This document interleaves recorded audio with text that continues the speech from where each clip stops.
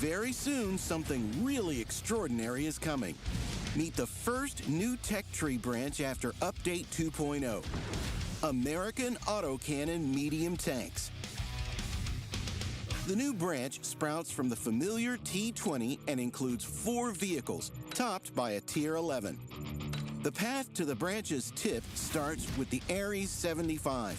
As with all vehicles in the branch, the number reflects the autocannon's caliber. This support tank will help you learn the basics of guns without reloading and with a thermal overheat control mechanic. As the tier increases, so does the combat power. The larger caliber of the Ares 85 lets it deliver on its potential more effectively. The Ares 90 raises the battle performance bar even higher. Its gun causes greater damage. The mobility is typical for medium tanks, and the armor, while not the most robust, can take a few hits. At the top of the tree is the Ares 90C. This tank combines top characteristics with high damage per minute and a fiery nature.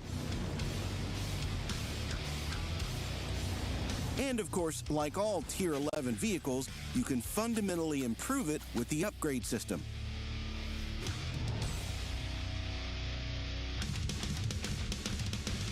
The main feature of all vehicles in the branch is guns of a higher caliber than those of Czechoslovakian autocannon tanks. The fire rate is lower, but the higher caliber lets you cause significantly more damage per shot. The American vehicles don't have the usual reloading system. At the start of battle, or when you change the shell type, a belt of the selected ammo is loaded. Afterward, you can fire as much as you like until the gun overheats or your ammo runs out. This mechanic lets you control the fire rate. In some combat situations, it's better to fire single shots, chipping away at your opponent's HP. In others, you can unleash a barrage of fire to cause maximum damage in the shortest time frame. The choice is yours. Another important feature of the American autocannon tanks is the new thermal overheat control mechanic. Each shot generates heat.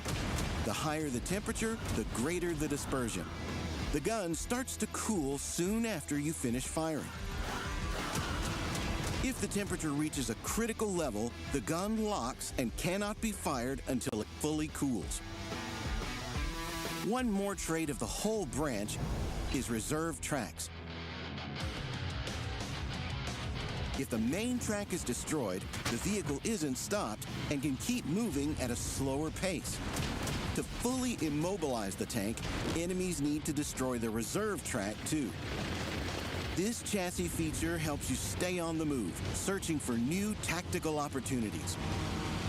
American autocannon tanks are for you if you like to control the rhythm of battle. The vehicles are perfect for flanking.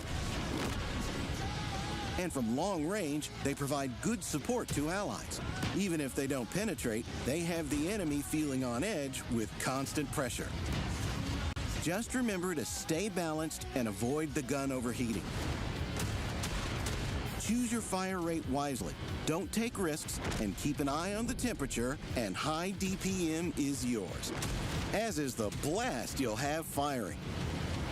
Meet American medium tanks with autocannons. Stay in control, stay effective.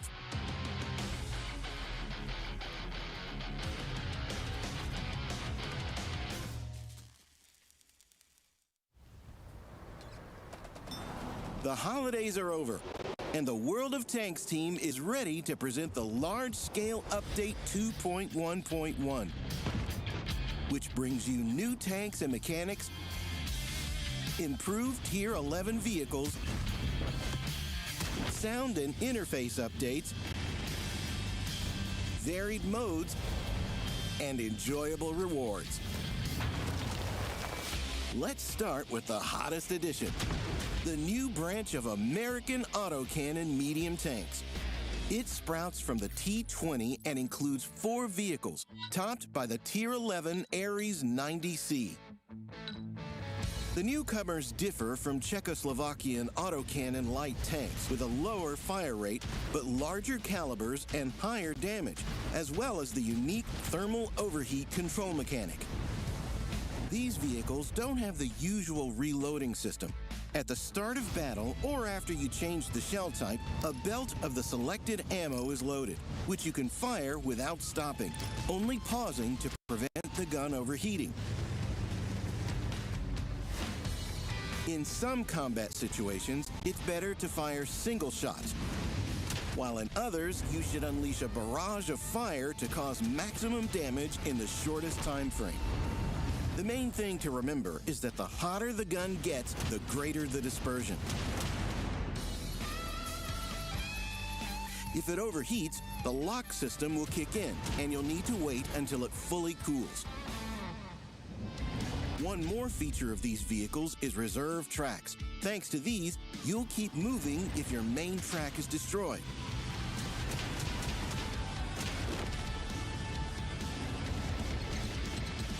The American autocannon medium tanks, topped by a Tier 11 vehicle, are for you if you like to control the rhythm of battle.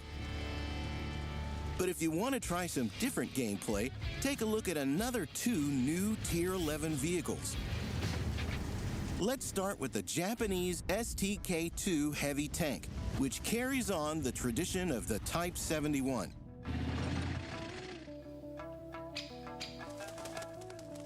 The new vehicle has great gun depression thanks to its hydro-pneumatic suspension, as well as good turret armor, high damage per minute, and active gun cooling mechanic. Thanks to the last one, the gun starts cooling immediately after a shot, and the accuracy is partially improved by the time it finishes reloading.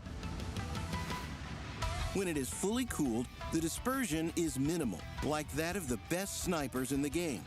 And after several shots, it goes to the level of classic heavy tanks and lets you fight comfortably in close combat. This makes the new Tier 11 Japanese STK-2 heavy tank effective from any range and in varied combat situations.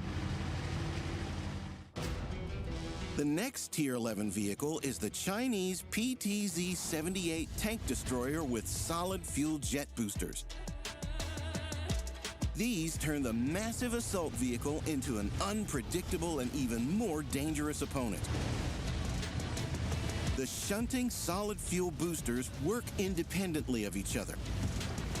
Thanks to this, the PTZ-78 can make a bold attack or withdraw unexpectedly fast to defend itself. At the same time, when the vehicle is using the boosters, they don't stop at reversing. Strong frontal armor, a big HP pool, and a gun with good penetration and damage alongside the solid fuel boosters will help you fulfill the role of an assault TD with maximum efficiency. Another 6 Tier 11 vehicles will also suit their role on the battlefield better. These have received a number of changes based on the statistics we collected and your feedback. The ASXX-40T, Leopard 120, Object 432U, CS-67 Shakal, Hirschkäfer,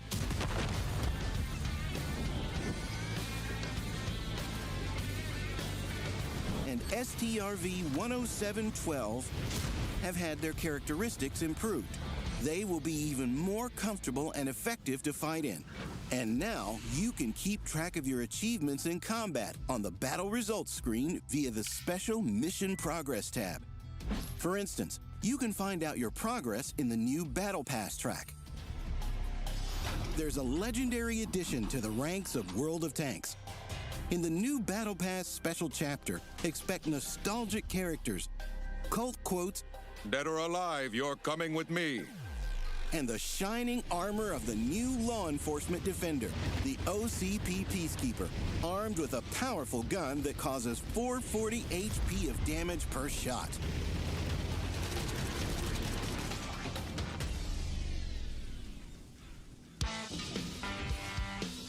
important updates await you in the latest installment of Onslaught. You'll find expanded statistics in which you can see your progress for each day of the season. The Bond Shop has some additions: a new Tier 9 vehicle, the American LTC-2 light tank, as well as new improved equipment, the telescopic observation system, and tactical concealment net. Now you can head into battle with the Chinese 114 SP-2 tank destroyer with high alpha and a rotating turret. And you also have the opportunity to rent new vehicles: the Ho Re 3 Super Conqueror and K91. Erlenberg has been added to the map rotation, while Klondike temporarily leaves. Several maps have gotten selective improvements to make the competitive battles more dynamic and exciting. The audio design of Onslaught also continues to improve.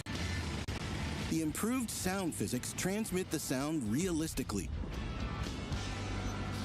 accounting for reflections on surfaces and bends of obstructions. Charge into battle and keep fighting for the main Onslaught reward: the Tier 10 Polish Ashbringer heavy tank with a unique style and a trained crew. And if you need a break from the tense battles, a few familiar modes await you in the new update. On February 2nd, Frontline will start in its familiar format, now with vehicle playlists available. Control your favorite Tier 8 vehicles and fight for valuable rewards on 3 epic maps. 2 arcade cabinet sub-modes also await: Snowballs, a fun firefight with sped-up vehicles, and Ice Age, with dynamic battles and dizzying skids on slippery maps. Have a blast and get rewards in the winter merriments. More good news. With the updates released, the opportunity to get the Outstanding Collector achievement remains in the game permanently. Collect all researchable vehicles from Tier 6 through 10 that were in the game before the release of Update 2.0 to get unique, honorable insignias. Log into the game to research new and improved vehicles, get rewards, and feel high-octane thrills in different modes. Let's battle!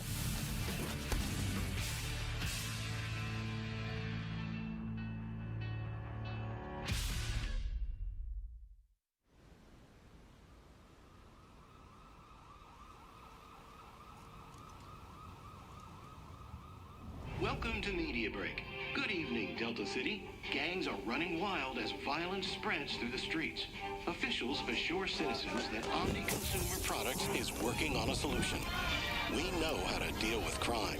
The OCP Peacekeeper. Ready to know more?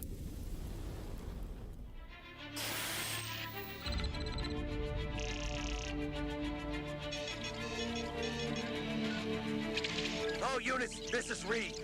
We have a 211 in progress, multiple armed suspects, active shooter situation. Move in now! Murphy, get your metal ass over here!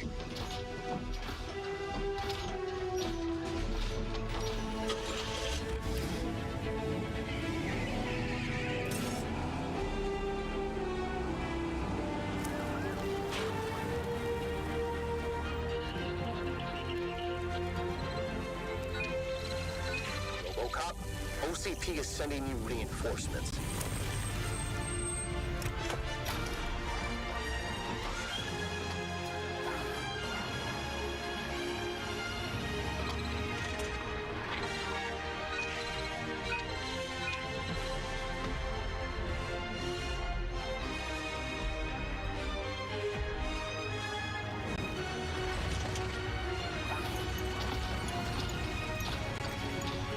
Dead or alive, you're coming with me.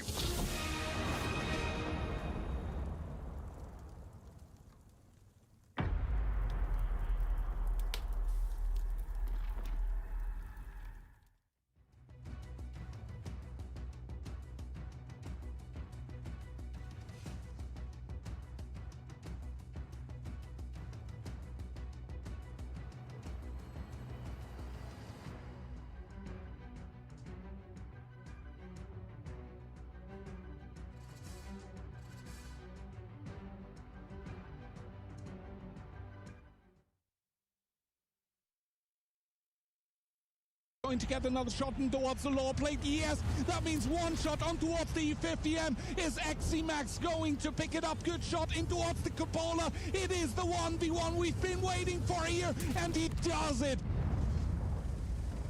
The OLS Season 5 is already here. The best teams are ready to head onto the battlefield. Who will you be supporting? Root for your favorites, follow their journey, and stand by them. With you on their side, they'll be unstoppable. You take hits together with them, and that means you go all the way. Behind every vehicle is a personality whose quick thinking and precise actions can change the outcome of battle. Victory is 100 shots and maneuvers, plus 1,000 emotions on the other side of the screen. Support your favorite OLS team. Be by their side. Together, until victory.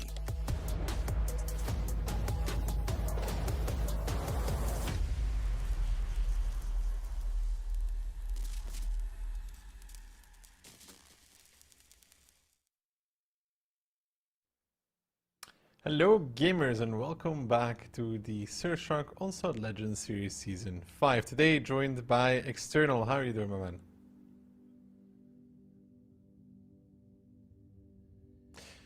Well, sorry about that. Can you really hear me now? Dude, you're just like Kihan. Just like Kihan, bro. Kihan is not here, but you're doing it like him. Beautiful. I'm doing the good job filling in his shoes. But I'm doing well.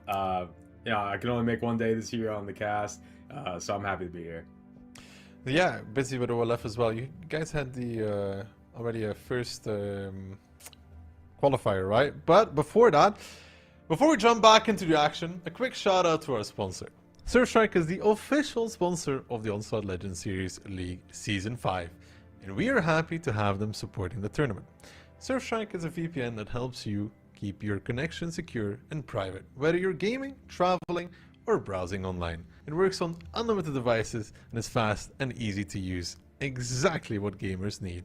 Surfshark has prepared a special offer specifically for our current viewers to the Onslaught Legends series. Just go to surfshark.com/OLS and use code OLS at checkout to get 4 extra months of Surfshark VPN. You can find all the details via the clickable Surfshark banner on the official WorldofTanks Twitch channel.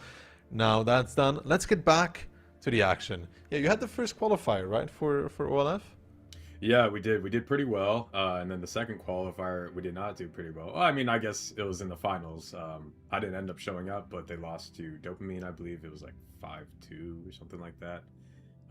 But, you know, we're still going to make it through. Yeah, looking good, looking towards those OLF finals as well, right?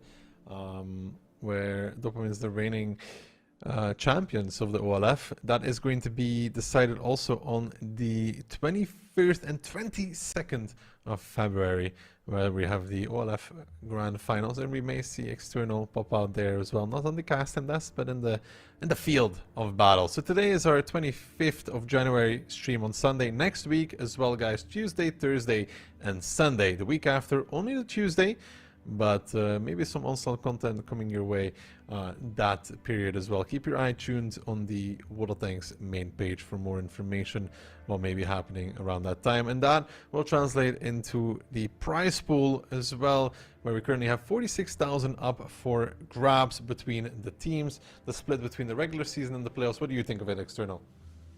I think it's great. You know, there's a lot of teams that are capable of getting first place, as we've seen W win in the past, Mafia.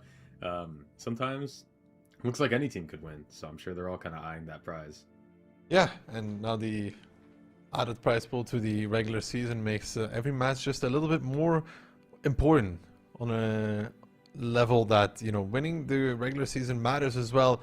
But of course, you guys at home can still boost the OLS prize pool as well by getting the base, the advanced, or of course the one that we all want, the Oracle Bundle. Now, the Oracle Bundle will be the one that is still available until basically right before the playoffs starts, I think the morning of the playoffs, where you can predict what team is going to win the OLS. If you do so correctly, you are going to get an upgraded badge and upgraded style as well out of it. So if you're not sure yet who to predict for, do not worry, you still have some match days left. Right now, External, I don't know how much you've watched so far of the OLS. Who do you think is looking good? You know what? W surprised me, but I can't. I think I have to go with Mafia. I've gone with Mafia a few times in the past, and then the one time I didn't, they won. So I'm gonna stick with them now, from now on. For your token earnings, 5 tokens, the usual on the weekend next week. It's the same, but of course, keep those playoffs marked in your calendar. 5 plus 5 and 5 plus 5, 20 tokens up for grabs in that weekend alone, which will give you the lion's share of what you need to get towards that Canonian Jagdpanzer. Which one would you go for, External? Oh, clearly that Jagdpanzer. I mean, that's one of the Jagdpanzer tier 10 is one of my most played tanks, so I love German TDs. You like those big old German TDs, huh? I love them. CTR on top of the leaderboard. Not something anybody expected, right? No, I mean, I would say maybe Cashback or Hit and Run, but both of them having one loss so far. CTR is definitely not the team I would expect, but they have a really good performance so far, so I can't discount them. Yeah, they beat Weekend, and then I think they beat Vulgus, which was more expected from them. But they're doing very well so far, making it towards phase 2. We checked last time around; there was 6 points needed to get towards those playoffs. So they're well towards the second stage. Yeah, getting close. And for today, our matches, we're going to be seeing them play in the first round, Mafia versus CTR, so get to test them. And then we have Lotus versus W after that, Cashback versus Vulgus, Weekend versus Hit, and Beton versus Banda. So a full day today of matches. Yeah, 5 matches, and the Beton versus Banda match, if you guys are confused to what this is the OCS Finals. There is some prize money up for grabs there as well between those two teams in a best of 9, if I'm not mistaken. Mafia versus CTR. If CTR is still number 1 after this match, I'd be impressed, because this Mafia lineup is not one to mess around. You have to watch your tongue, because I heard you say that about W before they reverse swept Bro, that last match. Yeah, but they were looking real rough though. I gotta give it to you there. No, I was completely, I'm just messing with you. I'm pulling you. Like, I was on board. I was like, wow, this is not looking good. But, you know, a new team. These stats that we have for here, I believe they're from the Winter Invitational. No, so, not anymore, no? I think today we're using the new ones? I don't think so. Oh, okay, my bad. Then I've read wrong. But easy mistake to make. But around 3.3 for Yusek, that's about expected, right? Yeah, Yusek's a top performer. He's a really active caller as well. He's not the main caller, but I know he gives a lot of input. I played with him on a team before, and just all around a great, solid player. Very passionate as well. Yes, as we've seen, the slamming the desk. Those are the moments I love to see. You know, a little bit of emotion involved in the game. Community predictions heavily in favor of Mafia, 77%. But not as much as you would think. Like, we've seen some 99 to 1s. I think CTR, because they won their first 2 matches, are now getting a little bit more credit now. Yeah, that's right. And for the matches today, we see that Tundra banned by Mafia and spanned by CTR. So we're going to be playing Ghost Town first, following that into Sand River, and TB of Pilsen. 2 open maps. Ghost Town, I said it before, for me, it's one of my favorite maps, just to watch in general as well, because you never truly know what you're going to get. Yeah, I mean, the rat tactics seem to be dominating quite a bit for a while. Same thing even with Sand River. I saw when we first started playing this map, the rat tactic was very popular, double light tank, and now I've seen a lot of cap play, which when I first started playing cap play on this map, I didn't think it was possible, but a lot of teams are making it work really well. Yeah, more and more teams playing without lights at all on that Sand River from the west. But Ghost Town is going to be the first one up between these 2. Rat tactics, you know, you have every possibility, right? Predictions, though, across the board, 3-1 for Mafia. Well. Yeah, I'm going to be just stealing Phil's predictions for today. So 3-1, I agree, guys. Phil has a lot more hair though. Yeah, well, I used to have hair when I started playing World of Tanks, so correlation could be there. I mean, you know, you were also like 15 years younger at that point. 15 years younger, more hair, less weight. It's all gone downhill. Some things have gone up, actually. Well, I don't know how you mean that, but yeah, some days I'm up. But 3-1, I think we're all giving CTR a little credit for their first 2 matches, right? So, I think... Yeah, I think giving them one is giving them credit against Mafia. A very established team. I mean, they've been in OLS since the very first season, although it was under Frugo, I believe, because he's the one who made it. Yeah, such a different team by then. Yeah, but they were there. They won that very first season as well. Lineups, though. CTR, BZ, IS4, IS7, Type 5 Heavy, BAT. Okay, they're switching so much. Double BZ, Type 5, Double BAT, 140, and an RHM. And Mafia, the experience, they're not switching IS4, IS7, Type 5 Heavy, the E50M, Object 140, T110E4, and the RHM Panzer. So I'd say a pretty heavy lineup from Mafia in general. CTR a little bit lighter, which means they're probably going to be playing the outside. And yeah, let's get this game started. So it's 1 light versus 1 light, and YOLO's available for Mafia as well again. I don't think he was there for them last match day where they went even against Lotus. It was a tiebreaker. But YOLO, you know, he plays those light tanks, so having him back is of course very, very nice. It's Kono usually playing the EBR and YOLO just a resident light tank player. But the split BZ75 of Crazy War going on towards Artillery Strike, Conrad going into that a little bit of a dip there, but neither team doing anything too aggressive. Yeah, we have seen Mafia open up with something similar, this I7 and this Bull before. I saw them do that, I think, 2 seasons ago, which is just hard to work out. You know, he gets a lot of vision, so it's kind of just an annoying position to deal with for the other team. You can never really just push into that IS7 because of all the crossfire. Looks like they are moving the IS4. Mafia's moving the IS4 onto the cap, maybe with a Type 5 Heavy as well, so they're going to be putting some cap pressure here. A good shot coming out from Evo from his IS4, penning Uzek. Double cap is on though, so Evo might be forced close at some point. Kodicek seems to have taken some damage as well. Good shot there from Rexar on towards Evo in retaliation. There is a strike, of course, with Crazy War taking that strike. The plane from Yola gets used on Herman. He's spotted out. He takes a shot immediately in that RHM. And another one there. Big old E4 shot from the 6-7 line. So YOLO, good coordination with his teammates. Herman not able to take the point of information either. Will use his plane. Doesn't really find anything out of that. A lot of cap pressure, no strikes as well. That means they're going to have to push up for this reset. Evo is going to have to go, but he's trading 1 tank against 2. Each shot he takes for that reset. Strike coming out does hit. So now they're going to struggle to get any more strikes potentially. The E50M is covering the 1-line strike. Evo looking for a reset, does not connect. We have 17 seconds on the cap. Another strike looks like it will be taken for free on this 1 line. So CTR has a little bit more time to play with, but this cap is not going to stop. Even after some resets, there's going to be a lot of pressure. Evo's still looking for resets here. Good shot from Uzek on towards Evo as well, 706. And of course Evo still has Conrad in the size to try and deal with Crazy War. Missing on Orchek as well. That's the BZ75 special. Missing shots on close distance. Froley in the meantime sneaking by towards A0 as well. So CTR trying to wrestle back a little bit of control, but so far unable to do so. Herman takes the strike, but now Evo getting chased down by Uzek and Rexar. Good shot from Rexar, tracks Evo, and then Uzek with that big alpha does it once more, and that means that the size 4 may not really make it out of here. In the meantime, Patras and Froley converging on towards Kono, so CTR with a quick reaction, the quick bounce back on towards that E50M.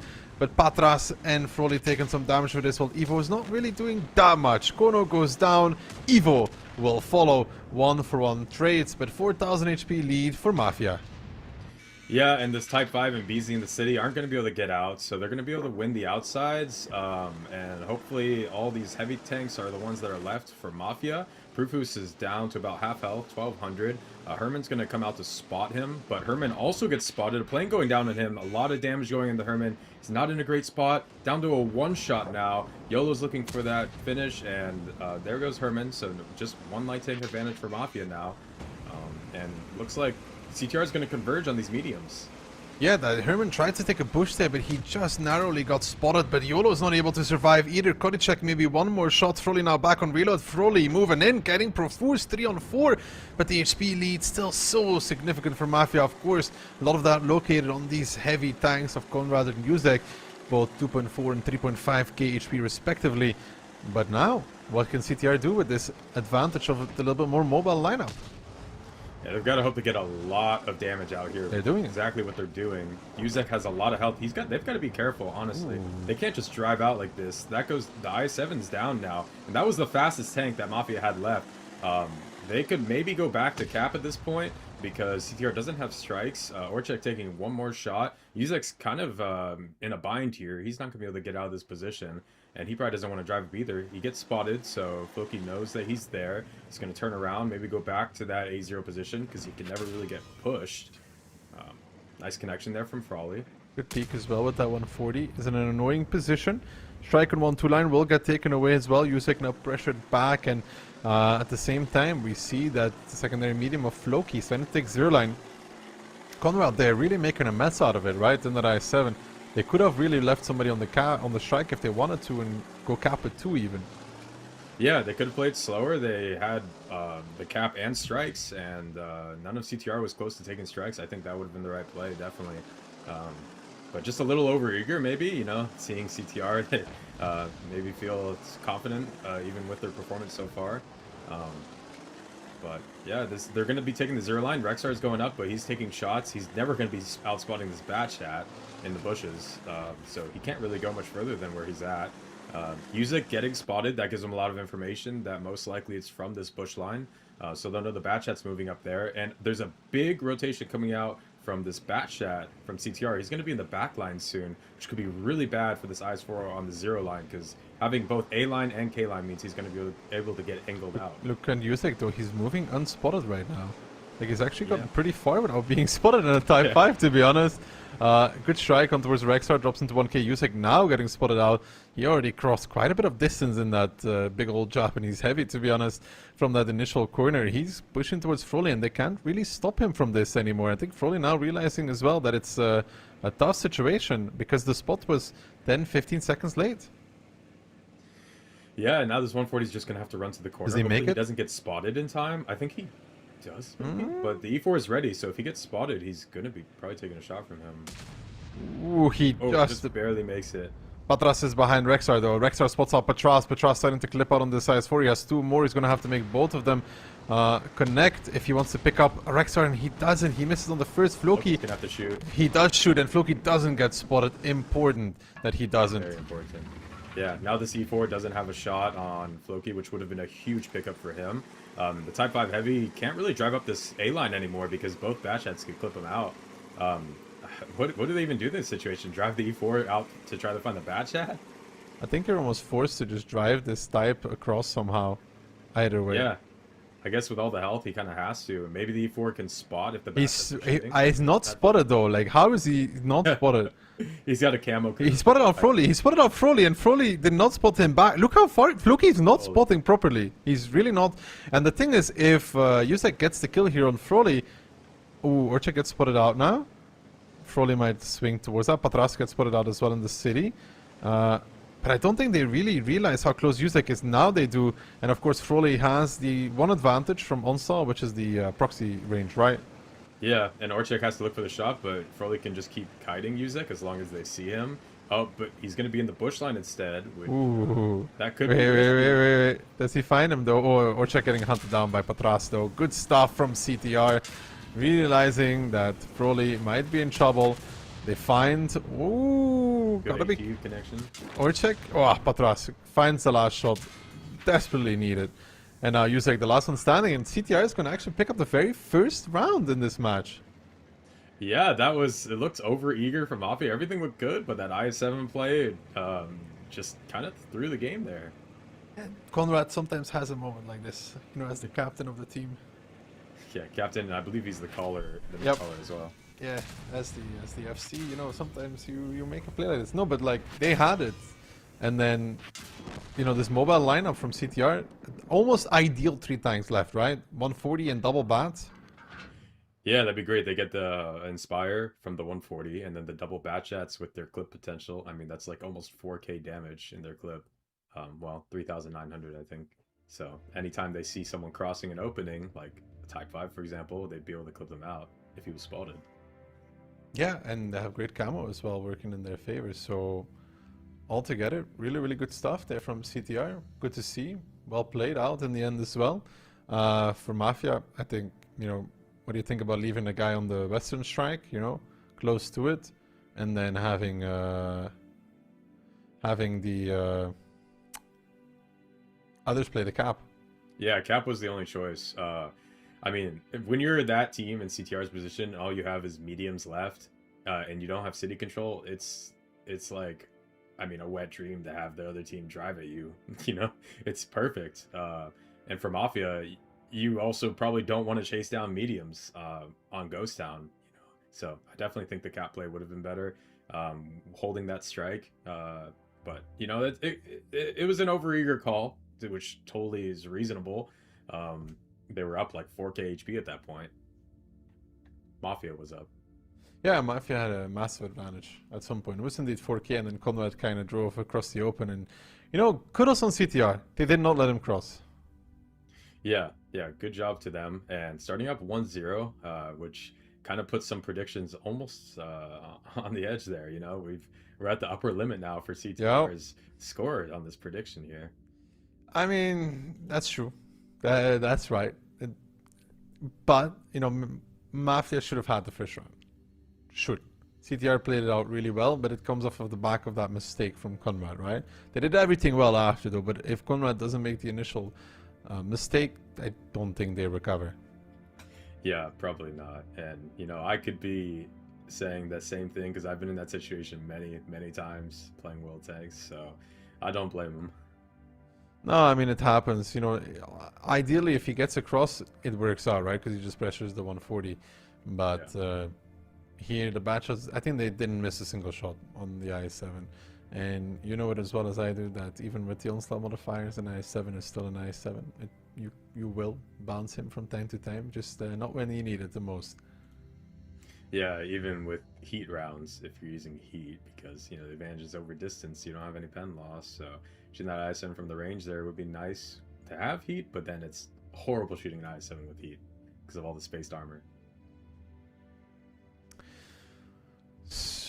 Well, I mean, for CTR, it's a great start, though. One more round would secure them at least 1 point, which means that even if Mafia wins, they would have the same amount of points. That's insane to think about. I mean, every season is just, I feel like it starts off with a big surprise, or, it never goes the way I expect it with the teams I predict to win.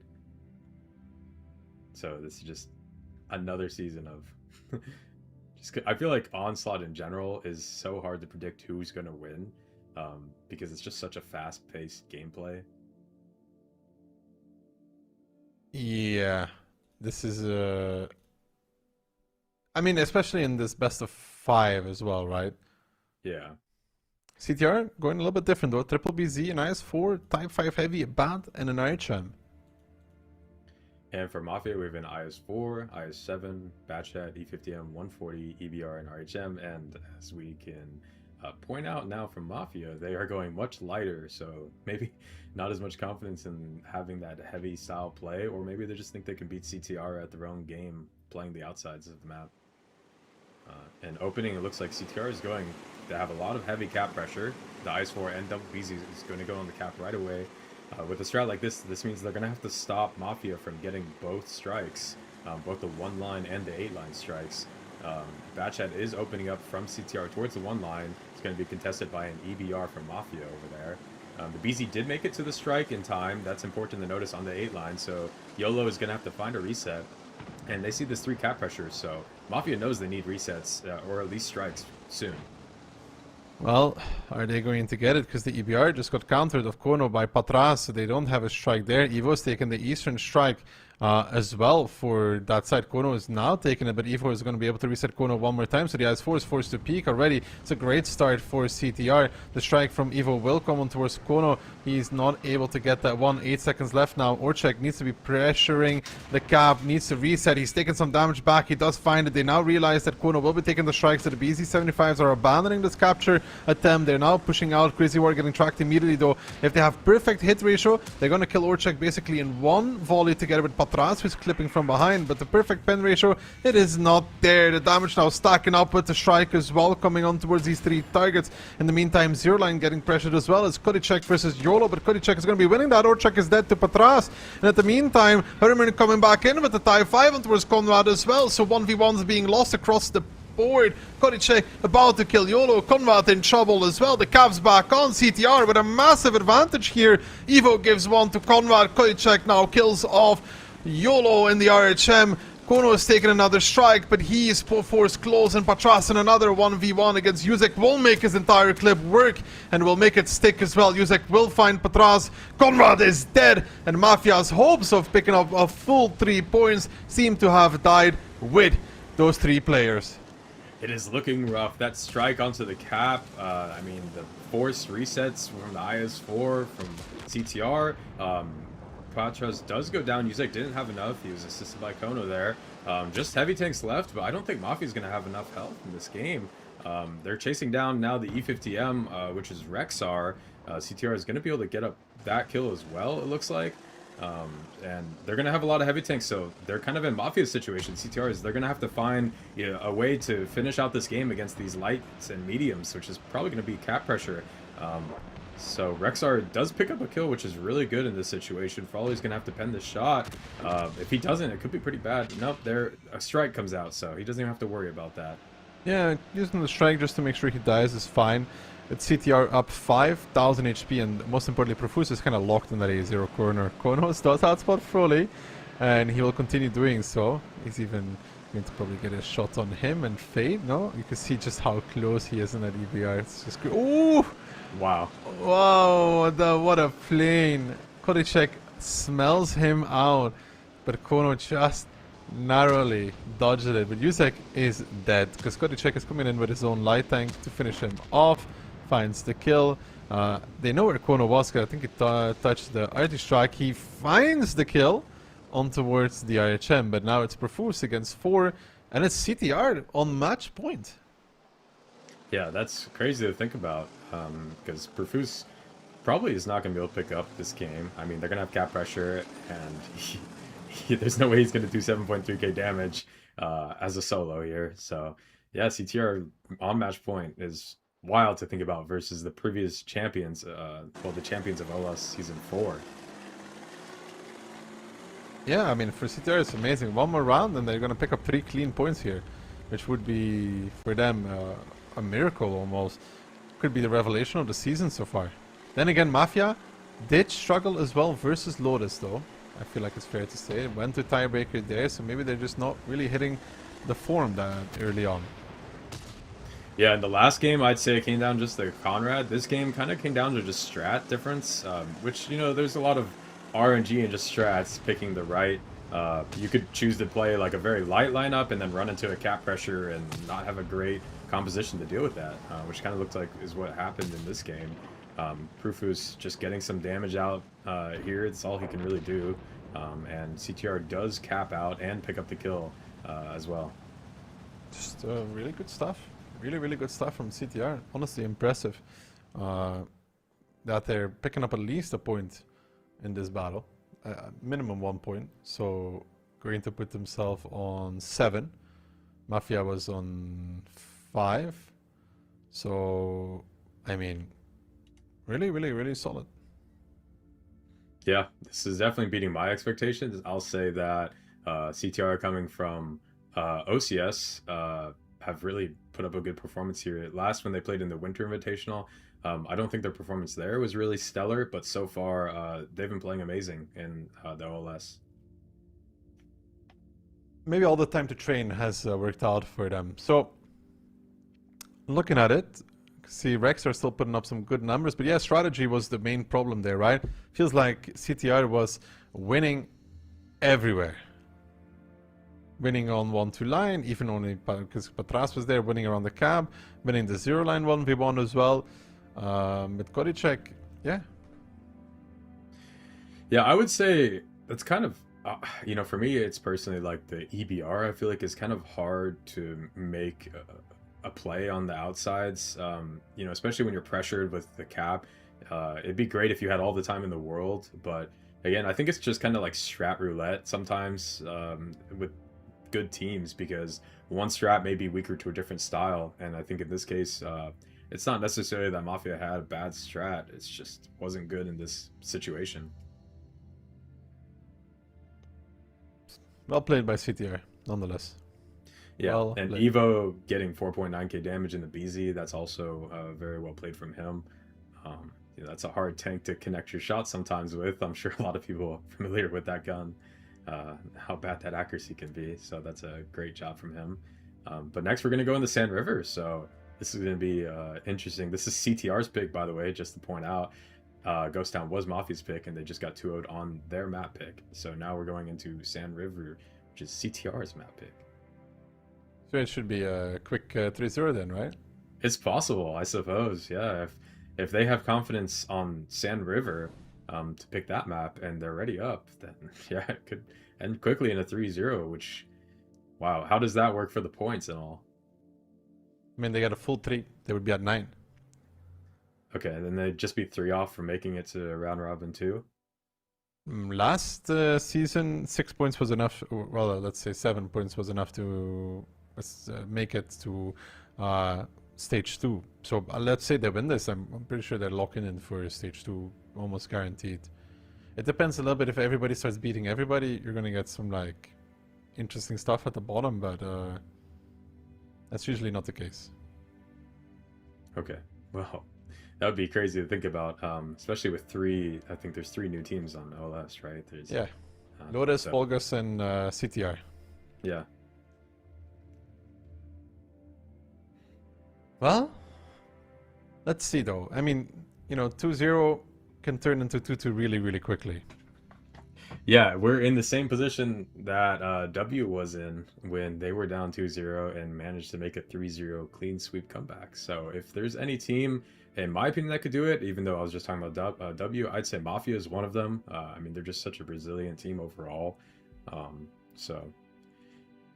I'll have to see how they can pull this back. Mafia bringing in a BZ75, 3 E50Ms, 2 140s, Object 140s. Okay, no, that's swapped to 4 E50Ms now. They're still deciding. And YOLO playing the RHM. In return, CTR is bringing down to 114. The EBR, the UDES, the 430U, the K91, the BAT, and the BZ75. How do you feel about the 114 yourself? I don't get it. A grill is just better, no? What am I missing? Like, the 114 has a lot of penetration loss over distance with APCR. Like, I'm pretty sure a lot of TDs, tier 10 TDs do have a lot of penetration loss over distance. So, like, the grill, you have no penetration loss. You're faster. I just don't get the 114 play. Do you get it? What do you see in the 114 SP2? I mean, the turret is further forward. It doesn't get pinned by HE. Yeah, I suppose not getting pinned by HE would be a big difference. Is this garage? I think there's a reset. I hear tank noises, but not much driving. So yeah, we're gonna have a reset there. Yeah, so I guess not getting penned by HE, that's a big advantage. And DPM, I guess. Does it have? I don't know. Does it have DPM over the grill? Pretty sure it does. I'm not entirely sure, but 90%. I can look it up for you even. Yeah, you know what? That'd be great. At my service. Yeah, but then, so you would always pick a griller yourself over it? I personally would. So I took a little bit of a break for like a month, and I came back and just saw the 114 everywhere, and I didn't understand what's going on because like I said, I think the grill just seems better in every situation. Like as a TD, you're getting typically like pot shots. Like you just have one opportunity to hit a shot. When you have the grill, you're dealing more damage, right? The 114 is 650, I believe. Yeah. One thing though, okay, like what can we see here, right? So DPM is better for the 114 damage is of course better for the Gorilla. The Gorilla has heat though as a premium ammunition versus APCI. But no penetration loss over distance, which is nice when you're shooting at range. Sure, it's 334 versus 289 at 500 meters. But, you know, APCR is a nice ammo to snipe with, though. Outside of the, of course, penetration loss, right? And then, of course, I mean, Gorilla's faster as well. But the hull armor, etc. is way better for the 114, of course. And the 114 has more HP as well. 1800 versus 2k. Yeah, so I guess the HP and not being penned by HE is a pretty big factor. So, yeah, and I feel like with the Gorilla, you're not really shooting that much heat, no? Not too much. Like, when I was playing Gorilla and Onslaught, I'm almost always shooting AP because you have pixel perfect accuracy anyways. Yeah, and you have a good AP round as well. AP is the best round in the game. APCR following that, and heat is, in my opinion, the worst round in the game because of how you just can't pen spaced armor. So, yeah, I guess the APCR is an advantage, but the pen loss over distance is, yeah, it's something to point out. I think you lose like 26, is it like 325 base pen on the APCR for the 114, and then it goes down to 289 at 500 meters, so that's like, what, 36? Yeah, well, minus 45, right, over 500 millimeters of penetration. It's 289 versus 334. Not taking into account, of course, ammo tuning as well, right? Yeah, that's true. I would still pick the grill personally. I mean, but like on Sand River, I feel like STRV is the go-to, no? Yeah, that's a good point as well. I forgot about the STRV. Yeah, the STRV is probably a good one on Sand River. Because on Sand River, at least, you're probably spotted a lot, right? And the SDR is, that's going to be the hardest one to penetrate, and just that consistent DPM is probably going to pay off more on Sand River, because a lot of the time you have shots frequently. It's not just like you get one shot and that's it. So yeah, I'd probably even go with this serve. I mean, STV goes in and out of spots on Sun River a lot as well, but it's like the kind of tank that can actually sit there and be fine with it because of the Onslaught modifiers. You know, by the time there's no light, by the time it's reloaded, it's despotted again. So it's just like rinse and repeat on the ability usage, right? I don't know, 114, it's an interesting one. Not the greatest fan on Sun River of it, but we'll see if they can make it work. Maybe they weren't actually gonna pick it, you know? Yeah. Maybe it was, that's why they went garage. They're like, oh crap, you picked the 114 and not the Sturv. No, I'm just kidding. I believe since they went garage, they have to pick, is that how it works? They have to pick the same tanks now? Well. So, yeah, it looks like we're seeing the same tanks. I'm pretty sure that's the rule if they have to pick the same tanks when they call for a reset, so. We're seeing the same lineup for Mafia, 4 E50Ms, 140 RHM and BZ. And, you know, I will say, same lineup from CTR. The sad part about having to pick the same tanks is, at the end of the game, both teams can see what tanks the other team brought, so they can have kind of an idea of maybe what they're going to be playing. When you see 4 E50Ms, you probably have an idea of how Mafia is going to play. Well, Mafia's looking for a push somewhere. Yeah, definitely looking for a push, I would say. I've seen Mafia praise the E50M before. I saw Prufus say in the competitive Discord when E50M first came out how strong of a tank it is. CTR opening with a very aggressive spot from Herman, driving through the middle in the EBR. He only he does manage to spot the 140 and E50M, and also manages to spot the RHM. So pretty default lineup or opening, I'd say. You know, nothing too committed, not like it's crazy heavy cap pressure or anything. Evo trying to take this strike in middle. Looks like Hono does have an angle, just has to shoot down some houses before they're able to find this reset. The houses are all gone. Evo almost taking this strike. Does he manage to get it? And he does. Yeah, that's stealing it in front of their noses, actually. They had to commit a lot to destroy those buildings. Evo, of course, also communicated this information to his team, right? There's many people shooting at my buildings. Takes the strike. The strike in the south gets taken by Uzek, so CTR with a really much slower approach here on the eastern side of Sun River. Yeah, and in return, Uzek is able to take his own strike. They might be able to take the strike in middle as well, looking at the positions from CTR. I don't think they'd have an angle to reset for sure this strike, where the BZ-25 Conrad is. But either way, Mafia's going to be making a play in the north. We see these two HDMs are going to be pushing out the A-line most likely. And CTR are playing heavily towards the north. A lot of mediums rotating towards the A-line, which might signal that they're going to push into these E50Ms. The problem is that strike you talked about on the middle will get taken soon by YOLO. When YOLO completes that, Yuzek can take another strike in the south as well, and I don't think CTR is able to get the one in the middle again, so Mafia has no reason to really push at all. Yeah, and it's going to be hard pushing for CTR, because when the other team has 2 strikes and you have to push through a tight little angle like there is on the A8, then you might take a lot of damage from these 2 strikes. But either way, CTR is committing to it. I think this is probably their best chance, honestly, now that Mafia is just going to be collecting strikes the whole game. They've got to make a play quick and early. So here comes the K91 and Batchat going to be pushing up Proofs. Doesn't get spotted until the very end. And all 4 tanks are actually being pushing this A-line. They're going to have to spread out for these strikes. Here comes one from Mafia. Going to connect on 2 tanks. Proofer's going down to half health, 1300 now. Another strike coming out. Fluky's going to be taken down with that. But 1 strike for 16 HP. Is that a good choice? But they're gonna get Kodicek as well though, because the push is coming from behind and Orchek is just bullying this little K91. Evo and Froley coming back in now. Orchek will find the kill and Evo taking damage in return as well. Herman is in, Rexar's coming as well, so is the RHM.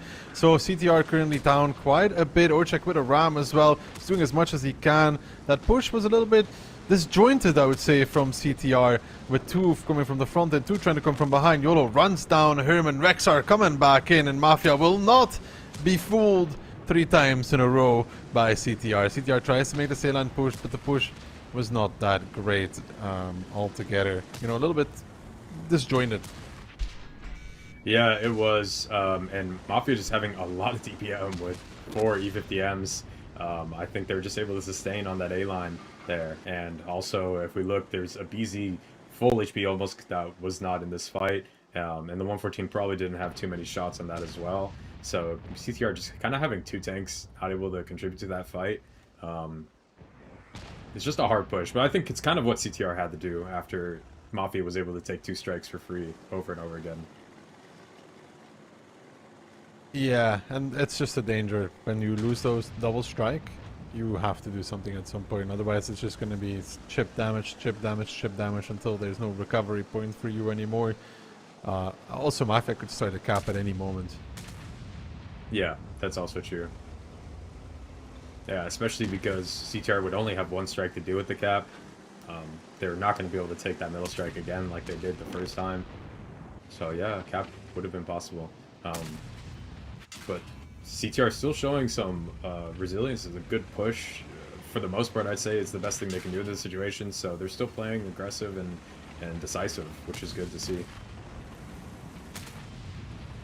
Well, Mafia, hold on though. They are playing. What do you think? Is the West actually favored on Sunday? We're going on for about seasons.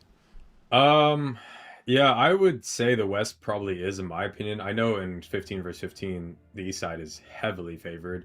I suppose even we had this. Well, not we, but they had to swap the spawns for who's defending because the East side was just so strong with the defense. You had no choice. With the K-line hold, it was impossible. But now I think positions are slightly different. There's been some small changes to the maps where the points of interest are. I would personally pick the West side.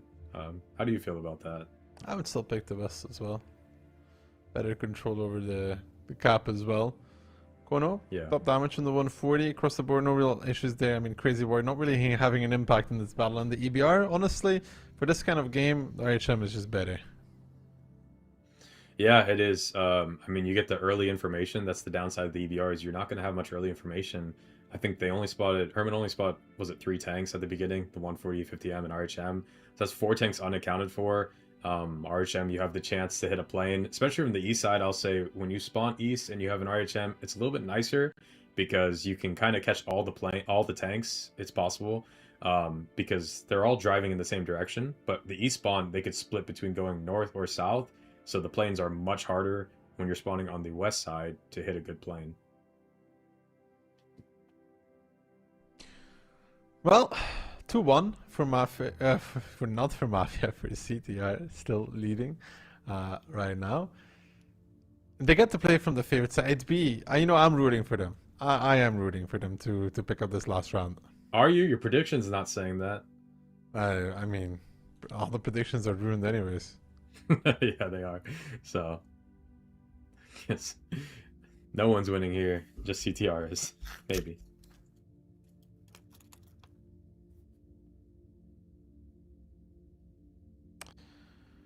What do we expect? The C50M lineup from the West is pretty good though as well, because it allows you to make some quick pushes. It's you have so many options from the West, right? You can even play with that STRV, without light, with light, cap plays, so many possibilities. Yeah, also the Serv just has any kind of tank destroyer has way more angles from the West side, I'd say. They can play kind of the one line, they can play in their base, maybe even K line if you take that far down. When you're on the east side, you can really only play in your base with the tank destroyer.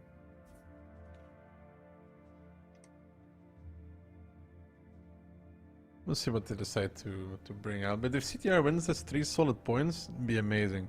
I have no doubts that Mafia will be fine in the long run anyways, but for a team like CTR, those matter so much. Yeah, these points are incredibly important for them.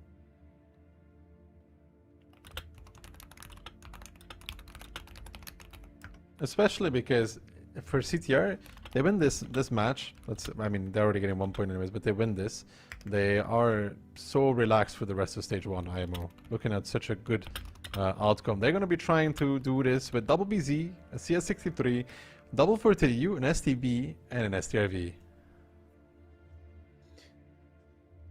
And for Mafia, we have a BZ, a 75, 2 IS7s, 3 50Ms, and the 140. So still having faith in the glorious E50M. I mean, 430U versus E50M, I would be on the team of the E50M personally. I'm not sure about you, but I feel like I just like that E50M a little bit more. Yeah, E50M is just overall such a strong tank, especially since like the slight buff and then also an Onslaught, just the TPM ability. CTR is opening up heavily towards the cap, while Mafia is opening on the K line. So this is going to probably be an all-out brawl here. This strike in middle is getting picked up by Kojusek. So that means that Mafia is probably going to try to pick up the strike on the K line.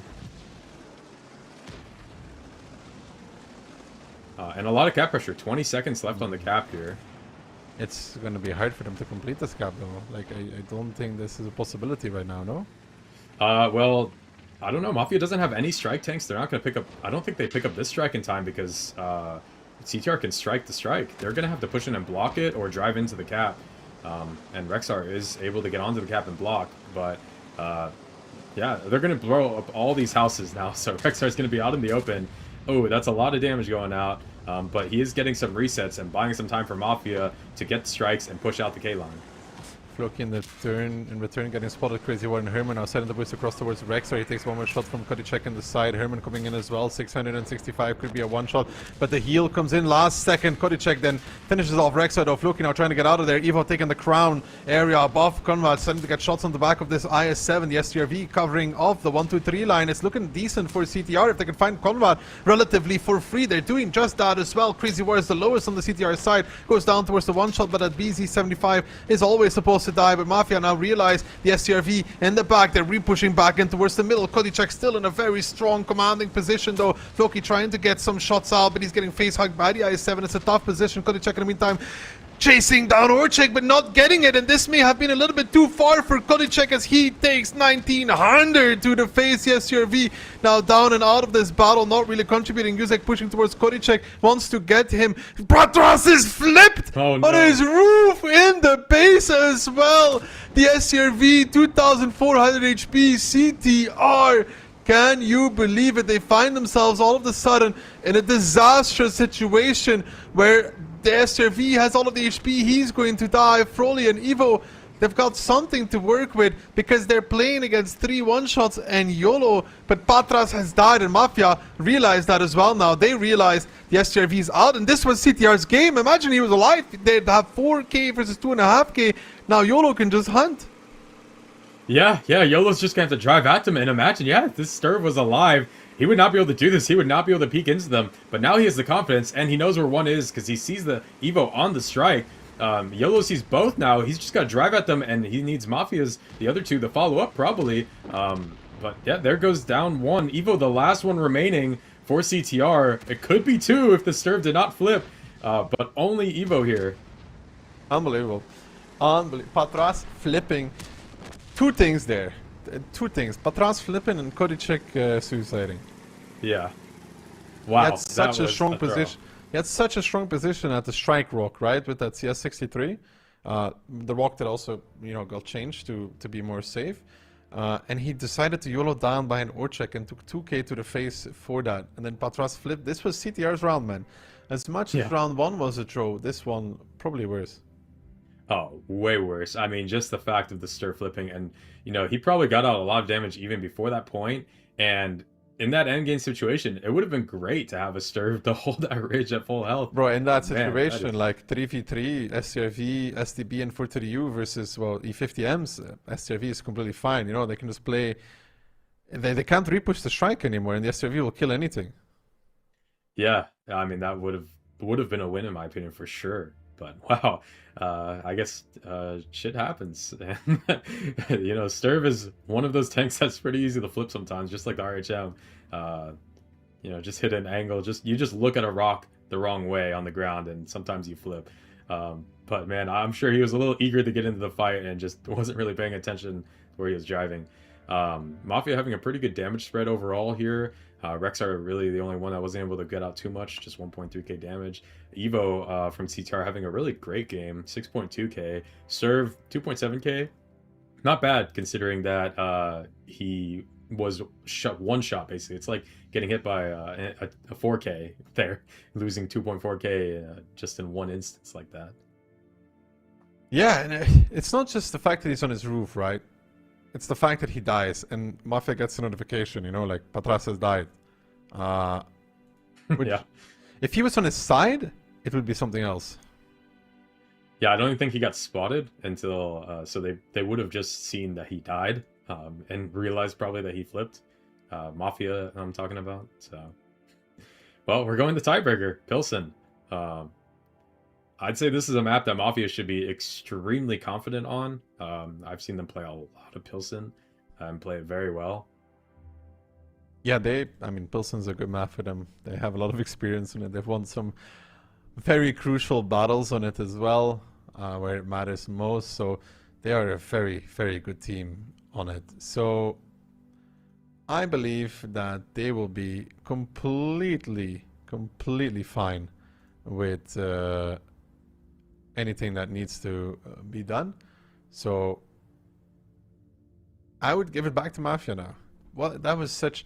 I understand why Kodicek did it, like he's leading for them, so it's like he sees the 2-shot E50M, he knows he can kill him if he hits the first, but the rock position is so strong, it's not worth to give up. Yeah, that's the caller curse, I'd say. Mafia picked the south side of Pilsen, so how do you feel about the difference in the sides here?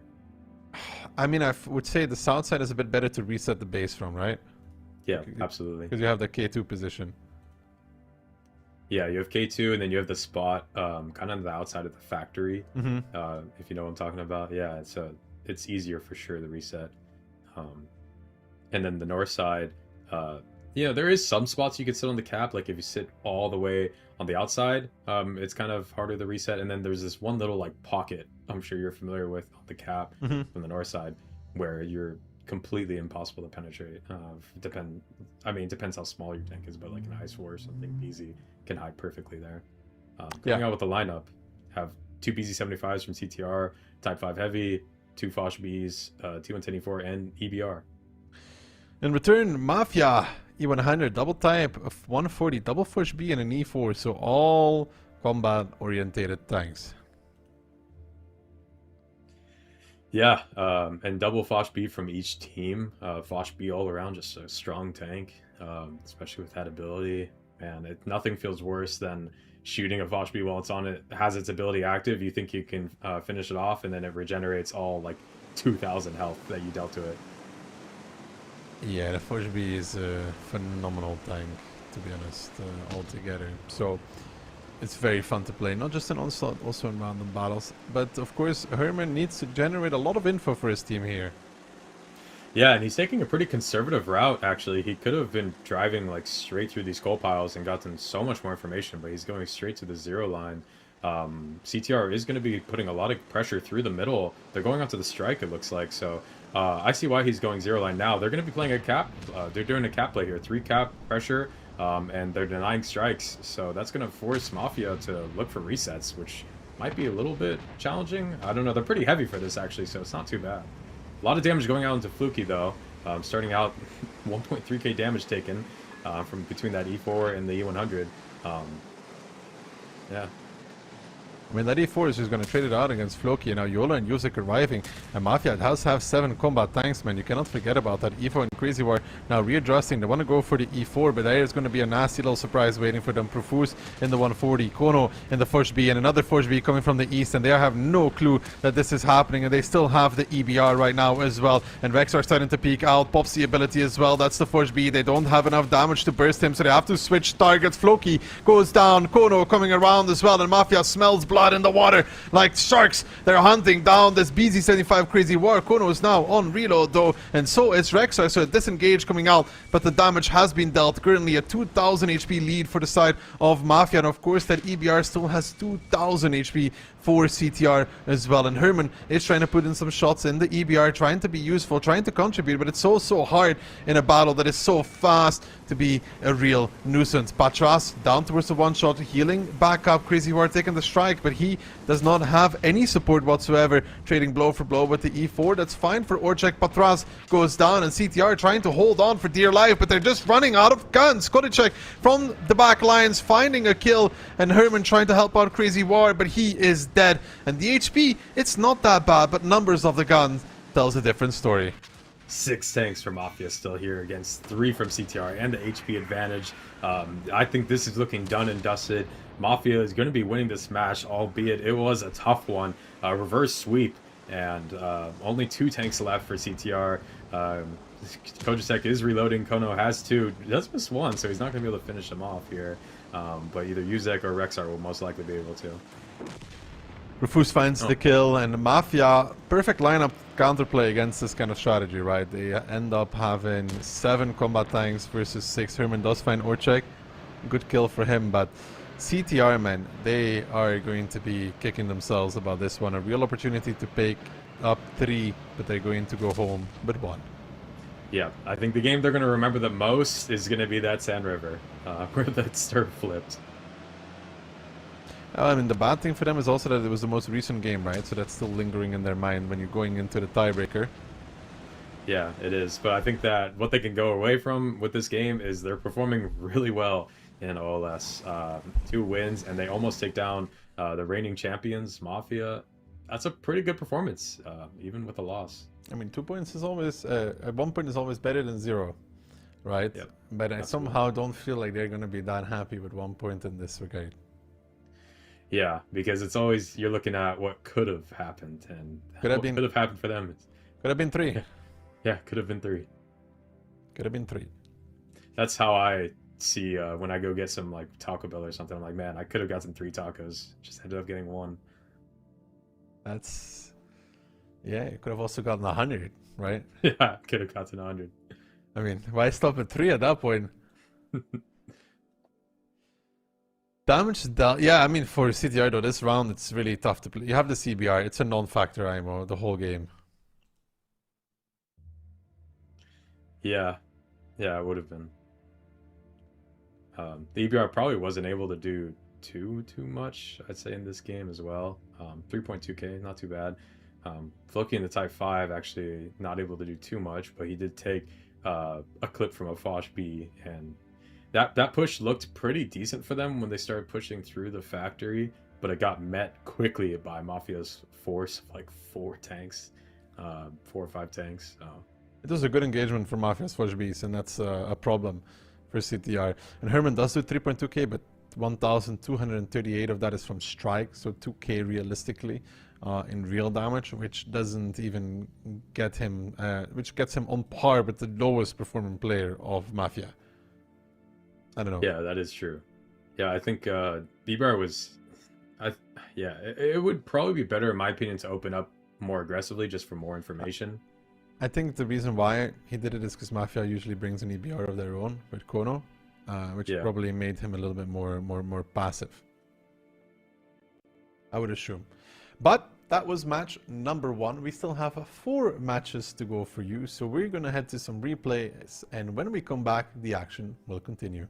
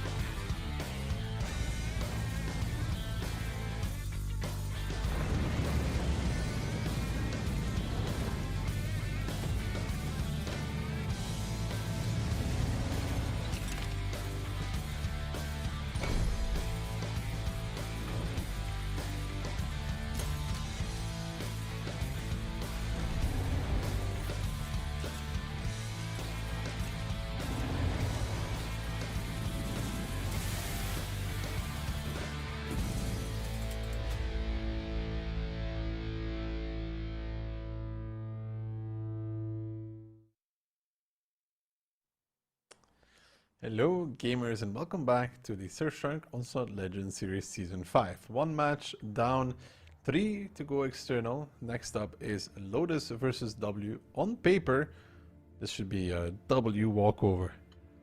I think W looks actually incredibly strong on paper. I mean, they have a very experienced caller, call me Piotr. They have Tomek, which is from Belarus, I believe, and he's been on some top teams in the CIS region. Lotus also, not to discount them, they have some also very experienced players. Tarks is there, Jordan, they've got Sokol, these are big names, Twist. So Lotus is also a very experienced team, I'd say. Yeah, but it doesn't really match up against this W lineup, where Mentos is actually leading, believe it or not. Oh wow, I didn't know that. Okay. Yeah, it's he's leading. Tuka, highlight player for Lotus, playing those BZs, E50Ms, Bliskovitzes. So not a 140 player. I feel like nowadays we always get like 140 highlight players. Yeah, that's true. BZ being one of the top play tanks for someone dealing top damage is kind of amazing. Oh, and wow, community predictions. If I thought last match was kind of skewed, this one's even more in favor. W 87% community favor here. Yeah, especially because I mean, we've had 99-1 this season. Yeah. Which match was that? I don't remember. It was Mafia versus Vulgus, I think, or yeah. Okay. Something like this. For this match, we're gonna see Ensk first, Murrow, and then followed by Sand River. Yeah, about community prediction, I've seen before a 96-4. I think that was like Cashback versus, I don't remember who, but somebody, I think 2 seasons ago. So yeah, I have seen some pretty crazy predictions, but 99-1, that's gotta be. I mean, it doesn't get much worse than that. Yeah, no. So maps, Ensk into Moravanka. So definitely a lot of different maps today. Huh? We had Ghost Town and Sand River.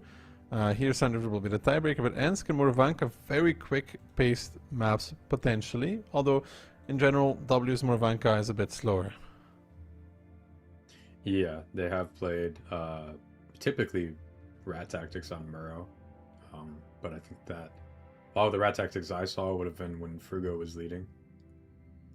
Predictions looking heavily in favor of W. Except it looks like Banter predicted 3-1. So I think that Banter did predict, I think that's Lotus then, right? 3-1. Yeah.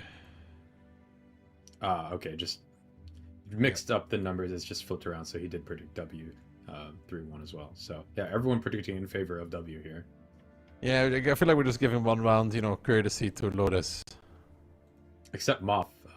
He wants to have a chance to beat out you guys. If that is a 3-0, he would get more points than all the other casters. So yeah, he's trying to edge himself ahead, but that usually can turn around in your face, though. Yeah, good. Well, getting into this match, we're gonna have Lotus with 4 Bliskovitzes, 1 Hurricane, Type 5 Heavy, and a Foch B. In return, W, double BZ, 140, Foch B, and triple E4. So, both teams TD heavy, but a bit different, right? Bliskovitzes versus E4s. Yeah, and those Bliskas are spotted going towards the city, so W's going to have a lot of information on what's happening there. The Type 5 is going to be driving towards the cap, does manage to bounce one of these E4 shots, and W has a lot of information now. They're going to start pushing down the 8-9 line, take the strike, take this radar. Type 5 taking 2 shots from these E4s. He's getting halted in his tracks there, not going to be able to push very much further than that. The strike is picked up from W. They're going to have the radar, so they're going to have full information in any second now. And in return, Lotus is going to be able to pick up 1 strike and the radar themselves. But both teams are opting for their side of the town. Tarks will start the cap now. W starting to re-push across the A-line though with those E4s. And Drakefa in the lineup. No, call me Piotr, might not be available today. Itox crossing over, taking some damage going out there.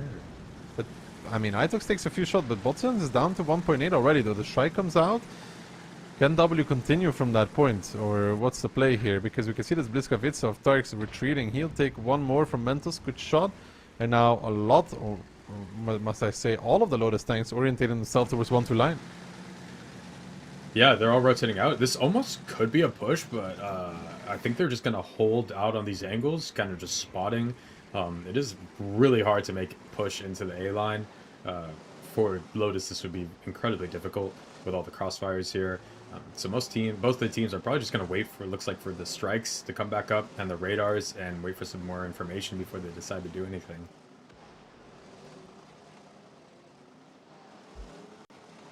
I mean, SoCal is taking the radar. Once iOS takes the radar, they will know that they need to probably rotate a little bit, and I think Lotus might want to use this moment, as an opportunity, because they see so many tanks stuck on the field. Tuka pushing across already, Itox waiting, but getting pressured by Tuka, by Twist as well, looking to hold the angle. Jordan coming in with his own Bliskavica, is going for Itox in his E4. Itox trying to face hug, the strike coming out as well. Will it hit home on a lot? It's pretty good. The second one coming out as well. That one is a good one, hitting on 3 and even getting the kill. Itox does go down, but right now it looks like Lotus just chewing off too much. Not really able to get in there. Only able to kill Itox so far. They might find Drakefa, but in return, they've lost basically everything. Yeah, HP is not looking too good for Lotus. There's 2 more tanks that are going to be going down here. Twist and SoCal. Tuco is on the reload, so he can't really assist too much, which is just brutal. I know being in that position is not fun. This looks like a W. Good start. Good first round here from them. Very good round from them. Holding on. Pen. Yeah. The CS63 not having the greatest side armor either. But a first round here on Ensk. Lotus sees the overmatch. They try and go for it, but at the same time, Bliskavica, for that northern part of the map, it's a bit annoying, right? Lots of nooks and crannies, corners you want to try and get around, but it's not that easy. No, it's not. And that, I mean, that A-line push, like I said, it's so hard to make.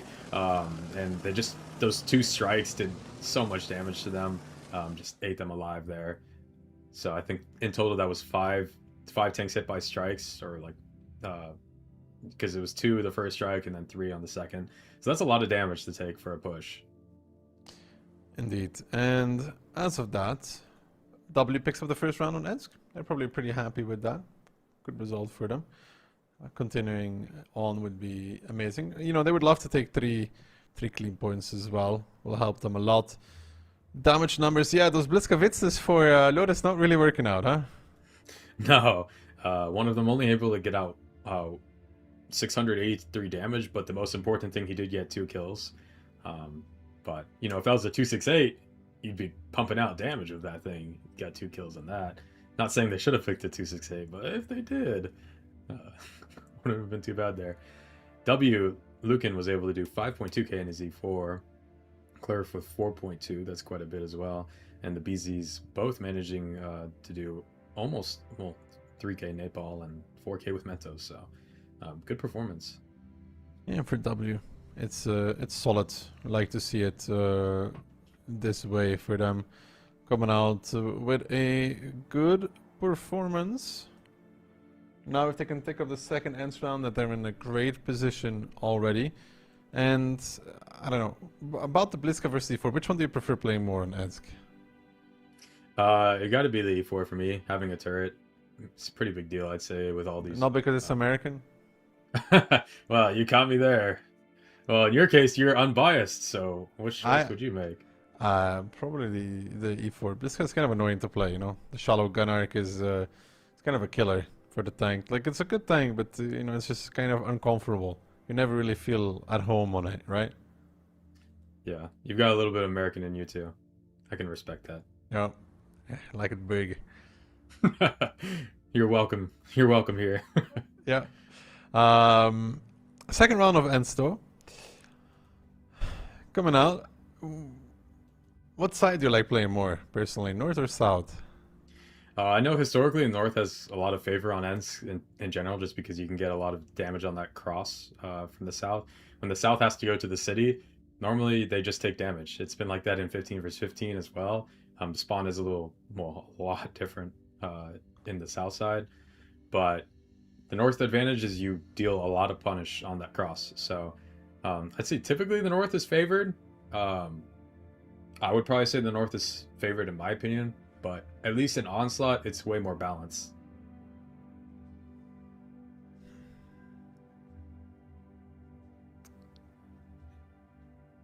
Now, Lotus needs points though, or they're starting to need points, right? Thinking about it, a victory could help them a lot because they lose this, then after 3 playdays, they're kind of lingering on the bottom there. We expect Weekend to, you know, get over their current slump and start performing again. So for them, it's gonna be tough to get out of those positions, especially when other of the top teams are dropping points as well and may have to focus up a little bit more for that stage 1 performance. Yeah, the points at this point are ever so important. So even for Lotus, getting as much as they can get, hopefully for them, they're wanting all 3. Coming out though in this game, we're going to have Lotus bringing 2 Type 5 heavies, 140 Object 430U, 2 Foch Bs, and an E4. W in return, bringing out the BZ75x2, the Type 5 Heavy, the 140, the Foch B, and the double E4. So I know historically you've been kind of a hater of the BZ75. So how do you feel about them currently? No, I mean, I get it. The tank is very good for like competitive play because, you know, it's fast, got a lot of HP, hits hard as well. But I hate the tank so much, man. It's so annoying to play. That's reasonable. I mean, like I said earlier, the gun is just incredibly frustrating. I mean, the gun is not as frustrating in Onslaught, but still, it's like, you know, you could be playing an actual fun tank, right? Yeah, like 268. 140 this season is pretty cool. Well, it was already last season, but... Yeah, well, Lotus here opening up with an interesting strategy. They're kind of taking one from W's playbook here, right? Double Foch B unspotted at B8. They've seen W do this many times in the past. So, yeah, kind of trying to do an Uno Reverso. Having the strike being taken on the 2 line makes W maybe think that they could have a lot city to have confidence to take that strike like that. So, you know, they're shooting down some houses, not doing anything too decisively. W on this at this point, just going to take this strike and kind of back off. Yeah, they just take the strike, back off. They seem to respect the fact that there could be a trap, and you know, wouldn't be the first time that a team runs into a trap, right? So they're kind of like, you know, it's okay. We take the strike, we back off. We haven't seen enough to push forward from. Yeah, and I like seeing how they're all just kind of cuddled up in one little corner here. I mean, they have like no map control, but and Lotus knows that, but I guess they haven't really chosen to do anything with it. They could start doing cap pressure or something. It looks like W is going to start rotating though. Some tanks maybe going towards the city. I see the 140 rotating, the Foch B, but they're going to be spotted if they ever cross this. That's the advantage of the north side, is you can pretty comfortably spot this cross. They did shoot down one of the walls too, so let's see if Clarif gets spotted here or not. No, I guess they are crossing far enough on the K line. They're out of the view range. That's not great from the Type 5 to not be able to spot that. Second Type 5 maybe? Botsians, he spots Clarif rotating at least. Yeah, Clarif started not going as far towards the K line there and managed to get spotted. So they might know that there's more than Clarif there. I might assume that now. But they're still committed to this trap. They're not moving those Foch Bs. Die by the blade. I mean, it's very slow from both teams, you know? Yeah. Neither team, like, even if W cross over with these E4s, I don't see them push up on the city that quickly. Baltic has taken the strike, and I don't think Lotus is going to ever bail from that trap, but the 140 taking some damage on both teams. The E4 hitting a shot as well against IOS, but IOS does reset the strike at least. Yeah, so Lotus looks like they're not going to be able to take another strike, at least not for free. But W might start getting suspicious soon. You know, they're not seeing much activity. They're seeing that Lotus isn't really confident enough to fight in the city as well. because they're not contesting the strike and radar right now. So that's giving W some information. They're like, well, why are they not doing anything? Oh, Klurf trying to trade off against Twist. Twist actually wins out on that one. But it's very, very passive. And I think W is aware that there's something is happening because they're still missing this double Foch B. They've never seen them, you know? Yeah, and additionally, you see these walls where the Foch Bs are sitting are destroyed. That if W is smart, and I'm sure they are, they probably zoomed out and looked for these walls in slow games like this. So they probably know that there's additional tanks in this area. Because you can't get to that spot without running over these walls. Mentos finding a shot on Botsik is backing off now, so W at least is pushing back these tanks from the city. Twist is also relatively low HP, so they've done a good job there, right? Starting to edge a little bit of an advantage their way. Yeah, they're up 2k right now. Well, 1.4k in W's favor. And they haven't taken much damage, so they are definitely in favor. Jordan is moving up, so they're even trying to sell this trap more. Moving up here is kind of trying to show your cards and asking to be pushed. But W did get the radar, so the gig is up. These Foch Bs are seen here. So now W knows they can take this strike for free as well, and they know not to push the 8 line. Klurf took the strike, they know not to push the 8 line, and W is starting to edge themselves ahead, right? Just yeah, and they had the radar, so they know these Foch Bs are there. Yeah, but Lotus needs to react now, though. What can they do still at this point? Yeah, they either... I think they rotate out, I guess. I would say rotate out and try to push city. But I guess they're just going to stick to their guns. But W can just keep taking strikes. They can play this slow and they can stack a bunch of strikes and then make a push once they have a lot. So this is not great for Lotus. I don't think they can just sit here permanently, but they are getting a lot of damage out. I mean, since the last time I pointed out the HP, Lotus has done like 2k damage since then for free. Nothing in return.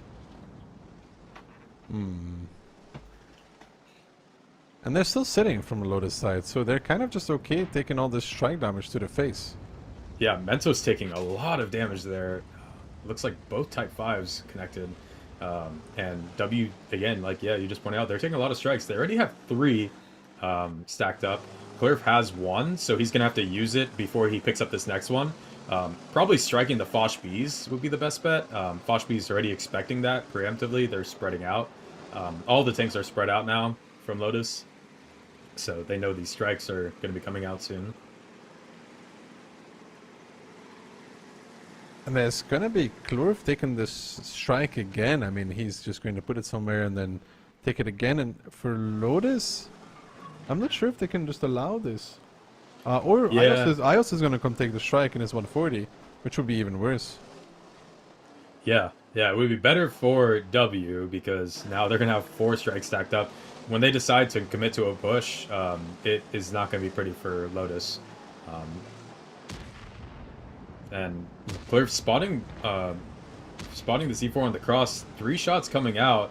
That's a good connection. Actually, 4 shots from Klurf. That's a really good connection. And he's on the reload now. And Strike to pick him up. Strike to pick him up, and that's in Daddy 4. And now Lotus, they're really struggling to find something in this battle, right? They're just kind of slowly grind it down, not really finding an opening. Now pushing 0 line, the Foch B is pushing up, but W is already so far back. Punishing the crossover, Itox and Drakefa waiting here behind the building. Took up, trying to pressure forward. Botsia and Sokol coming in as well. Double tank pushing on towards 0 line. There is an isolated BZ-75 of Nepal there. The Foch B chasing down Twist in the meantime in the north-hand side. And Ios not really in the battle right now. Nepal will fall, so Lotus does find something. He was a bit isolated there in that BZ-75, but they do immediately retaliate by finding out Darks. And now Klurf picks up Twist. And for Lotus, it's 4 guns against 6 from W. The HP is not that bad, but it's not looking great in general. Not looking great. They just lost their 140. Lotus lost on 140, so no Inspire anymore. These tanks are all converging from W. For Klurf, should be on the reload. He's got 20 seconds left. He's going to be coming in soon. Tuka's on the reload here, and he's going to be going down before he's able to get another clip out, most likely. And Jakiba picks that up. Yeah, it looks like W is going to be winning this round. It does seem to be the case that W is going to be winning this round. Good stuff from them. And it was just a very slow end scheme where Lotus just felt a little bit hopeless. Yeah, that was a very slow one. I felt like I could have gone into an Onslaught match myself and finished in time to continue casting. It's, you know, it's a good round for W. Match point as well. But for Lotus, tough. They had this initial plan that didn't work out, and then you're kind of committed to these Fush Bs. They never really found an answer, and as a result, they're going to be facing match point. But this was a tough round for them. Yeah, it was a pretty tough one. I think for me, after the Fush Bs got spotted and they still sat there, like, push us, come on, you want to do it. That looked pretty rough for them. Yeah, at that point you gotta try something, right? Any sort of gamble would work in that scenario. They opted not to do it, so, you know, but better luck on the next one, because for them I would forget about the second ends, because it's one of those hopeless rounds like, well, when we decided to do something, RE4 was dead. Yeah, and that's kind of the hard thing when you're playing a team like W. If you're not proactive, then they are going to be taking advantage. So, you know, if you it's better to be more proactive, especially I'd say when you're the underdog. You have nothing to lose. And yeah, the other team who is very experienced and knows very well what they're doing are going to take advantage of everything you don't. So, as we can see, Clerf here doing 5.8k. It's a really good game from him. And yeah, 2-0 for W now. So sitting pretty. Going into their map pick now. So they just 2-0'd Lotus on Ensk, which was Lotus's map pick. Murovanka for W. Murovanka, I mean, it can be played anyway, right? W could play it slow, methodical, like they just played Ensk. They could also play it fast-paced. With them, I think it's either like 4 lights or, you know, something quick. They were the first ones to really use this kind of rat tactic on Murovanka successfully, kind of teaching everybody else the reset angles from the forest as well, which there are plenty, right? Yeah, there are a lot.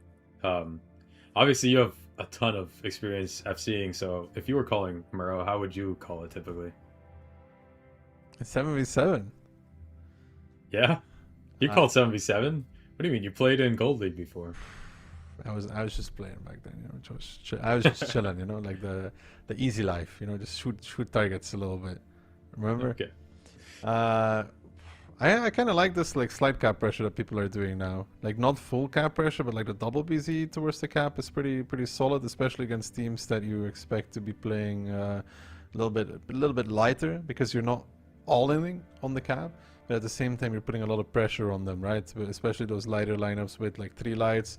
If they can't take some strikes, they will struggle in the beginning. Did you say 3 lights? I don't know if I've seen that before. I mean, W definitely has played. They've played like 4, I think, on this map. Oh, but two, I guess that is true. 2 is not too uncommon for them. But even like playing like a lineup with 7 tanks and pressuring double BZ onto the cab, but not giving up the full map, I think has relatively good success against a lot of teams, especially these like less experienced teams like Lotus, you know, because it's a lot of pressure all across the map at the same time. Yeah, and then the advantage of that is even the 2 on the cap. When you're a BZ, you can be anywhere in an instant, pretty much. It's like a bullet train. Yeah, you're able to converge so quickly onto the middle of the map or push past or whatever needs to be done at that moment. So, I don't know, probably something like this on Murovanka. Yeah, against Lotus at least. You know, I feel like they require less of a fine touch than other teams may do. It's not disrespect, it's just, you know, usually like those teams fall apart rather quickly when you put a lot of pressure everywhere and wait for somebody to make a mistake. Yeah, you know, a lot of the time that can be the strategy. Is just wait for your opponent to make the mistake first. Lineups are not that much different. Both teams using the bulk of BZs, 3 for Lotus, 2 for W, 2 50Ms for W, 3 50Ms for W, 1 for Lotus, but a 430U to add to the mix, 140 each, and then an RHM on both teams. So pretty similar, not too many differences. Yeah, it looks very similar. I think the difference is just kind of like 1 E50M. Instead, Lotus has an extra BZ, and then also a 430U. Plane does come out from both teams at the start. Looks like Lotus was able to spot the E50Ms driving towards the 3 line. Clear going to be taking this radar, so he knows that 4 tanks were not spotted from W, so that means that Bochuk does not have a replane. So they're able to take radar. They have full information now on W. Lotus does not have full information. They've only seen 3 tanks so far. They are committing to this middle strike. A lot of damage coming out into SoCal, minus 1k, but he is probably going to be able to pick up this strike now. And double BZ on the cap from Lotus to pressure that point. Ios now moving towards the eastern strike. There is Botsik, however, in the back with his own RHM. Ios starting to take the strike, but can they really reset this? I don't think so, because Botsik doesn't have a plane right now, so Jordan is moving in.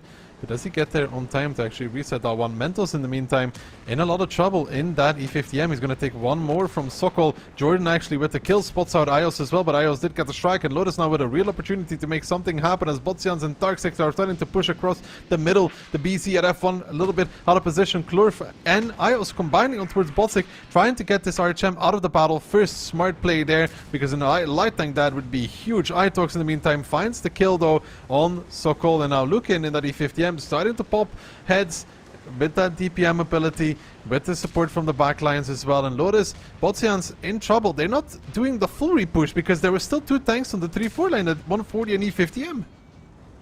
Yeah, and Klurf won the fight over here, but in return, Jordan also won the fight, and he's very healthy over here in the forest. This fight in the middle is turning out in Lotus's favor, but they don't have the outside of the map. 140 is in trouble though. He did not commit. Twist, look at him. He's on the 2 line. He's getting chased down by the BZ and the E50M. A mistake there from the 140 player. Lukin will fall. So Lotus has the advantage again. But Twist in that 140 will now try to escape through the top. And if he does that, it would be huge for his team because he is in a bad position. He take one more. No, Jakefa bouncing. Bounce. The bounce. Yeah, that's unfortunate, and now Lotus is just going to converge on this 3 line. W has to run, probably get some distance, because they know this push is going to come. Twist is trying to get some information, hiding these bushes here, looking for what he can see. Klurf has a pretty good crossfire on them, at least, in C3, but it looks like Lotus is going to play it smart, just take some strikes before they commit to a push here, and that is a good choice. Klurf resetting Tarks, though, with the plane, with the shot. Drakefa needs to be careful in that E50M now. It's starting to get pressured. All the guns from Lotus moving in. Tuka is the first one. He misses on the first. Drakefa getting 2 non-connections. 3 non-connections now in a row on towards that E50M. Bouncing more than he should. Jordan now going for the 1v1. Tuka will die against Nepal. But Drakefa with that E50M is going to put a lot of shots in towards Jordan. Glurf is trying to come in support as well. Drakefa needs to be careful from the 140. Bouncing himself though now. A little bit over-focused on trying to stay alive and too little on double whammy there, bouncing the shot and not getting around the building, leaving Jordan on a 1 shot. 1 more shot would have been it, but now right now it's a opportunity for Klurf to be the man who can. He has 3 targets, they're all 1 shots. He's in an IHM. This is winnable. This is very winnable, but his nerves and his blood is pumping right now. I'm sure his nerves are going crazy. 3 tanks left. They're all 1 shot. He's gonna kind of wait for someone to make a mistake, most likely. Oh, I guess he's gonna go in. No, because Lotus is gonna pick up this information. If he doesn't, Klurf going in, spotted. He does pick up the first kill, takes nothing in return. So he's turned that 3 left into 2 tanks left, a 1v2, and he still has 500 health here. He can take 1 shot from the 140 and be okay. But the radar's being picked up. Klurf has to get safe before this BZ is able to hit him. The radar getting used, so now they know where this RHM is, but they're not going to have any more information for a while here, and Klurf has to make a play before anything else happens, before they pick up a strike or any more info. He planes out Tarks and tries to make it towards the forest in the meantime. Tarks is not peeking. Klurf needs to go wide. He knows that Tarks could peek out from the building at any moment in time, and now the question is, where is Twist in the Object 140? Klurf obviously trying to not knock over any building, probably has HE loaded as well, because a 7 HP BZ will die to high explosive, and we don't know where Twist is right now. That is the factor. He spots out Tarks. He will find the kill as well. Doesn't even get spotted. And now it's a 1-on-1, which honestly for Klurf should be, I'm not going to say easy peasy, but light against 140, but a strike available soon. Yeah, he'll be able to get the strike, and then he'll be able to get radar. He can take 1 shot, but if he bounces one, then Twist will have the DPM to kill Cliff in time. But now Cliff is going to have to go for radar because he doesn't know where the 140 is, most likely. So he's going to have to go for the radar to get some information to be able to use the strike. Or I guess he'll just sit here as well. No, that's also a good play. Twist is on the hunt, though. He knows that he has to try to find Cliff before information's picked up. He knocks over a 3. I think Cliff will be able to tell. If he hits any 3s right now, I think Cliff will know. And now Clorf spots out Twist. There is Twist. Twist will hit the shot, but Clorf shuts it down altogether. Wins the 3-on-1 to close it out. And it all started with those 3 non-connections in a row on Jakefa. Clerch Master Cluff. Wow. Clerf. Wow. Look at that. He got 4 kills in that game. Picked up 3 in that 1v3. That was incredible. Well played from him. Yeah, he did everything right. Even quicker reactions on the 430U. But it all started, yeah, those triple bounces, man. If they don't bounce that many shots, I think they clean up Itox and Jakef with more HP left. More HP would be probably enough to pressure Clorf out as well.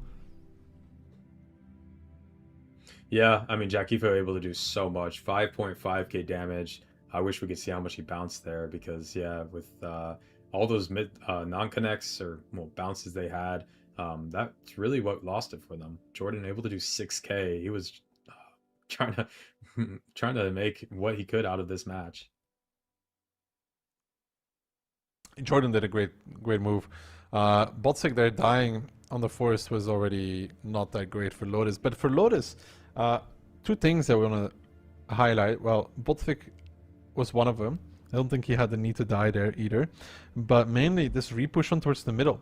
It was half-assed. It was more than half-assed. So you had the BZs from the cab pushing across right. And then the E50M and the 140 were sniping. When they realized they weren't winning mid, they were repushing middle with more. And then the 140, remember, was sitting on the 3 line. Yep. He took so much damage for running away. I mean, he lived, but a better mid repush from Lotus would have shut that game down. Yeah, I think so. If they just brought the mediums as well with the BZs potentially, and then kept clearing out the forest. Even with, like you said, with Boschik, like Clerf was the last one alive, and won this game for W. If Boschik had just done 1 more shot of damage to Clerf, none of this would have happened probably, you know, or maybe even 2 shots, because that 140 was able to connect a shot before Clerf was able to finish him off. So that was a really close one. If Clerf had taken 1 more shot of damage in that game, Lotus could have won that there. Yeah, I don't know. It's a game where Lotus could have won, but didn't. And it's a 3-0 for W, 3 points for W as well. So, I mean, in that regard, W is pretty happy with that, no? Yeah, they've got to be really happy with that. And also Moff has got to be very happy with that as well. Yeah, Moff is probably very happy with his predictions.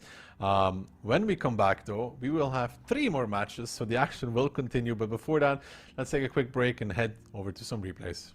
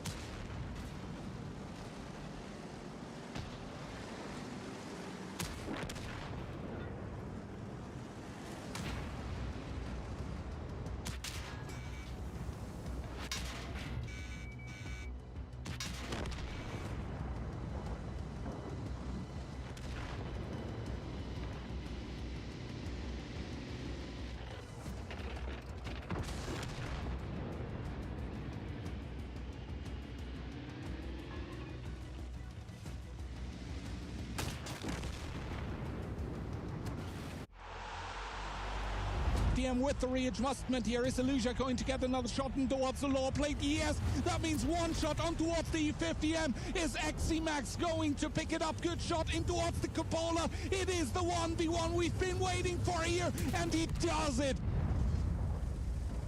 The OLS Season 5 is already here. The best teams are ready to head onto the battlefield. Who will you be supporting? Root for your favorites, follow their journey, and stand by them. With you on their side, they'll be unstoppable. You take hits together with them, and that means you go all the way. Behind every vehicle is a personality whose quick thinking and precise actions can change the outcome of battle. Victory is 100 shots and maneuvers, plus 1,000 emotions on the other side of the screen. Support your favorite OLS team. Be by their side. Together, until victory.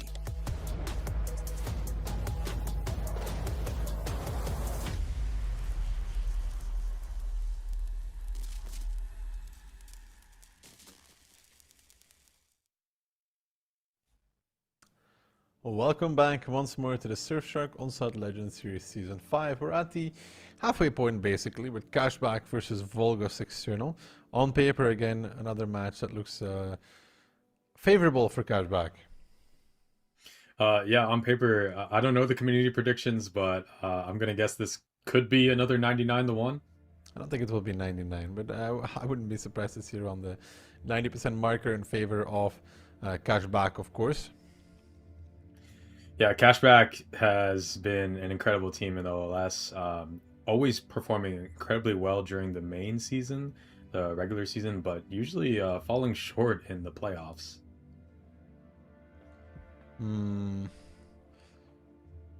But at the same time, they have a very strong roster though. Very, very strong. Yeah, they have made some changes. So Aphrodite's now on the team. And, well, Barbarian is gone. Yeah, I mean, Brainbreaker they took from W, Aphrodite. Then they took back Squeezy as well from W. This Vulgus lineup, however, half Hungarian, half German, and then like a Belgian. Which is, you know, a German. Representing for you. It's a German with funny colors, right? Yeah. And some representation for you. They all look like German. 95.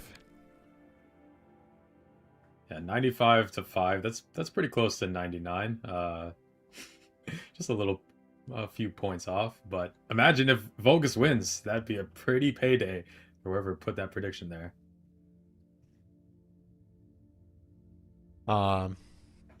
Yeah, I think the community prediction on Twitch chat will be roughly in the same neighborhood as well, right? In terms of what we can expect.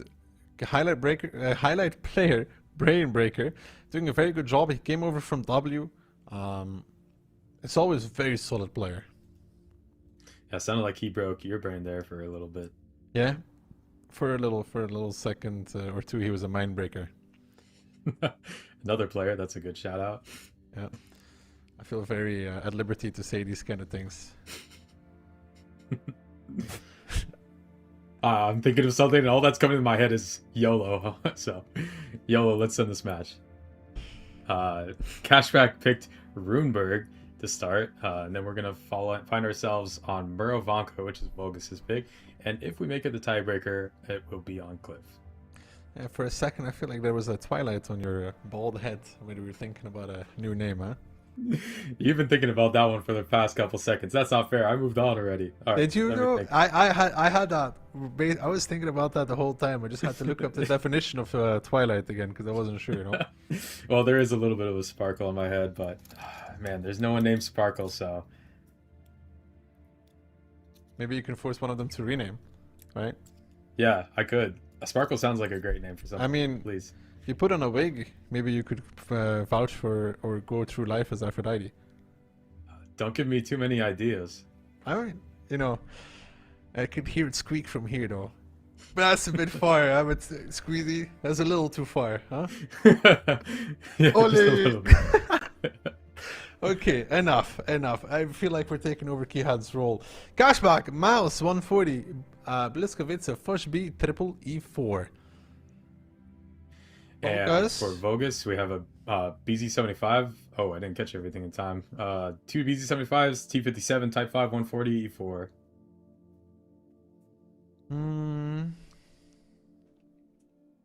So it's classic Runeberg.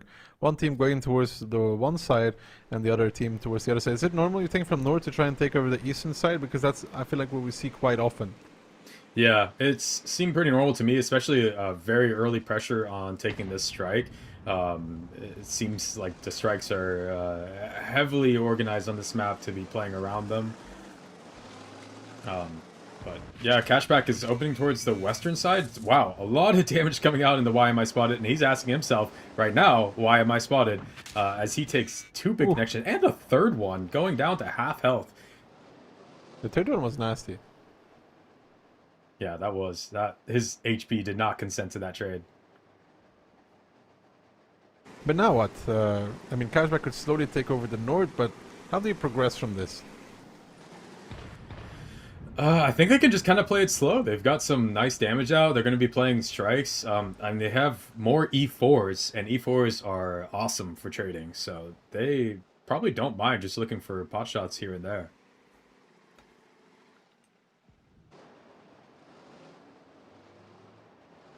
But how do you find the winning move? Because last time we saw Cashback re-pushing the field, but like in general, how do you actually find a position now that you can push on? It's a little bit harder because you don't have radar on Runeberg, so it's kind of whatever you see, which isn't a lot. I think they're just going to be looking for trades. Once they get a big enough HP advantage or enough trades, they might commit to a play then. I think they're just going to cycle this strike and try to keep getting as many strikes as they can. The strike's about to come off cooldown for both teams, so the BZ is going to be picking up from Vulgus the strike on the eastern side, and this Fosh B might have some trouble crossing to this strike, so Cashback might not be able to get another strike too easily. Little does see that Marseille is watching that cross, so he's not going to be able to... The Fosh B from Cashback knows he's not able to cross and pick up this strike again, unless he wants to take a shot of damage for that. Brainbreaker trying to feel out, but all he's running into is the T57.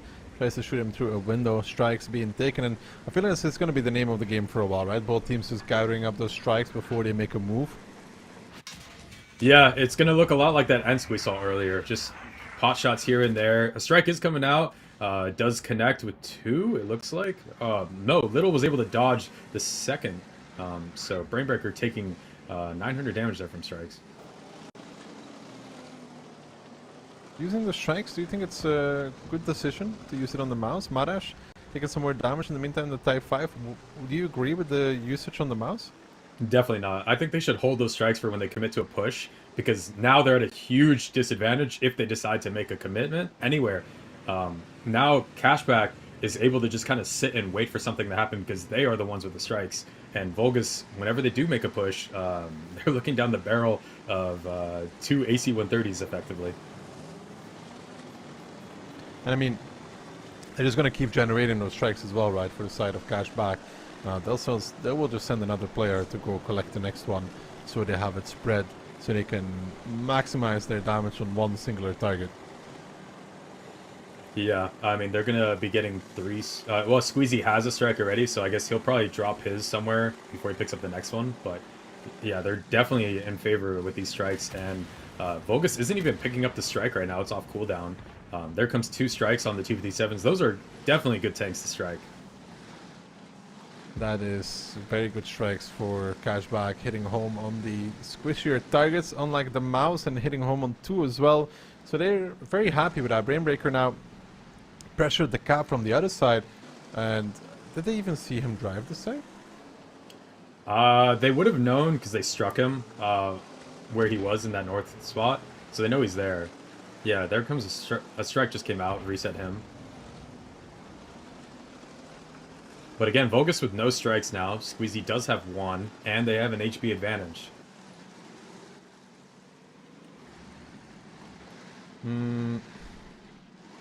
I mean, Cashback just can just be okay with this, right? For a while. They don't need to do anything, and the move is now in Vulgus's.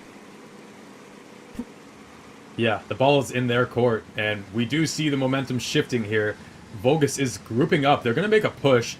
They can drive pretty far down here before they get spotted. As we can see, they can hug these buildings, and they're going to get spotted just at the corner of this house where Akka is going to be able to see them. But they're going to commit to this push. This is going to be hard to make for Vulgus. Cashback has a lot of angles, and they have a strike picked up. But Vulgus has to do something. Vulgus needs to make a move here, and they're starting to push towards the city, but you can see all those angles already being held. Brainbreaker, however, on that corner, starting to get clipped out by Giannis, Ola, and YMI spotted, and they will find the kill, but how much will they take back? The damage stacks up on these triple targets. They found the mouse, but I think that will also be all they find here, as Ola tries to leave. He will not make it. YMI spotted that as well, and they tried the move, but Cashback was ready. They were ready, and those 3 just evaporated. And that is just Onslaught for you. Try to make a play, and everything could just turn that quickly. So good stuff. Aphrodite getting a good connection on the 140. I mean, I don't see Vulgus recovering here anymore. No. I mean, Cashback's up 2 tanks and up HP. That is a deadly combination. I would typically say HP doesn't matter, but in this case, it definitely does. Squeezy will find Marash as well, so good cleanup from him, and now picking up the remainders of the lineup from Vulgus. Would you say there was a lineup difference here as well? Yeah, I prefer the E4s. I'd say because this is kind of the map where you're just peeking around on a corner, able to get 1 shot off and pulling back right after. You don't really want to sit too exposed for too long. So in a trading favor like this, you're taking less damage from the E4's ability, and you're doing 750 for each shot. That's pretty nice. What do you feel about it? Yeah, I mean, making these 57s and BZs work is always going to be very tough, right? You need to somehow be able to find isolated targets and not explode when trying to kill it, like they did with the mouse. You know, you kill it, but then you explode after. Not really worth it. These niche tanks, it is hard. It is really hard to make those work properly in this kind of an engagement. Yeah, it's incredibly hard, and having, for example, the mouse be the first one that dies for Cashback, I mean, that's awesome for them. They can't be happier. All their DPM tanks stayed alive, and the tank with the most health is the one that's taking the clips from the 57. Fantastic. Yeah, I mean, Rainbreaker dies with 994 damage, but I think he would sign up for that every day. It's like, okay, you clip me, no problem, no problem. It's fine. You guys are all dead now. See you. Yeah, one of the few tanks you want to be taking shots in this game. Yeah, it's like when you're playing an Onslaught, you know, as well, and you see 3 people YOLO, and you're like, well, I'm dead, but I guess so are all of you. Yeah, that's exactly what happened. There were 3 there that got completely traded out for that one. The E4s we can see do incredibly well in this map. 4.8k, 4.7k, 3.6k, and then for Vulgus, 3.4k. So the E4 just overall a great pick. Yeah, I mean, working out across the board for Cashback. Solid stuff. That was the first round of Ruinberg. How did you feel the teams played it out? Like, what have we not seen yet that could be played? We could see more aggressive plays. That was kind of reserved from both teams, I'd say. Ruinberg is interesting because no one's going to be bringing a light tank, so you're only getting information when you see them in your face. So it's a map where you can make some pretty aggressive pushes. So I'd say we could see some more control.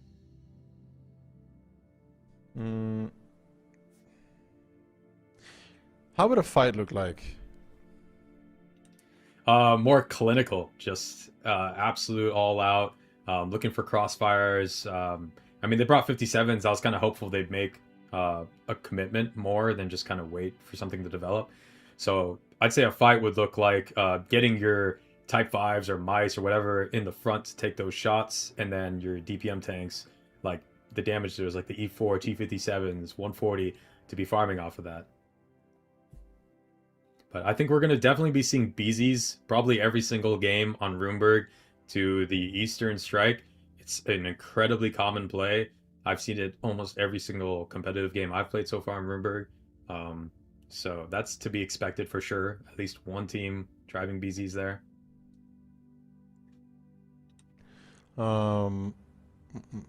Yeah, we just want to see what happens if two teams try to challenge field, you know? Yeah, I think that would be illegal. I don't know. What do you think would happen if that happened? I don't know. Like a field brawl would look very funny. Depends if both teams decide to keep committing or not, you know?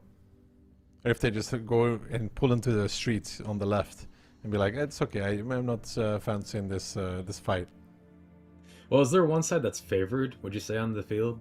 I think North has slightly better access, you know, just like in randoms and stuff. The North is just a bit quicker on the middle. Yeah, it is definitely quicker because the road is kind of angled more towards the north. I think that from my experience playing it, and I don't have too much on Runeberg, I would say the south side does have a pretty nice spot. You can sit in a medium where you're like kind of hold down. So if you're in like a 140 or 430U, you can sit pretty safely on the red line, and that's nice. Big change up in the lineup here. Vulgus bringing 5 T110 E4s, American power here, an object of 140 and an IS7. In return, BZ 57 double type 5, 4 to the U, and double push B for the side of Cashback. And look at Vulgus sending 1 E4 to the field. Yeah, it's lone wolf, man. And also one thing to point out, Cashback does not have an Inspire tank. That's a pretty interesting choice, I'd say, on a city map. But they are both challenging city, and Brainbreaker pushing across into that cubby. Why am I spotted looking to cross? We'll find the BZ pretty soon. Are we sure Giannis is even in the game? And I've never seen the spot used. I'm not sure what he is. I'm not sure what Giannis is supposed to achieve by himself there. Well, some trades coming out, but nothing really connecting. Only one shot going into the 140 from Vulgus, but a lot of information, at least from Cashback. They see everything's city side. They are going to go for the strike. Maybe there's an angle from this E4 onto the strike or something from Vulgus. I'm going to see in a second, because this Foshby is on the strike, picking it up right now. I don't think there's such an angle. Aka peeking out, takes one from Mares. Type 5 great tank, E4. However, 375mm of APCR is pretty good against it. Yeah, it is pretty good, and in general, these E4s are pretty good in this matchup. I mean, 2 Type 5s, this is just fantastic for them. HP Pinatas. I'm spotted pushing across a little further now. We'll spot out Squeezy, I guess, even at some point. Or, I mean, they already know he's there. But again, there's no really pushing opportunities, and you can see, ooh, good shot there from my spotted. Giannis is now decided to come towards the city, though. Yeah, he has. They are committed to this strike, at least. And they've got this 430 locked down, right? He's never going to really be able to leave. And you never really want a tank stuck in any position. It's not great, because then the other team can rotate around information knowing that he can never leave that spot. So this 430 is stuck here. It's not really something they can push either, though, no? Unless you push across with everybody. Just go kill the 430U, but there's so many crossings you have to go through. Yeah, I'm looking at the map now. I think you probably could cross to him, but I don't know if you would want to. They would get spotted crossing the F line, because the BZ is spotting that. But both teams, looks like they're just going to decide to try to play some strike damage and look for an opening. Cashback does have an HP advantage. Strike coming out on the 430, that's a lone strike, which means that is their priority target at the moment, this 430. And those strike is going to be picked up from the 140. That's why he striked him. He had to use it to pick up another. Breakbreaker is picking up a strike. So Cashback has 2 strikes sitting in their inventory right now. And they're just going to hold on to those as well, because why not? And they could collect a few more. And it's a similar story like before Cashback, just collecting some strikes. but both teams pretty passive to start it off with, just looking at what is going to happen. And Cashback is okay with this, you know, they're okay with taking just more strikes, because why not? Why should they not? Little peeking out, takes one from Envy. Oh, he peeked and he regretted that. That's no trade back for him. And that's the downside when you're fighting against E4s, is every single time you peek out, you're losing 750. It is brutal. Cashback is up still a little bit of HP, but that's mainly because they started off with more HP, right? So... yeah, these two Type 5s are the bulk of that HP advantage. I mean, I guess right now, Vulgus is winning on damage dealt, yeah? Most likely, yeah. I don't think they've taken too much. And Cashback has taken quite a bit so far, especially on these Type 5s. And I have a feeling this is going to keep happening. These Type 5s are going to keep peeking and keep taking shots. But what even happens, I think like you pointed out earlier, maybe Vulgus can commit to this 430 push if they want to. But they know that Cashback has 2 strikes. I mean, at some point, Cashback will have to do something, right? Right now, it's a given. Like, they will need to make a move because of the damage dealt requirement. Yeah. Yeah, that is true. They will have to be the ones to do something. I mean, draw rules are damage dealt, well, kills, damage dealt. And at the moment, they're equal on kills, which is a big fat 0.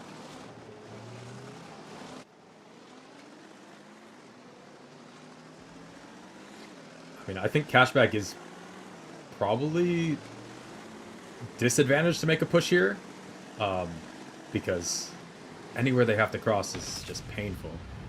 Yeah, again, there goes another shot, but they took that because they are going to making a push here. That's a good connection from Little on that trade. Really fortunate shot that connected. And a big cross from Brainbreaker. Another big cross from the Fosh Bees. They're going to be committing to this push on this IS-7. I think they're going to be looking for this 140 actually on the 3 line. That would be a big pickup because they need that Inspire to go down as fast as possible. But this IS-7 might look like a better opportunity. A lot of damage coming out to Fosh Bees. He's going to go down quick. And why am I spotted out of the game?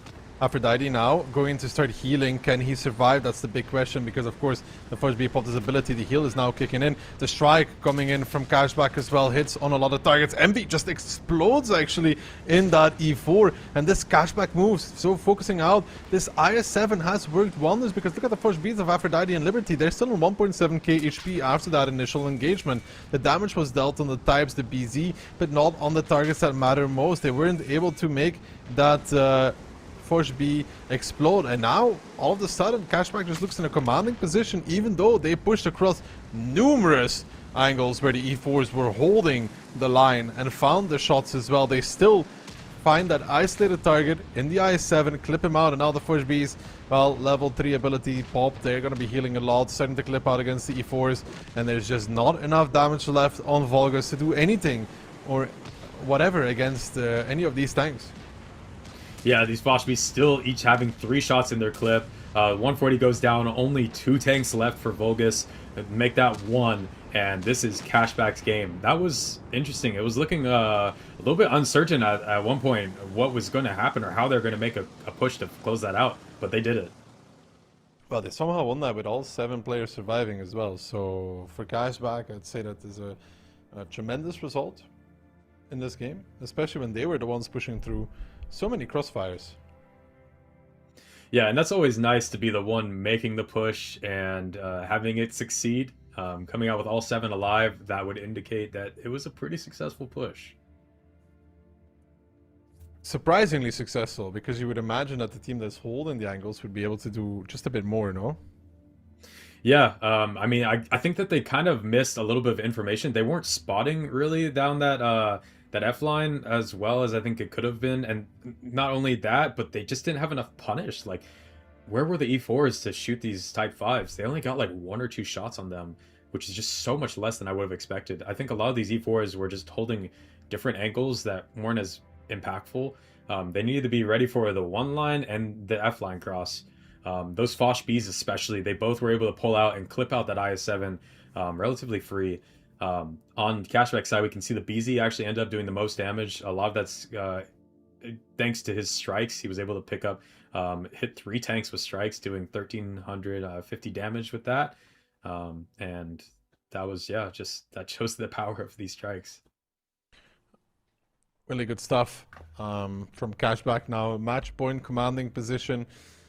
Going into Murovanka as our second map. Definitely going to be picking up the pace just a little bit. Rurenberg, very slow paced so far. It reminds me a lot of Siegfried Line. Yeah, I agree with that sentiment for sure. It's been that slow pace, trading, waiting for an opportunity. But which one do you prefer? Do you prefer Rurenberg so far or Siegfried? I think it's too early to tell. Want to see a little bit more Rurenberg and see if the meta evolves. If it stays like this, probably Siegfried Line. Yeah, it's looked a little bit rough, I'd say, so far. From my experience playing, too, it's hard to make any kind of pushes. Yeah, and I feel like on Siegfried Line, people were trying to make those pushes, you know? At least. And going for those. And with limited success, even. There have been some pushes. I haven't seen a single Rurenberg push yet, that's why, you know? Yeah, I don't think I have either. Almost every single game, it's just been like this slow play for strikes. I mean, the only time a real brawl comes out is when both teams go for the same strike.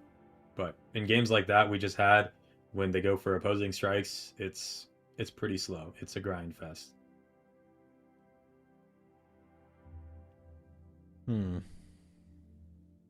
Well, Murovanka will definitely be a little bit different. Can be played very, very, very aggressively. So let's keep our eyes trained for that and see what it's going to be. I don't think Vulgus strikes me as a team that is going to try the rat tactic. I don't think they would either. I don't even think Cashback seems really like a team to play rat tactics typically.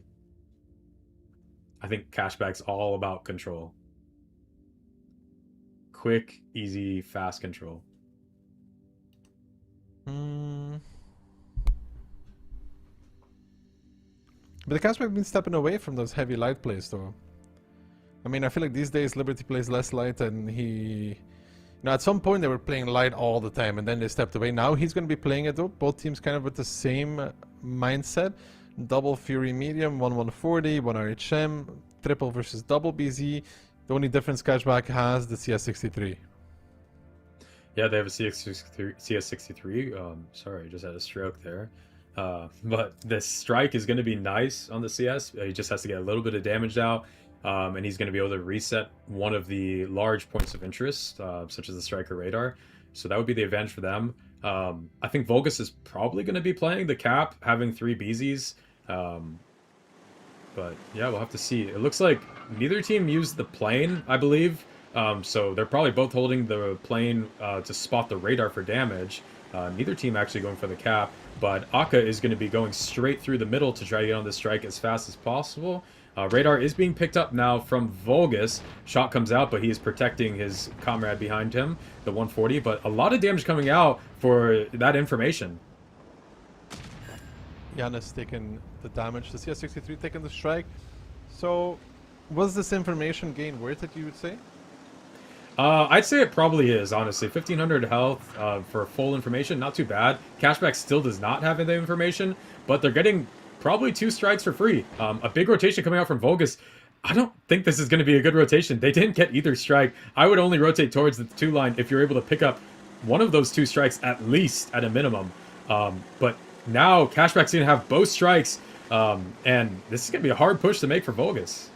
Yeah, I figured they would try to repush the CS in the middle. That's what it looked like, at least for a second. Giannis taking 2 more. That's not the target you want to receive the damage on either at this point. He was already low, and now he's a linchpin in the team. Yeah, but Aphrodite's going to be trading some of that back, taking 1,700 damage himself, but putting Ole into an uncomfortable position. Ole has to drive away from that, because otherwise this BZ is going to have an angle on him. Why am I spotted also taking a few pot shots here and there, and the BZ is in the middle now, trading against Akka, so Akka's going to be just trading out his health versus this BZ.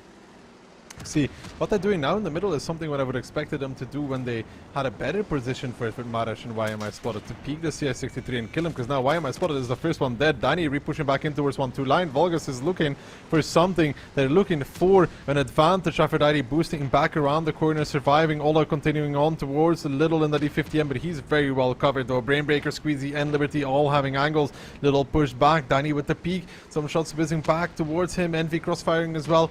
Vulgus and Cashback even in the kills, but the HP starting to be worse. Marash is dead in the middle. Yanis could die here at any moment as well in that BZ75 out in the open as well. Kunik now getting crossfired from the middle of the map as well, and I think it's the dying moments for Vulgus in this one. Not the match they were looking for, but it's the match they're going to get as Cashback comes back swarming in. It's going to be a harsh result. It's going to be a clean 3-0 for Cashback.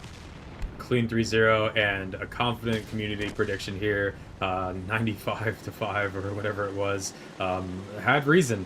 Clean 3-0, just showing Cashback's discipline in this league, why they've been here for so many seasons, why they're constantly dominating. Against Vulgus, this is to be expected, but you can just see how well they play overall. Really good stuff from Cashback. Solid 3 points. Jobs done, completed. Moving on to the next one. Is that a new camo they have, by the way? I just noticed it kind of looks like a $$ sign for Cashback. Yeah, it's the Surfshark camo. Okay. Well, that's a pretty good choice for them. Yeah. So, I mean, what can you say? Cashback was solid and Vulgus looked not like a team capable of facing the likes of Cashback. Yeah, and as someone could say, it looks like that was to be expected. A clean 3-0. I mean, Vulgus is new to the OLS, so I think it's typically expected that a new team isn't going to be performing very well against an experienced team. But CTR is the exception here with their performances lately. Little top damage for the side of Cashback, but across the board, nobody really having a bad game for them. I mean, you know. No, not really. I mean, even Aka, 2.4k, if I'm rounding up. Being in that middle position is really unfun, I would say. I've played that spot a lot. You're taking shots from every which angle you could, and able to do 2.4k there is great. Both teams doing overall a pretty balanced performance. It's not like anyone did 0 damage. YMI Spotted in the BZ doing 1.3k is not great, but he was also the one who was having to take a lot of damage peaking, so it makes sense. I mean, it's what you expected, right, for that tank. For Vulgus, 3 playdays in, still 0 points, starting to look a little bit dire. They don't have that much time left to start getting the points, but for them, Tuesday is going to be their next one. For us, we still have 2 more matches to go, but before that, let's take a quick break, head over to some replays. We'll be right back.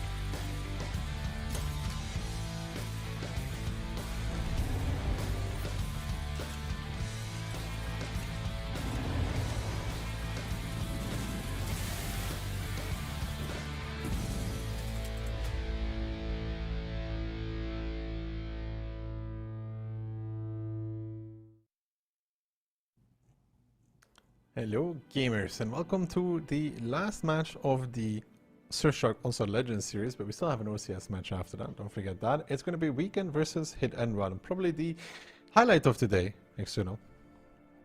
Absolutely, that's the one that I'm looking forward to. I think it's the one we should all be looking forward to right now. It's going to be a match between these two teams that is going to be a Weekend that is struggling right now versus a Hit and Run that is doing just fine.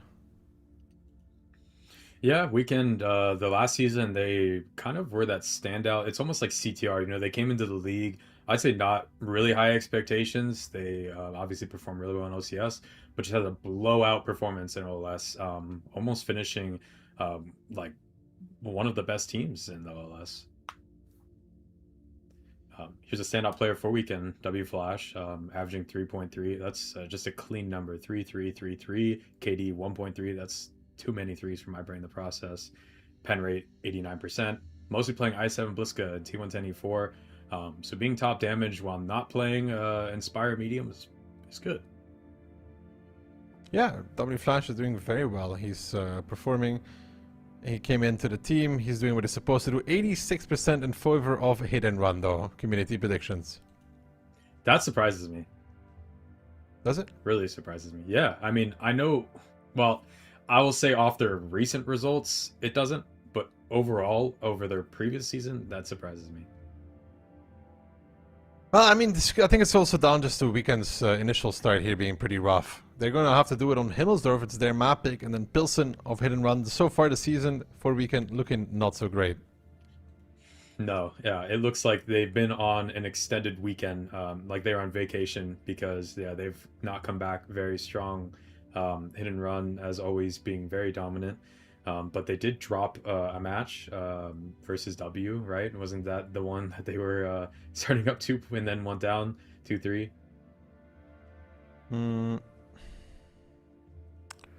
Yeah. I mean, I don't know.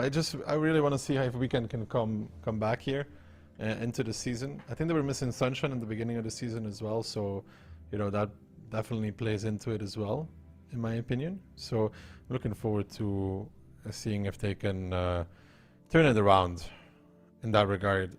But Himmels was a good map for them, so they really Weekend started to get well known for that quick and aggressive style. Maybe they can do something against Hit and Run. Predictions across the board: 3-1. Moff going with a 1-1. Interesting.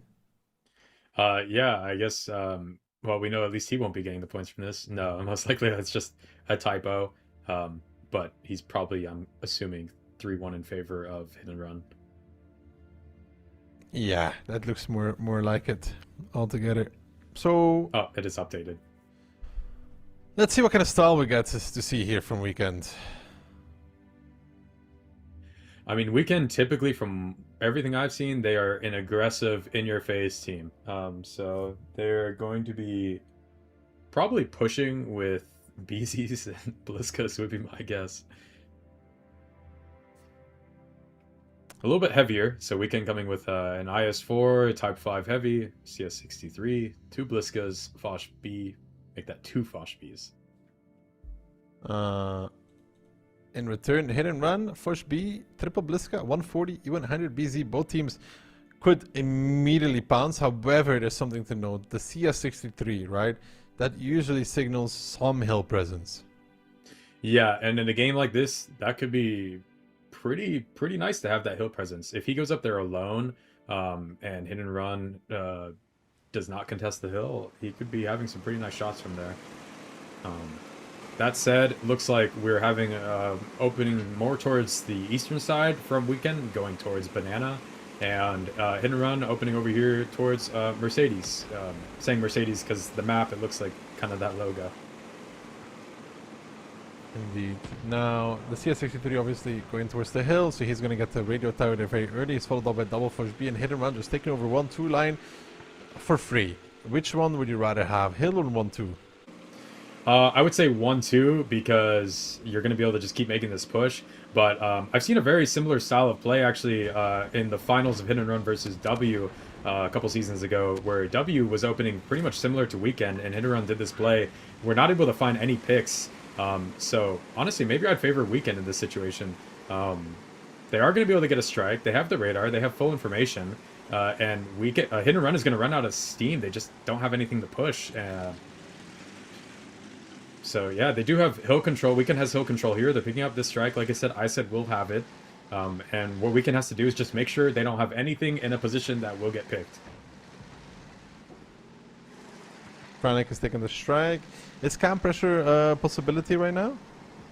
It's not. Cap, you cannot put any pressure on when the other team has hill. There are enough angles from hill, especially when there's 2 tanks on hill, to reset everywhere on the cap. They also have a CS for the mini strikes, so cap is not an option for hit and run. As if you're getting spotted out by Flash on 1-2 line. Double miss there on towards Fury. Should be very lucky. Ice had taken one back in return. And still no sunshine on the Weekend team. Blind shot into Frantic. That's a good connection from Evil. So another slow game, but how does either team get anything done in this? I mean, right now, who's winning? I mean, it's about even, right? Both teams taking 2 shots. Yeah, I think that this is going to be on Weekend kind of make a decision. I don't think Hit and Run can ever really make a push because they're never going to have information. Weekend's going to be the team that's going to be getting this radar over and over, so they're going to be the one that has more favor for making a push, I would say. But both teams are going to be getting strikes over and over, so we might just see another game where teams are stacking the strikes before committing to a push. Stacking the strike is a possibility. That's just both teams building up the arsenal. However, we'll say that Hit and Run has better access to that strike, right? Because they have more tanks that can actually pick it up. Well, you just have this double Bliskavitsa for Weekend in position to do so in return. Yeah, that's true. Hit and Run can definitely stack them a lot better. Weekend would be just forced to drop the strike so that they're maintaining 2, but probably wouldn't be able to pick up 3 consecutively.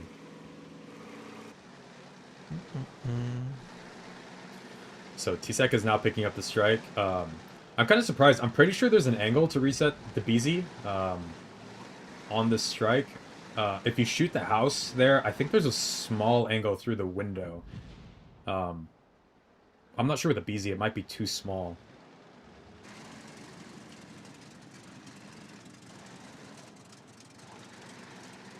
Now, it's going to be very slow for a while, right? Yeah, it's going to be. And that's because both teams are, you know, kind of concerned to make a play. They either one doesn't really feel like they have the information or doesn't really feel like they have a good enough position to make a push. Ketsai's trying to get some information. This might be a little risky. The Type 5 might make a good shot there on that trade. No, he doesn't. Okay, so Ketsai knows the Type 5 is sitting there, which at least means they probably know the Type 5 is not... They know there's probably nothing on the A line, B line. So they use the Ketsai strike? take the strike for that. Yeah, they use the strike on Ketsai. Not sure if and that's because... you see, that's the problem, right? Isat needs to use the strike because it's only him and his secondary Bliskavitsa there that can pick it up, so they need to rotate those strikes out, while Hit and Run is doing this right now, which is called collecting strikes person per person. Honestly, it's better to have like 5 strikes ready to go at the end game than having done like 3 strikes already. Yeah, because anytime a team makes a push, you can just drop all of those and bring out the artillery and stop that push in its tracks. So, yeah, I would favor Hit and Run purely on the fact that they're going to be able to collect these strikes. Bliska now, Ketsai is picking up another strike for Hit and Run. Weekend is going to have 2, but Hit and Run is going to have 3 strikes now.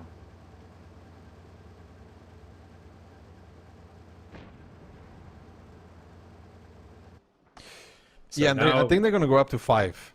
I honestly feel like Hit and Run can go up to 5 strikes and then make a push. And then the strike becomes really powerful because it's 5 times 450. Yeah, and each time someone picks up a strike, all they do is just rotate the position. So now they're going to have to rotate another Bliska from probably the south to get the next strike. Ketsai got his strike, so he can just go and hold another angle now. Weekend might be looking to make a play eventually. Like I said, they have the advantage of a radar at a minimum. The Vashpi did come off the hill, and he's close on the 8 line now. So that is some movement on the map. I just think this is going to go down to the last minute. It's just the way it is. Both teams have opted for different strategies, which is fine. Flash is now moving in closer as well. Monster is moving towards the strike in the meantime. T-Sec spots him. Doesn't connect the shot though. Could have been a freebie. Flash spots out Monster as well, but Monster will be making it on towards that strike. They could use their own strikes on it if they wanted to, but I don't think that's worth it on the Fudge B. He will pop the ability. But he cannot take the strike either, can he? I don't think so. Like I said, you see this building, I think there's a small window the CS on the hill can shoot through. They did choose to use the strike on him. That's an interesting choice. I think a pretty bad choice.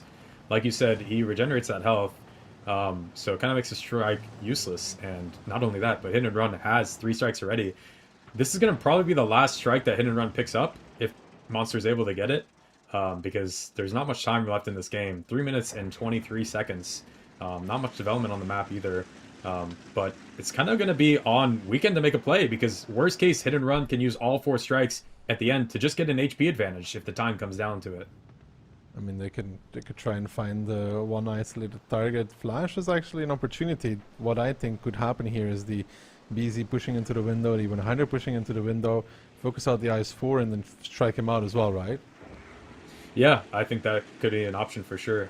No strikes left now, I think, for Weekend. They've used all their strikes. So they're going to try to pick up Monster. I think they have to try to get this kill. This could come down to a game of just looking for kills. And like you said earlier, they are making a play on W Flash, which is going to force something from Weekend. They cannot sit here and let this happen. And they haven't used their strikes yet either, so they're holding on to that until they're pretty much damn sure that Flash will die. DJ is just trading it out. The Bliskavitsa from the north will have to start coming. They're still holding on to their strikes at this moment in time, not letting them go to waste. That this is a smart play from Hit and Run, waiting till the very last second. Monster in that Foch B is going to go hide it out as well. 493 HP left. The Bliskavitsa is now arriving to cover T-Sec against Kano and Hellrap, and that is a bounce from the Type 5. Flash is now down towards 831, but they're still not using the strikes. They might just use them on Kano and Hellrap, to be honest. There's the first one. Are there going to be more? There's the second, and I think even the third strike getting used on Hellrap and Kano, because they're pretty sure they're going to be able to kill Flash. So T-Sec dies, but in return it will be Hellrap down towards a one-shot. Flash is, however, still alive. They need DJ to pick him up. And look at the health regeneration from that Foch, man. That's just, keeps coming back. But Ketsai does pick him up.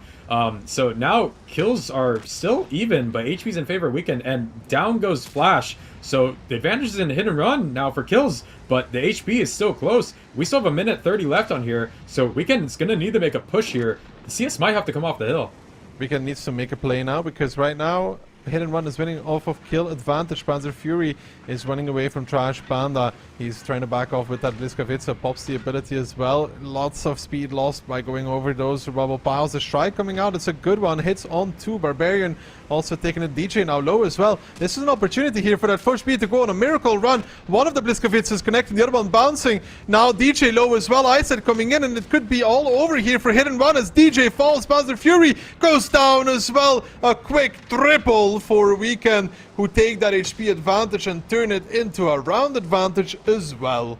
First round on the board for Weekend, if everything stays like this, unless Hit and Run magically get another kill. Yeah, and wow, a little bit of a search history there or something pulled up, but well, that was a tough game, I would say, for Hit and Run. I mean, almost a full 10 minutes in a match and losing.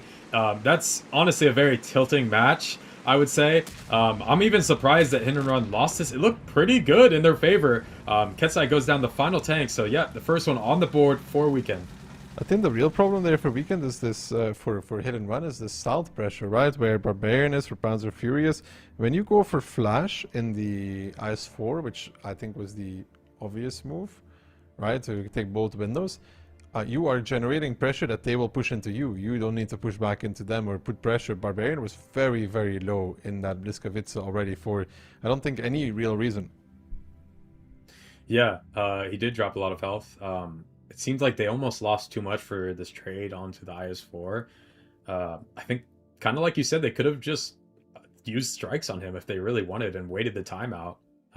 But it was, yeah, I don't know. It seemed unnecessary to make that play. But the damage here, Ketsai was able to do quite a bit. 6k damage in that game is a lot. Let's compare strike damage. 1800, 2700 for Hit and Run, but then already 3k, almost 4k for Weekend. Yeah, we can able to make a lot more use out of the strikes, which is surprising because they were striking Monster.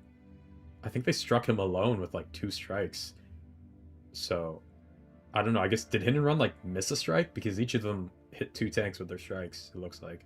I know they all put it on the type and the push. Okay. Yeah, they just Weekend just got a lot of strike damage. I didn't even see where all of that happened at.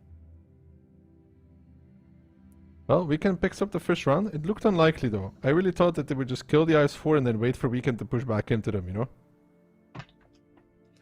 Yeah, I thought that would happen too. I think that would have made the most sense, considering that that's the one pick they have. I think they probably should not have gone into both windows.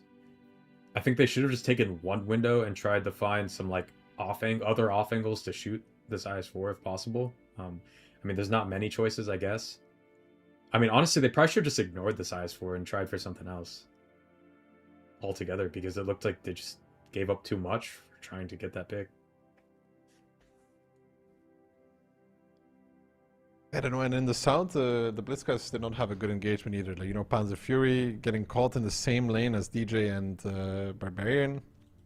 It was a great execute for Weekend, of course, but for Hit and Run, you have to look back at this game and be like, okay, guys, we really kind of fluffed that. Yeah, I'm sure that they're a little bit disappointed because, I mean, especially when the fact that they're able to stack up. They had 3 strikes, almost 4 with Monster picking up that 1. I think, you know, pointing that out also, Monster lost a lot of HP trying to get that strike. It was something like 2,000 health with 0 in return. So that was also a big disadvantage there.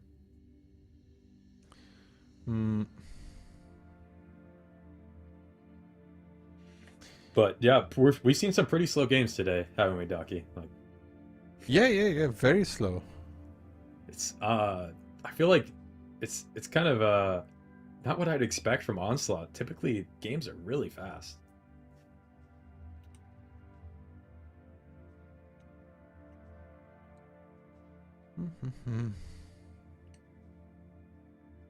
Yeah, I don't know. I mean, it's also, we've seen a few games today where teams are just playing completely on the other side, right?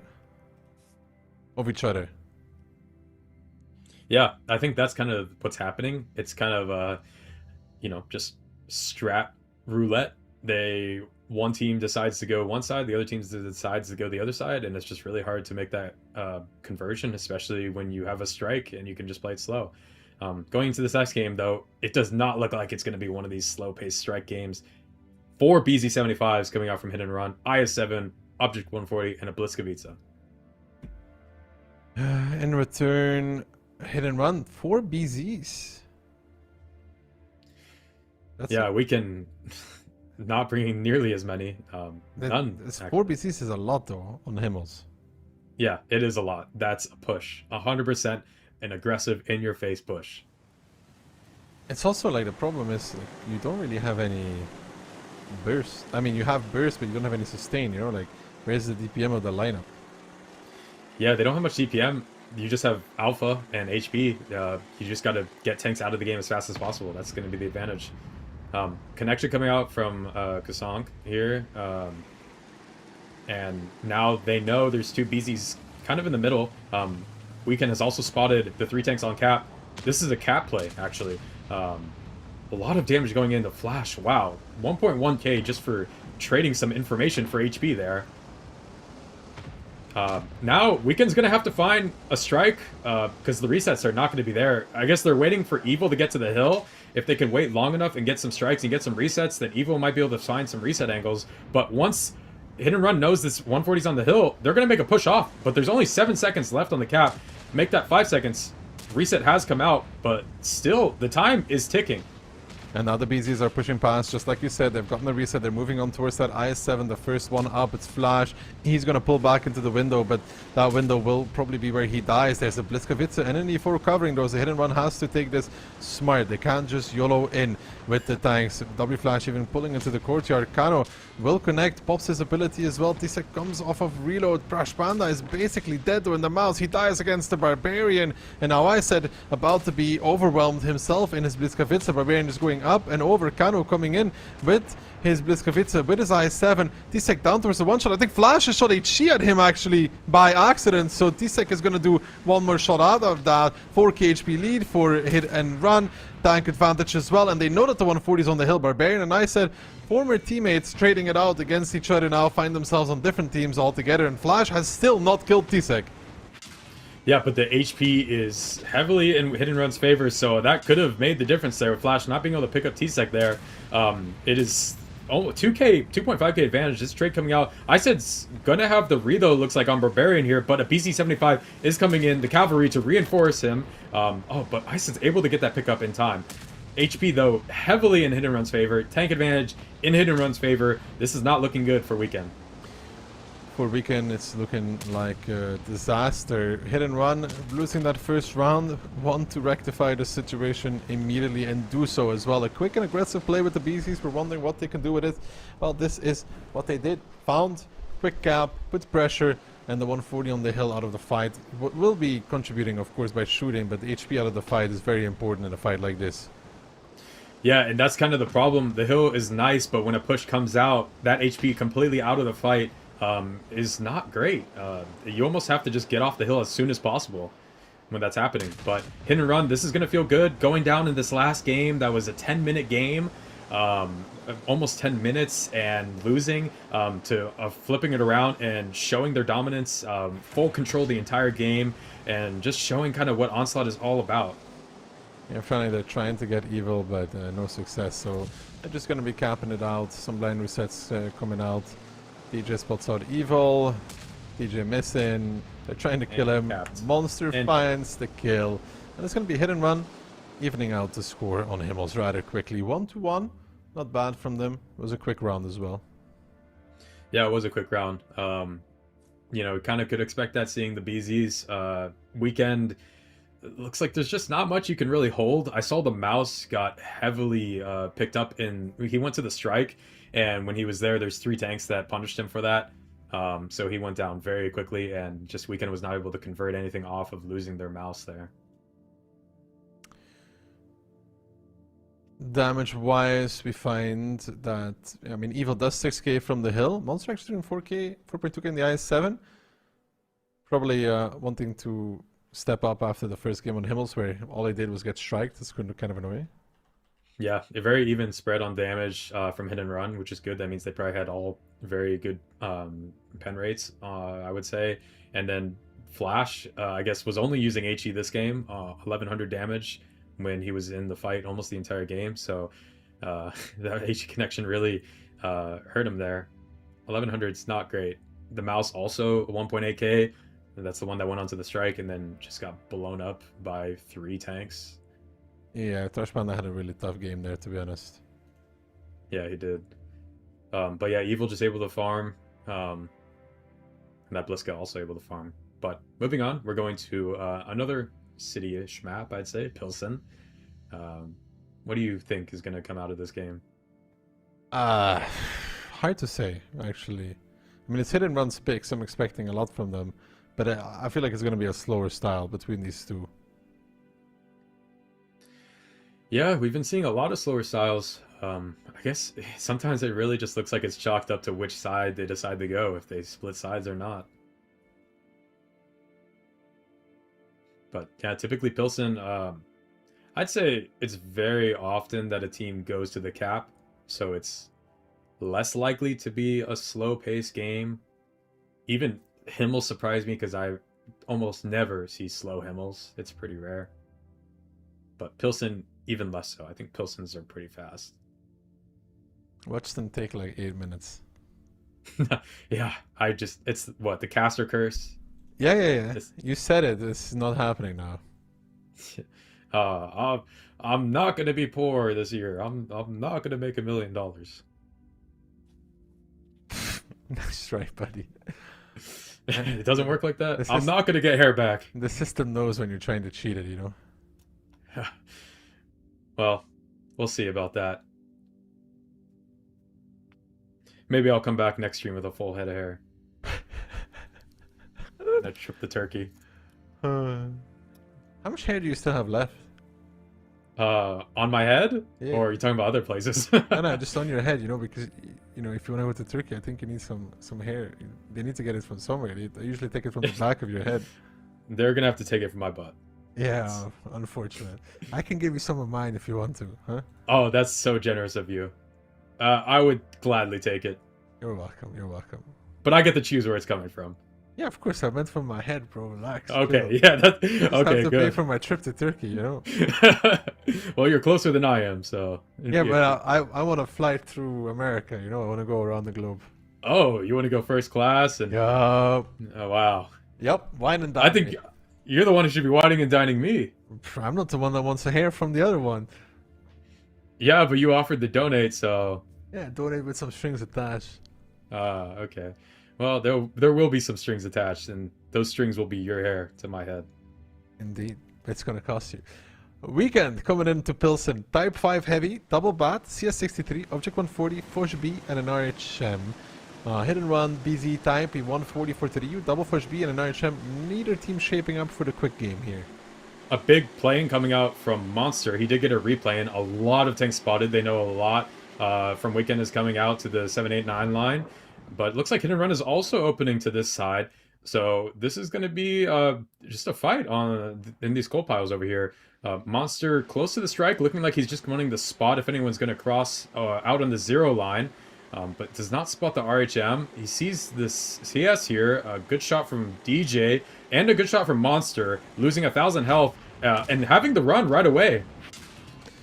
This is Flash on the retreat. Maybe it's not a long game looking to happen at all. Flash tried to get there, but Hit and Run was pretty much aware that they could take this fight with the guns that they had in position. I said backing off as well. Trash Bandit has taken 0 line, but a double Forge B from Hit and Run marching on. The plane comes out, I think, from Monster on towards Evil, and I said Hellrap now spotted out as well, so they know what's coming down 0 line. Barbarian and Panzer Fury are now pushing back in towards the 0 line. Barbarian spotted out, starting to take damage, pops the ability. He's pretty close to Trash Panda, spots him out now as well. Hellrap is right in front of him. He wants to get this light tank out of the game, but Barbarian in a tough situation here. Starts to heal Trash Panda down towards a one-shot. He will die. Hellrap with his last shot will delete Barbarian. Panzer Fury, if he stays alive, this will be a big heal coming out from that. Forge B gets a full clip out on towards Hellrap. The bad shots now starting to move back in, and Hit and Run has to do something here because I don't think Panzer Fury will be allowed to just reload. So now there needs to be a reaction. That's a really big heal for Panzer Fury though, but Evil already pushing in with his bad shot 25T,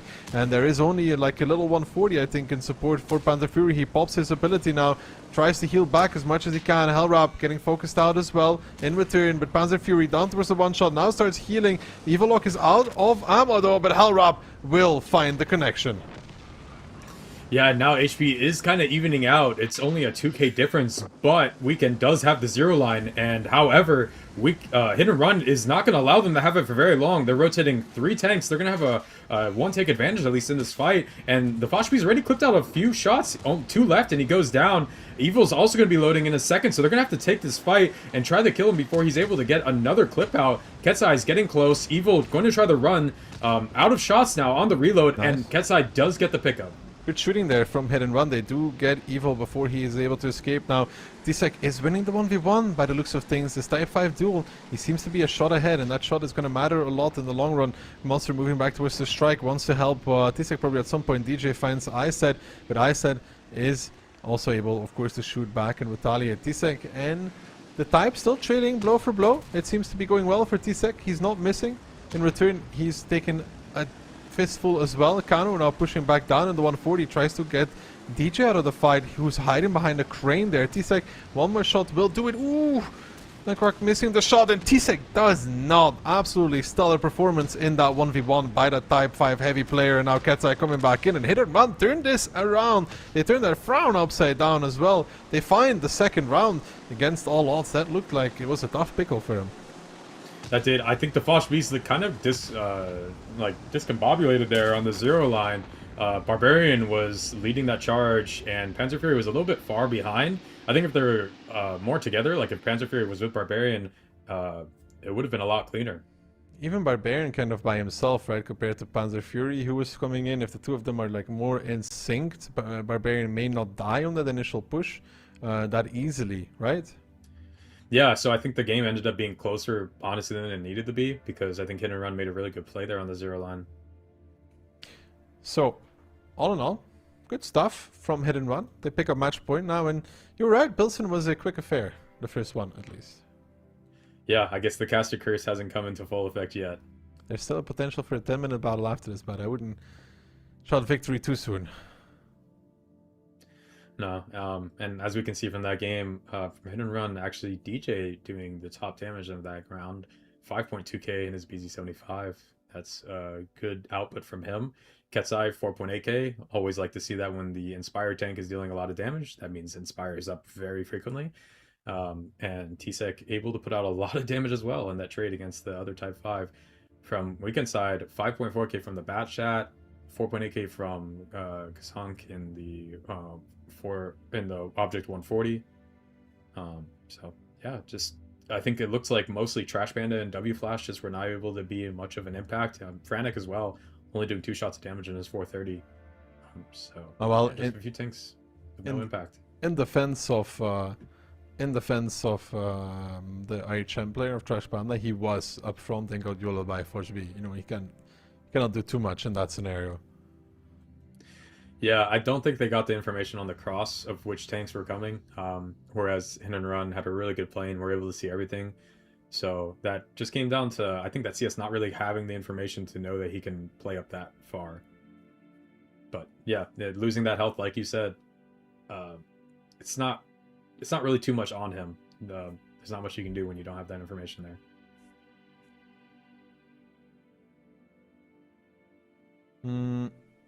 No. And the CS63 of Flash, I mean, he got punished in the beginning, and you know the CS63, it's not a carry tank, right? It needs a bit of a longer fight, I think, to really start performing out. It's not a 140 with its amazing DPM, not a E50 or Force with its DPM and burst. It fills a role, but in this kind of game it struggles, especially when it takes so much damage in the beginning. Yeah, that, and additionally it's one of the least armored tanks we're going to be seeing played.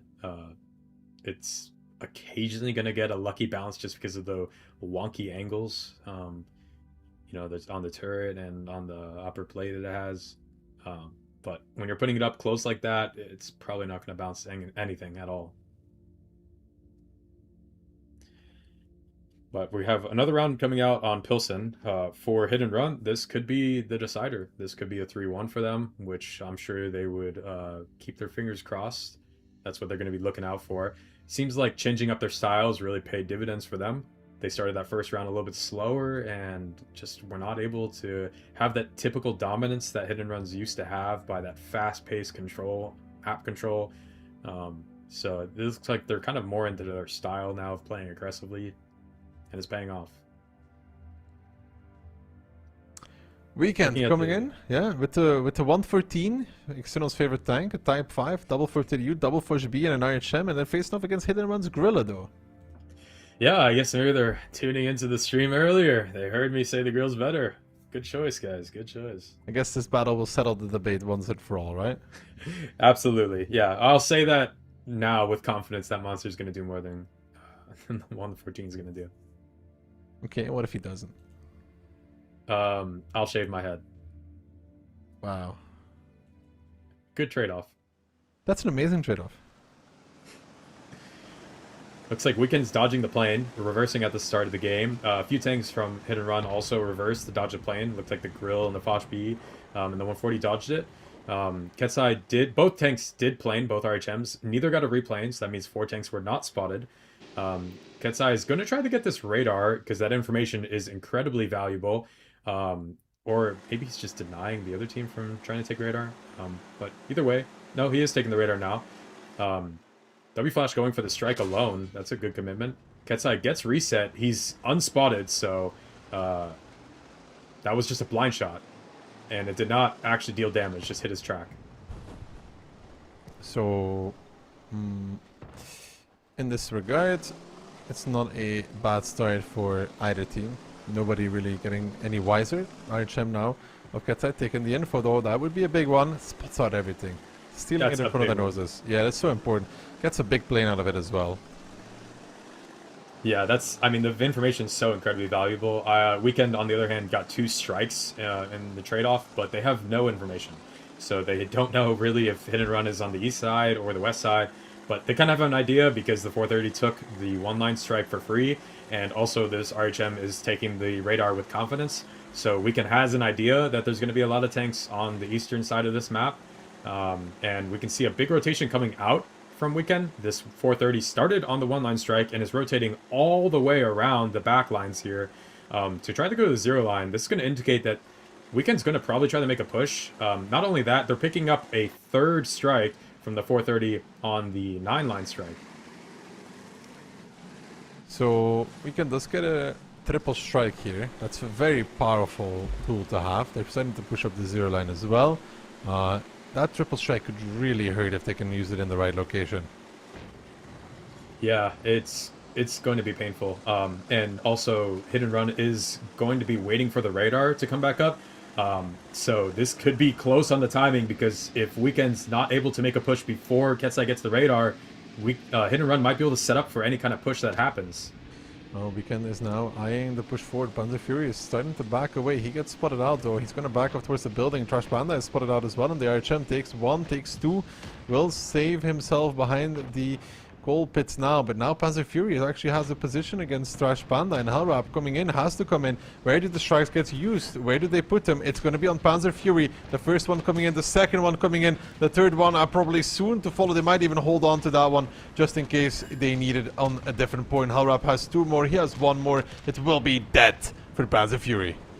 Yeah, but HP is not looking good for Weekend. Although they are going to continue this roll. They're going to keep pushing through. And also the grill's only going to be really impactful when it's not spotted, and he's getting close enough where they're going to be seeing him. In the middle, T-Sec is just dominating, taking 0 shots from the Type 5, in return killing him. But Hit and Run is on the run. They are not hitting and running here as much as I would expect. But the grill has found a pretty good angle. This is going to be hard for Weekend to make any further pushes here, because he's going to be covering the Foch B and the 140 on the 6th line. So right now 6,000 HP lead, and T-Sec luring in the Type 5 not once but twice, right?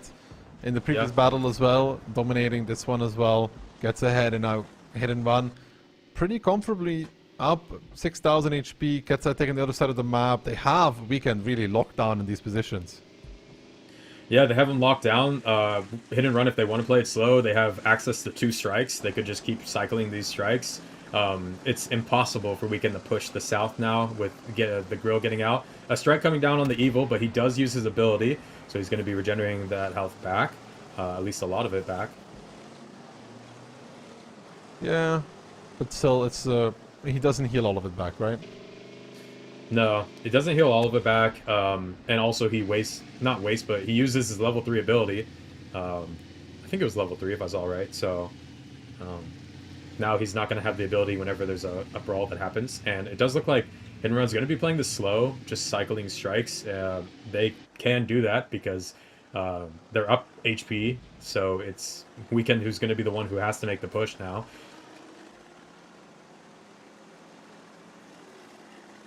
I mean, how does Weekend make the push here? That's the thing. How did they break out from where they are? You know what? If you want my opinion, I think it's already lost for Weekend. I don't think there is anything they can push, but I think they have to.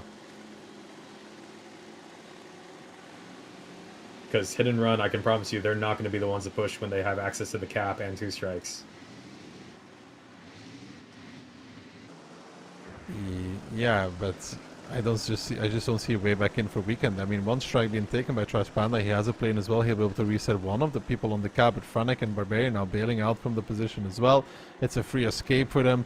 Triple cap could be started, but they don't have to. Trash Panda will use the plane and then strike one of the 2, but what's the follow-up after that?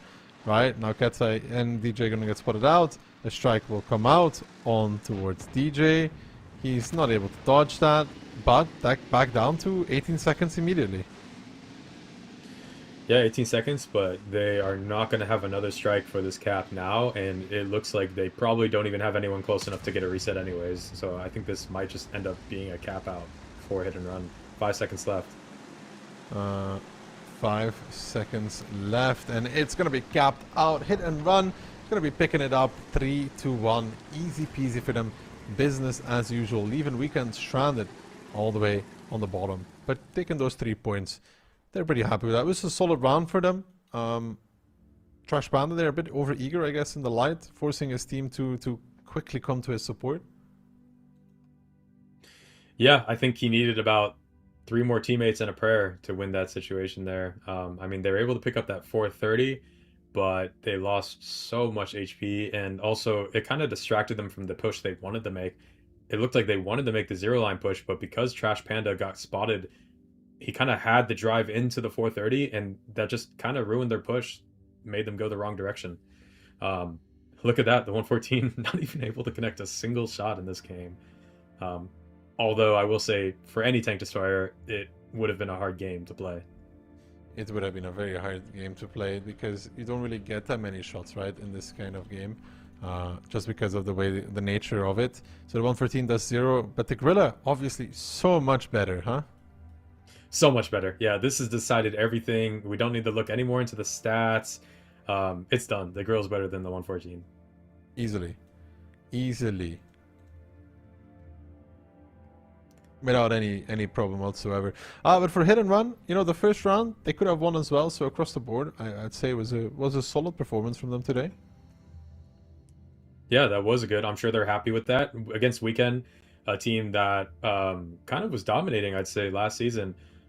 Even though they're not performing this season, you never know when that switch is going to get flipped. You know, could be any match that Weekend just starts dominating again, or it could not be, but they've shown that they could in the past, so I'm sure any team that's playing them always kind of has that in the back of their mind. You know, they're never going to take it for granted that they're having a bad season. But hit and run just showing, again, dominance through and through. Time is starting to tick, though, for Weekend, not for hit and run. Time is starting to tick in the regard that they need to find points. It's not desperate times yet, but it's not looking good. Yeah, I mean, they lost to Cashback and lost the hit and run so far. They don't pick up any points at all, right, from 3-1. So, I guess they have no points at the moment at all after 3 games so far in OLS, which should put them in last place effectively. Well, tied. Yeah, with Vulgus. Well, 7/8. Yeah, with Vulgus. That's what I mean. Like, they need to start picking up some points. Yeah, the hardest thing is losing the CTR. That's where they're supposed to get their points from, like their guaranteed points, being a dominant team. But that is all for us for that match. We will be back soon after the replays for the following. Don't worry about it, External. You're just a little over-eager listening to the voice in your head. But no, for Weekend is indeed a worrisome situation. 3 match days down, and they have 0. Okay, they lose the next one, 4 match days down and 0. That gives them 3 more matches, right? So they're going to have a lot of work cut out ahead of them. But now this time for real, we have 1 more match. When we come back from the replays, it will be the OCS Finals. So don't go anywhere. We'll be right back.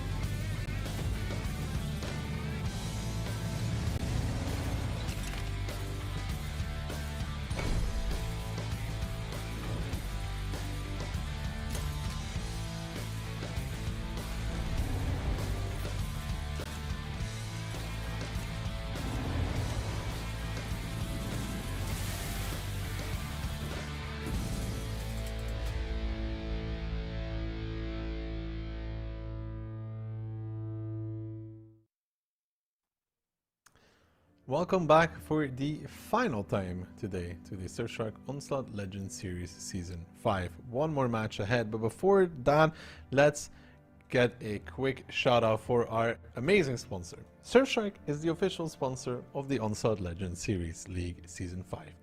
We're happy to have them supporting the tournament, obviously, because it helps and it adds some money to the prize pool as well for the players to compete for. Surfshark is a VPN that helps keep your connection secure and private, whether you're gaming, traveling, or browsing online. It works on unlimited devices, which means you don't have to worry about your phone, your iPad, etc. One for all, fast and easy to use, exactly what gamers aim to have. Surfshark has prepared a special offer for you guys at home. Just go to surfshark.com/OLS and use the code OLS at checkout to get 4 extra months of Surfshark VPN. You can find all of the details via the clickable Surfshark banner on the official World of Tanks Twitch channel. Just scroll down a little bit. Now, let's get back to the action for the final match of today, which is the OCS Finals External. Yeah, that's right. OCS Finals. So that means the final match for the viewers and final time they get to see our beautiful faces for the day. Baton versus Banda. I'm guessing you're not too familiar with the teams, huh? No, the most familiar I am is that baton in French, baton is stick, isn't it? You're asking the wrong person. I'm just rooting for my boy Nicolas. Right, a legend in his own mind. Yeah, a legend. Definitely very iconic. A lot of clips I've seen of Nicola. Like I said, a legend in his own mind. You know, there's one thing: all the rocky roads he's gone through has not stopped his self-confidence. Oh, that's good. I wish I could be like him. Well, from the match, we're going to see Cliff, Himmelsdorf, Muravanka, Tundra for the first time today. And if we make it the tiebreaker, it will be on Ghost Town. Of course, this is a best of 9, so it's going to be a little bit longer than the previous matches. So, you know, Cliff starting off pretty fast. Himmels, Muravanka, Tundra shaping up for a pretty quick map pool between these two. So fill me in on OCS because, yeah, you know what? I haven't seen too much. So what's it looking like? Who do you think is going to be favored here? I think Baton is going to be favored here, but we'll see if it actually plays out. At least I think I voted for Baton, which means Baton is favored, if I'm not mistaken. They have a team with more experience, but this Banda team has some highlight players as well, some well-known names that have played OLS even at some point. I need to recall, like, Dryas was there. If not OLS, he's been very active in 15v15. Tanzoff, I don't know if he's played OLS before, but I recognize the name. I don't think OLS, but you would have recognized him maybe from 15v15. Yeah, that's a possibility. Who else was on that team? Good question. Was Hellrap on that team? Did I see that name? Yeah, if you did, then I definitely recognize that name. Yeah, I'm not sure if he was. I think that name was on there as well. Was he on Dark Side a while back? Yes, I think so. But he was also on. Was he on Cashback at some point? Yeah, I think. But then it was called Hellmine, I think. So under a different name. So like experience, plenty for them. At least that will help. But you know, best of 9 is a bit of a different ball game than a best of 5, right? There's room for mistakes. Yeah, absolutely. There's room for mistakes. Typically, it's more. I mean, I feel like it's more decisive who's the better team because in a best of 5, or even a best of 3, which I guess best of 3s don't really happen too much, but you know, it could be like any team just has a good strat and it pays off and they win just 2 or 3 games and it's over. So when you have 5 games, it's less like likely to have just chance or you know, it's a couple like games you get the better of the other team. You really have to be dominant. Yeah, sorry, Banda was favored because of the experience, not Baton. But let's see how it plays out in round number 1. Quad BZ, a bad shot, a CS63, but most importantly, that was a Hori, but he switched it. Double bad shot and a CS63 versus Baton's 50B, double BZ, bat, double CS63, and a 114. Yeah, and 4 BZs from Banda. That's quite a bit. that's probably all going to be starting on the upper side, I would say. And there's double CS. That means there's 2 strikes they're going to have. They're also picking the 114. So I guess they're not a grill enjoyer. They haven't learned yet. One day, I'm telling you, it's all these teams are going to go back to the grill. No maybe it's just flavor of the season because they're actually able to play it for the first time this season, you know? That could be it, yeah. OCS is starting on the middle ramp. I think they're going to be going up for the hill, both of them, but Ghost not looking for that shot, which is strange. He could have gotten a shot on Hell there, but Hell taking a lot of damage, so Ghost is going to have an advantage on top of the hill. He could almost just win this 1v1 if it comes down to it. That means Bonda's probably going to have to climb a BZ at some point to contest, but they are sending 2 Batchats around the backside of the hill. Look at this Batchat on the 9 line. He's committing the Palladium. He was in the bush and now he's committing forward and he's going to die again. Mindwalker and Kaban chasing him down, or at least take a lot of damage. He's down towards a 2-shot, 784. Ghost is now looking towards shooting the lower side. I'm not sure if I agree with that because it gives Hell a free shot against him, right? Ooh, but yeah. Ghost, good retaliation. Ooh. Oh, this Batchat, wow, swap back over to him, minus 2.4k, and Danny Dan's just going to chase down these Batchats.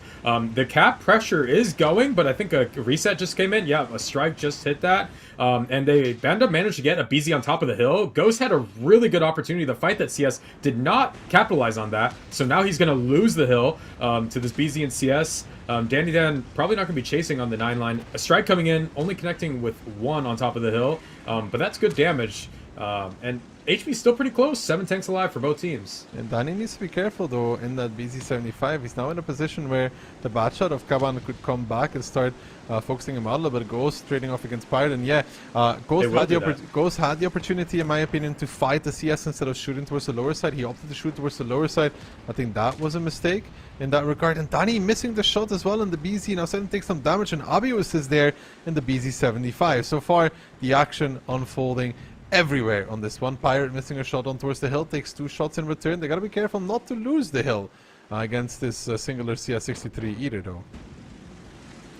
Yeah, I mean, Ghost is going to be able to stay alive because he has the 114 covering, so Nicola is going to be able to at least keep Ghost healthy there. Cap pressure is going, yeah, 30 seconds, but Baton does have a strike if they needed.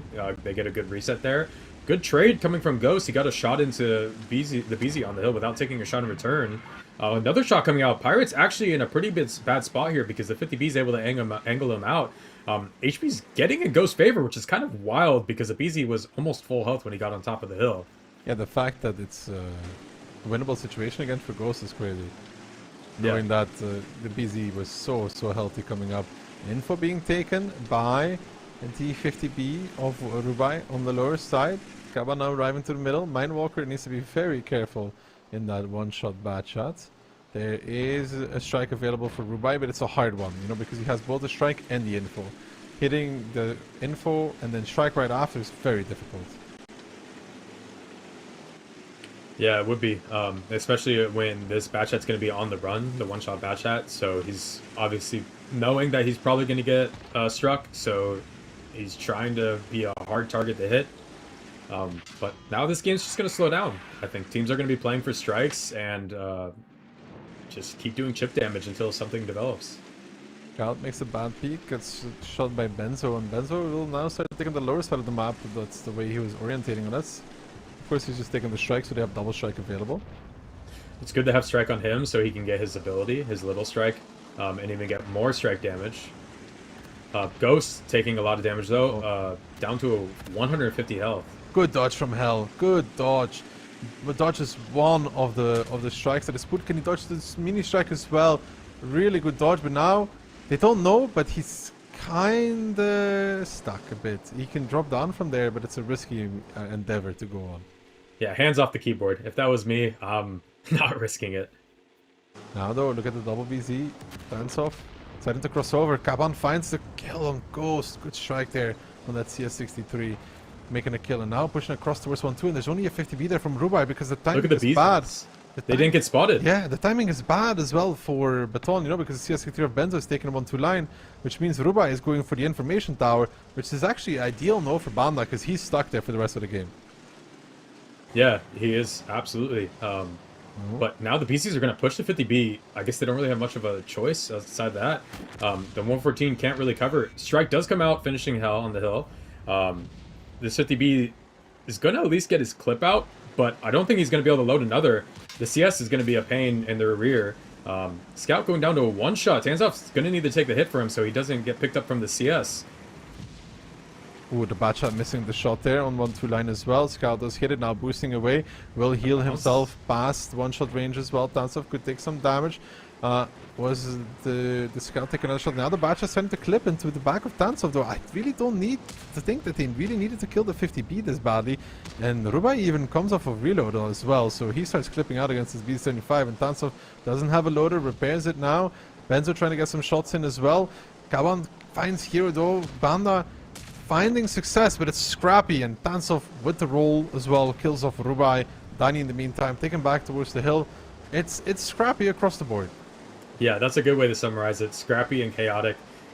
Just a lot going on, and some bounces coming out. Danny Dan does get a really good connection into this batch shot driving away here, and now both teams are in some really unique positions. I mean, the CS is still behind enemy lines here. He's committing in. Look at the 2 line here. The CS is going to go in, try to pick up both of these BZs.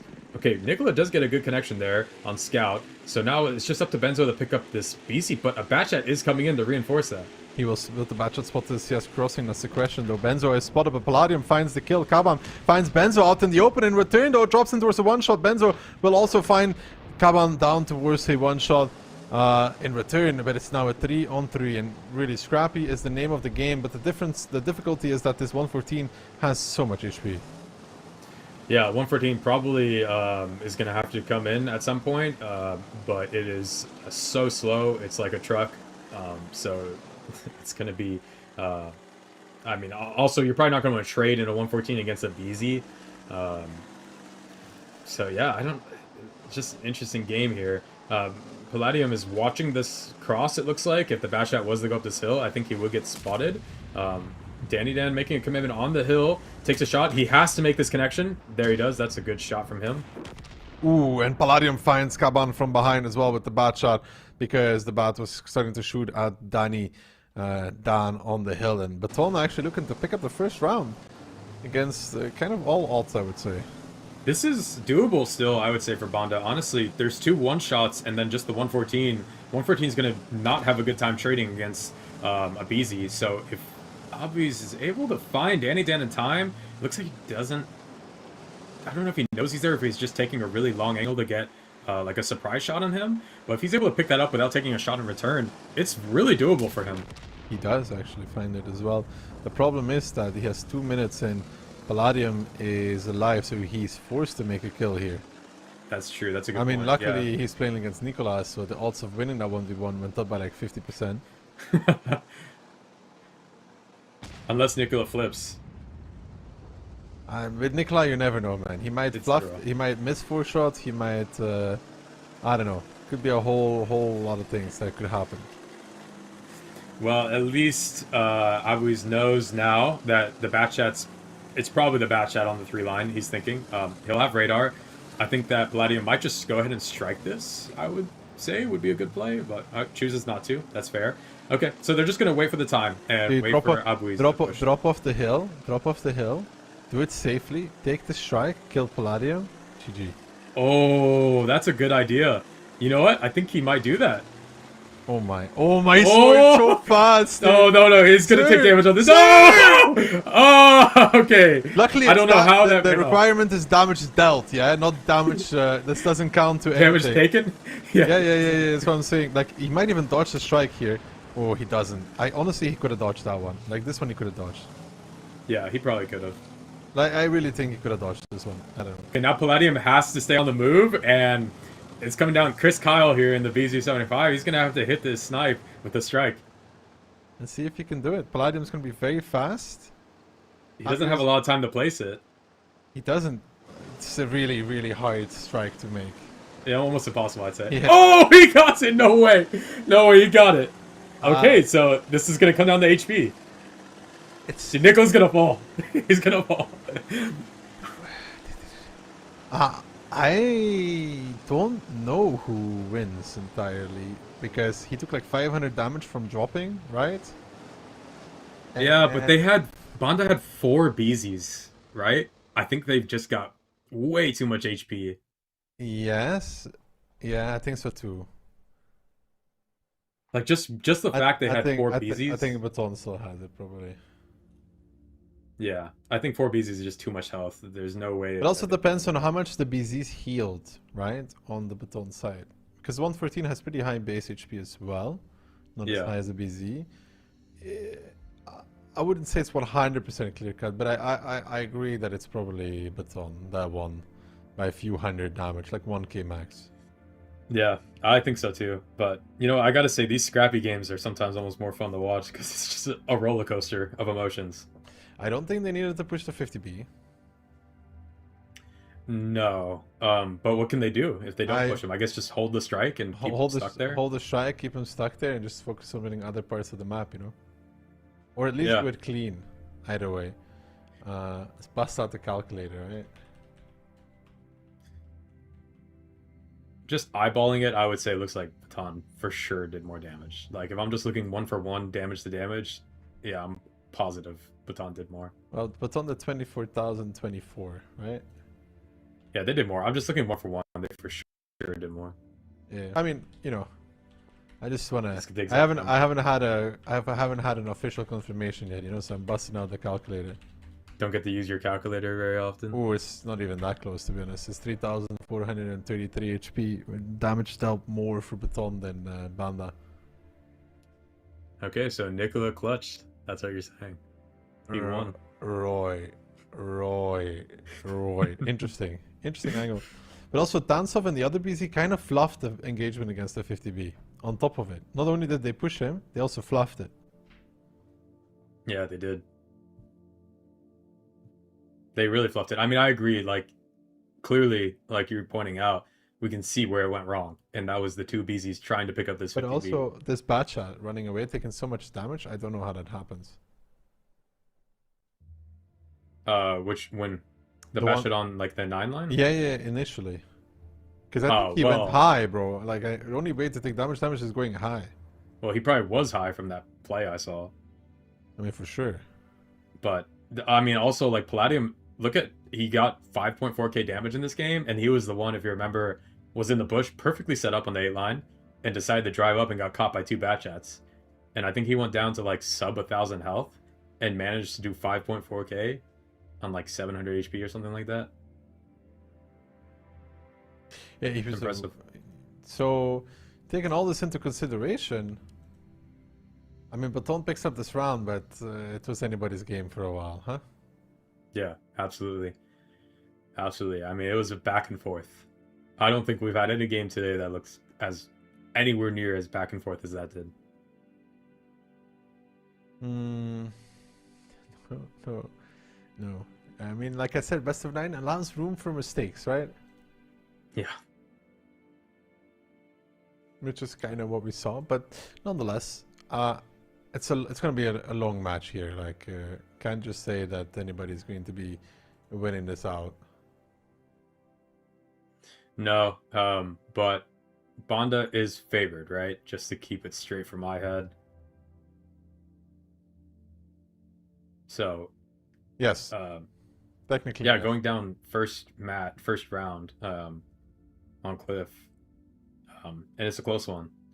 That definitely stings, you know. These teams, they practice a lot, so they're more resilient, but you can't avoid the fact that tilt happens, right? So even just the first game, who knows? The team could get tilted from losing in such a close fashion like that.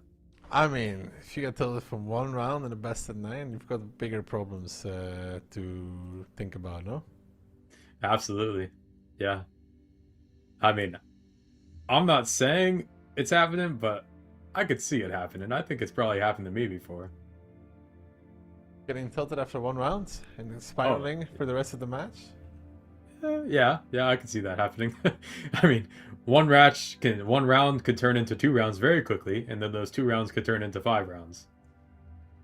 I mean, but if the matches are quick and they're coming at you very quickly, that the anger could, you know, skyrocket. You lose one round, it's close. Okay, you lose a second round, that's close. Yeah, you might be pissed at that point. Yeah, but I would say that at least wasn't a game to really get upset about if it was to happen, you know, because it was close.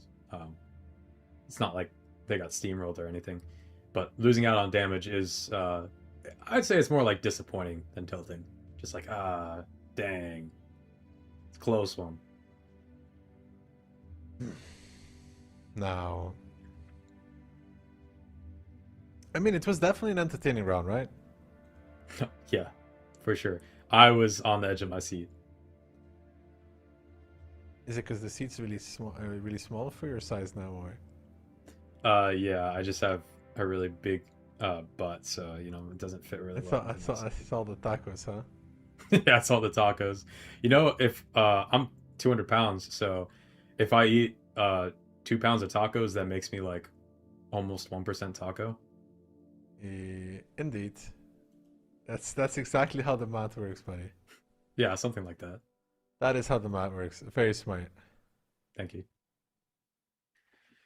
Going into our next game, Baton is bringing 2 BZ75s, 1 IS7, 3 CS63s, and a 114 SP2. Baton 114 SP2 themselves, a quad CS and double BZ75. I don't think they agree with your assessment of the Gorilla, but both teams with 114s, man, what is happening? I guess this map, I will say this map, I could maybe understand it more because like the HE, you're going to get hit with HE for sure, every single shot if you're a grill here, but also the 114 is so slow. Like, the grills is kind of important to get into position in time, I would say. You might not be able to get up the hill fully in the 114. You can stop somewhere halfway, right? Yeah, you stop halfway, but then if they're spotting when you cross up, it might be a little bit challenging. But both teams opening up heavily towards the middle. Baton, the only team opening up towards 1-2 with 1 E50M. Palladium is going uphill, taking a lot of damage for that. The 114 made a good connection. Minus 1.2k on Palladium. Almost no damage traded out into Banda. Just Hell taking one shot. One small shot going up. And they have 2 tanks on top of the hill now. Versus only 1 tank here, Palladium. He needs to be very careful. He does have Nicola covering him though. The 114 SP also hits a stunner from the back.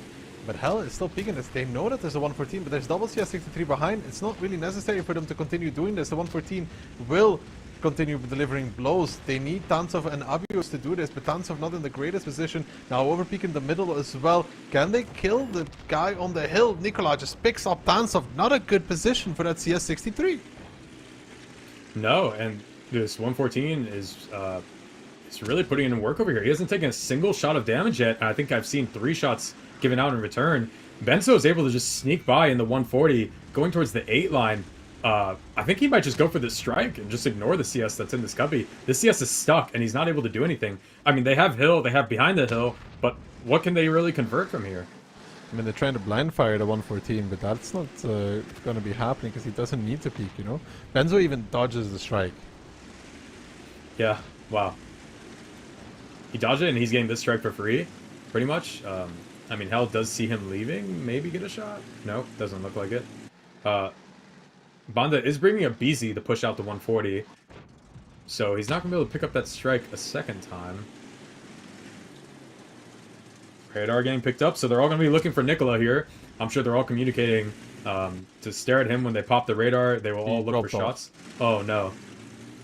Can he get back up from here? No, he cannot. Oh. Oh my god. Bloop, bloop. Ouch. I am under the water.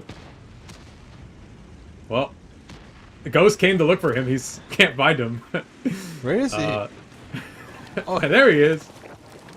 Well. Well, I guess Patras isn't the only one to have a little slip up today. Yeah, no. True. Yeah, for Banda, it's a disaster. Alright, they're down 2-0 coming out of Cliff. The strike will pick off Mindwalker as well. Adamek now getting pushed on. Ay. What a disastrous round. Nicola finds Hell. What a disaster. Maybe you're right. Maybe they will spiral. Yeah, this kind of looked like an unfortunate game for sure, but there's so many mistakes all around that it's hard to tell what direction things will go. But this was a clean game from Baton. They played it really well. And Nicola looked like he was pumping out a lot of damage. I'm gonna guess like minimum 4K. There's another big juicy 1K shot from him in the Pirate. And yeah, this game is definitely over for Baton. I mean, 7 tanks still alive, 8K HP advantage. Banda only having 2 tanks alive, just a matter of time. Yeah, I mean, this is over. Really well played to Baton. 2 rounds in a row, finding great success. Now they're going to be moving on in the world with a massive advantage and very, very well earned 2 rounds. That could skyrocket them for the rest of this match, yeah? Yeah, I think so, definitely. You know, maybe in OLS, I feel like the teams would have more resilience to, you know, not get tilted from losses. I don't know about OCS, I haven't played there. You know, above my level, I'd say. So, that was a good game, a good round. Above your level? What a humble king. I'm a very humble king, actually. Could use my crown at any moment now. No, if you don't want me to be a humble king, I would say that we beat CTR in the Winter Invitational. Wow. An NA team, who could imagine? I couldn't. What you won a whole game against them, huh? A whole match, actually. Wow. Yeah, you thought I meant one game? Wow. No, you're from NA, so I just assumed there was one game. Well, we won one game, but like 4 times. Or 5 times. Nice memory. I think that was best of 9, if I'm not mistaken. Just the positive outlook. That's all. Wow, look at that. Nicola doing 6.8k. Let's round it up. Damage in this game. Kaban doing 4.3. So both 114s top of the leaderboard. 2 of these CSs, just these are the 2 that went around the back of the hill. Tanzoff and Hadwiz just not able to really do anything. 1 shot of damage. So obviously this was the point of failure for them in that game. And I mean, everything looked pretty decent. I saw Tanzoff take like a lot of damage trying to find a position that was safe. Like he took like 1.8k or something like that before he could even get safe. Yeah, and the rock he went behind is just not a good one against the 114. You want to be in one of those cubbies, you know? Yeah, I think I've played that spot a few times. I think the houses are the best because you're like, the point of going around is you're committing to kill middle, right? So the cubby, like, you can't really trade against middle. Like, you have to still peek and take shots from the TD if it's back there.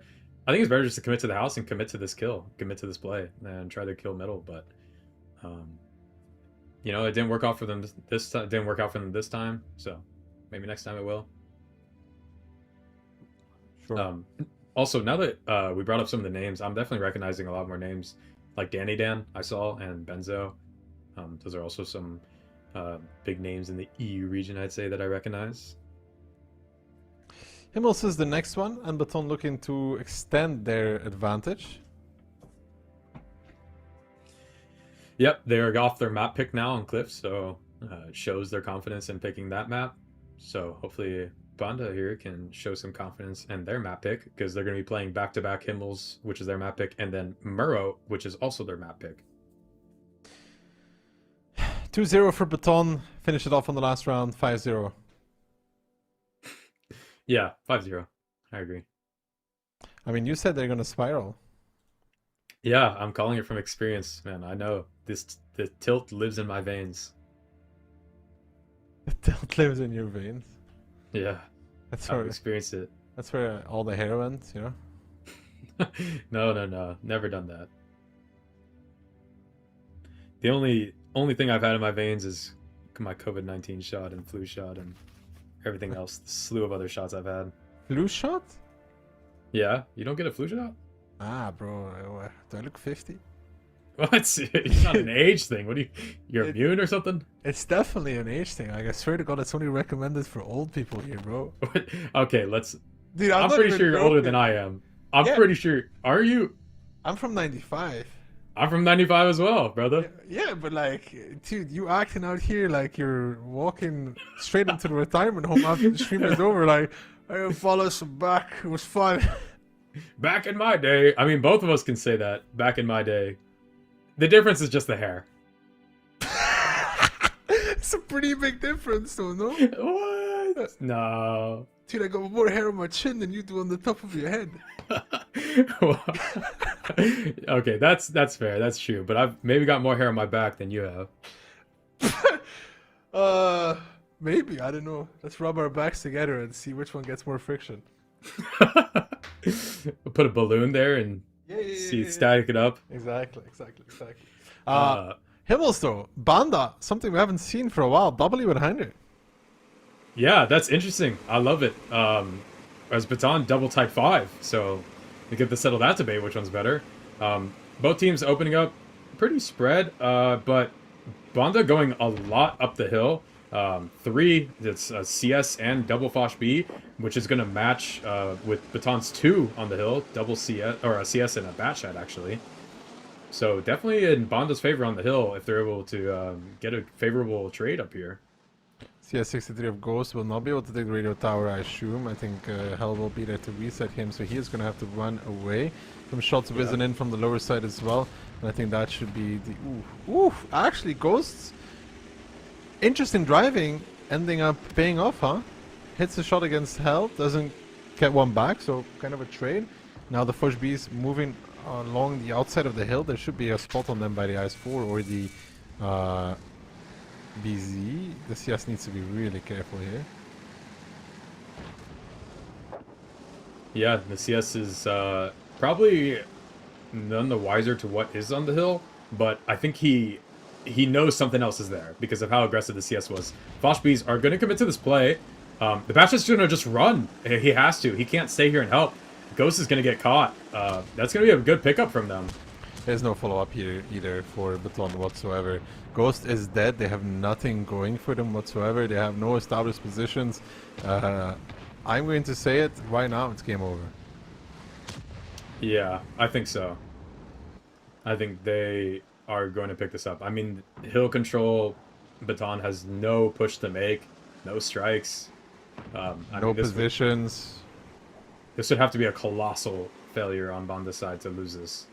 How do you come back in this? You don't have any 1-2 line control. You need to push past Fush Bs. Fush Bs can be flanking already. You've lost the 6-7 line altogether. So the strike is given up. You are unable to push down 1-2 without getting owned. It's over. Like this is I don't know, for Baton, like this kind of opening when you have like 2 tanks going hill, and if they go hill, you just lose. Yeah, losing the hill like that. I mean, the problem is that they stayed hill, you know? I think that the indication, like, just this fact that the CS on hill was contesting the other CS, that gives you enough information that you should probably run. Yeah, I think when the first CS gets, when he's so aggressive and he's not afraid of peeking against you, I don't even think it's something to re-peek back into later, you know? And now Baton is trying to do something on 1-2 line, but, you know.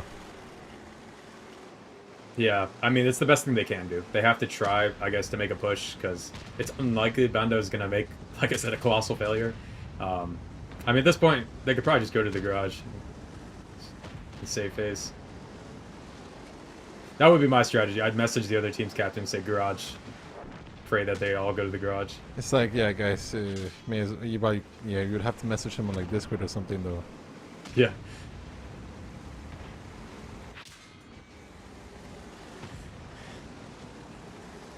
Well, not much left to do in this. The trades are coming out from Banda. It looks like they're going to commit to this push on the 2 line to pick up these kills. Benzo at 1.3k. Tanzov coming off with full clip, 6 shots, so he should be able to pick this up pretty easily on Benzo. And Palladium's stuck here as well, which would just leave 3 tanks for Baton. And I guess it looks like Aguiz and Mindwalker are going to have a good enough time just picking up that Batchat alone. And Nicola, the clutch master, left here. 1v7, Nicola wins these, man. I think he does. This is a clip if I've ever seen one. Oh. Dang. Never mind. Maybe next time. They must have been cheating. If he was in the 114 SP2, I think he had that. If he was in a 907, he'd 100% lose that though. Yeah.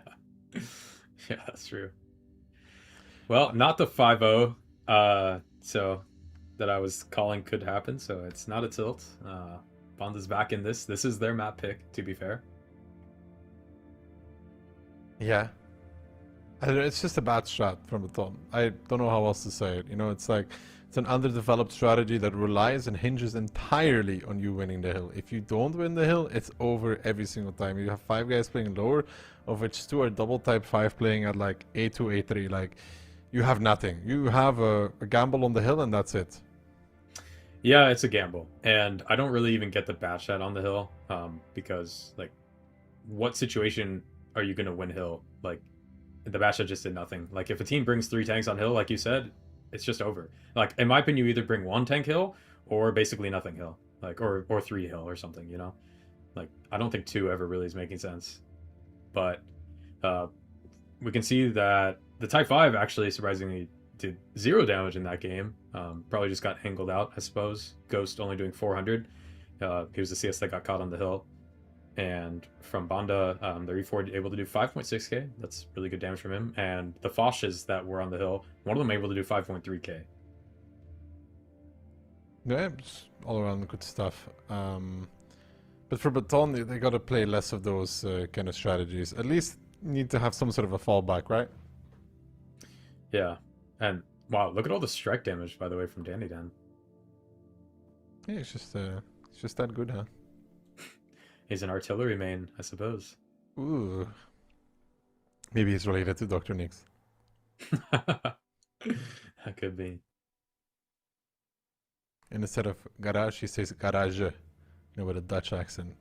Don't you guys say hanger? Do you guys say hanger? That's more like, no. I think that's more like Eastern. Angar, no? I've always heard that, I feel like, when I played... Well, we used to scrim against Russian teams back in my day. And they would say hanger. Yeah, but that's more like Eastern. That's what I said. Like, I feel like that's more like Ukraine, Russia, etc. That would use Angar. Well, I think in the western part of Europe, we just say garage, no? Well, you're all Eastern to me. That's crazy! That's crazy. Well.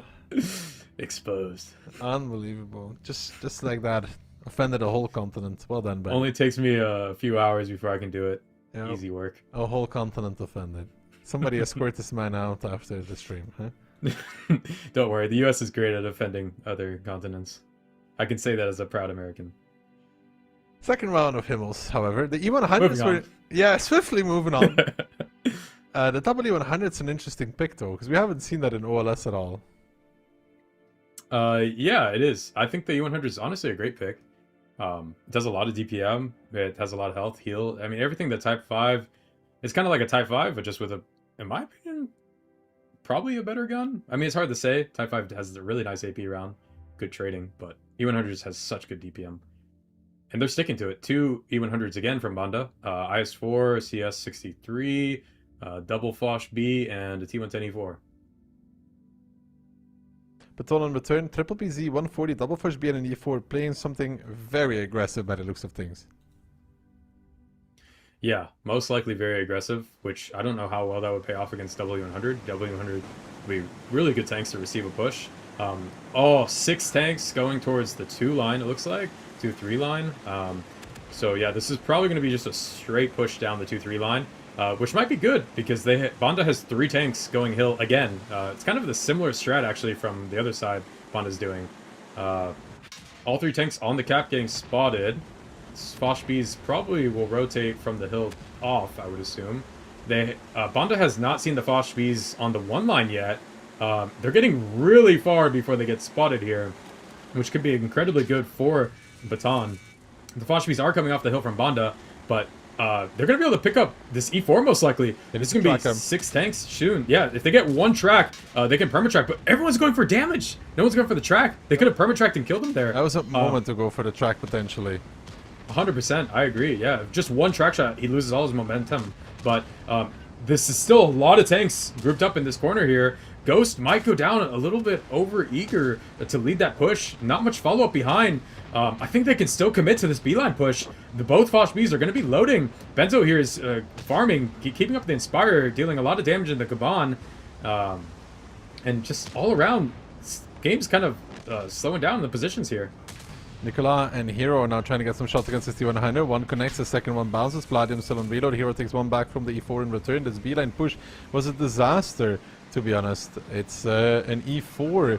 The Ghost committing forward into the E4 and is dying. You see his wreck there smoking as well. And as a result of that, they're now down in HP. Rubai is dead, and to be honest, Baton chewed out a little bit more than they could handle, and especially not tracking that E4 given the opportunity. And here comes the repush now from Banda as well, wanting to wipe away the struggles from Cliff, and they're going to do so on Himmels as well, now coming around the corner with the superior combat tanks in this regard, cleaning up Baton, who had an opening but let it slip between their fingers. Yeah, it went right through their fingers. Like you said, I think they actually made a really good play. I mean, everything was good until they didn't track the E4 and they didn't commit to this beeline push. Like, they let the Fosh Bees clip out into their beeline push. They stopped, took the full clip from 2 Foshes, and then let the Foshes reload again. Like, they should have just committed, taken the clips, and then killed everything that they could there. But they ran out of steam, and just not able to convert. And Banda wipes away Cliff. Just like that. It's 2-2. Oh, yeah, I see what you're saying. Yeah, they wiped away Cliff, which they lost 2-0, but a 2-0 on Himmels of their own. So, good stuff. I think they're pretty happy with that as well, and they should be. Yeah, so they've even scored now, 2-2. This is a long set, best of 9. So, someone has to get the 5 points.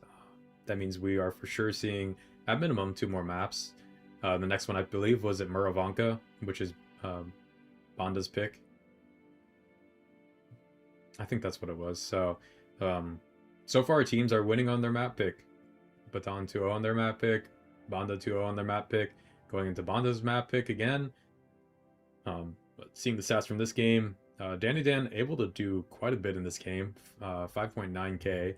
But these BCs that led the charge, as we can see, just not able to do really much at all. Ghost getting just 2 shots out. Hero Nicola getting 3 shots out. E100s were a great choice, I suppose, because for Banda, both of them were able to do the most damage on the team. I mean, the E100s did well in this scenario, and I think Baton, they either fully commit to the beeline or they stop committing, right? Now it was neither. Ghost went, and the rest was like, Yeah. All or nothing, right? Yeah, especially in Onslaught, I'd say. Really any game mode, the worst is not being on the same page. I mean, you kind of have to all follow through with the same play. So doing the split play spells disaster. But Murovanka, it's going to be very fast. Done. Yeah, Murovanka and Tundra coming up could be very quick if a team opts to play the cap on Murovanka. If we will definitely see 1 round of Tundra, which is also going to be fast. Yeah, I have seen some slow games on Tundra, but it's kind of like it's one or the other. It's either extremely fast or extremely slow. I haven't really seen too many like medium pace games. I feel like between these 2 teams, I could see it. Yeah, I could too. It's hard to find an opening sometimes. But on Murrow, like I said, I've been seeing teams almost always at least commit. Even like you said, the little BZ strategy where they do 2 BZs to the cap. This is happening almost every single game I watch on Murrow now. So it makes me feel like it's harder to have a slow-paced game on Murrow when one team is forcing the pressure on cap. Mm-hmm. I'm inclined to agree with you. The slowness of Murrow depends if neither team wants to play cap, right? Yeah. Which, I mean, it's pretty common that a team plays there.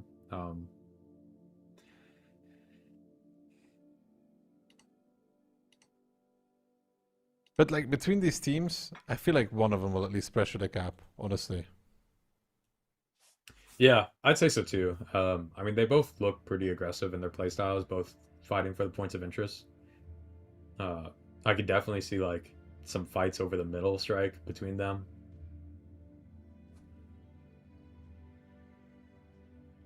I mean, if we think about like Cliff, they did have a 114, but they played pretty slow. Well, going into this game, Yeah, Panda, RHM for 30U, 140, K91, E50M, E100, and a BZ. yeah, and for Baton, they have triple BZ75s, one E50M, one Object 140, and two 430Us. So Baton looking to cap, right? Yeah, yeah, I'd say definitely looking to cap. I mean, this is an aggressive lineup, 3 BZs.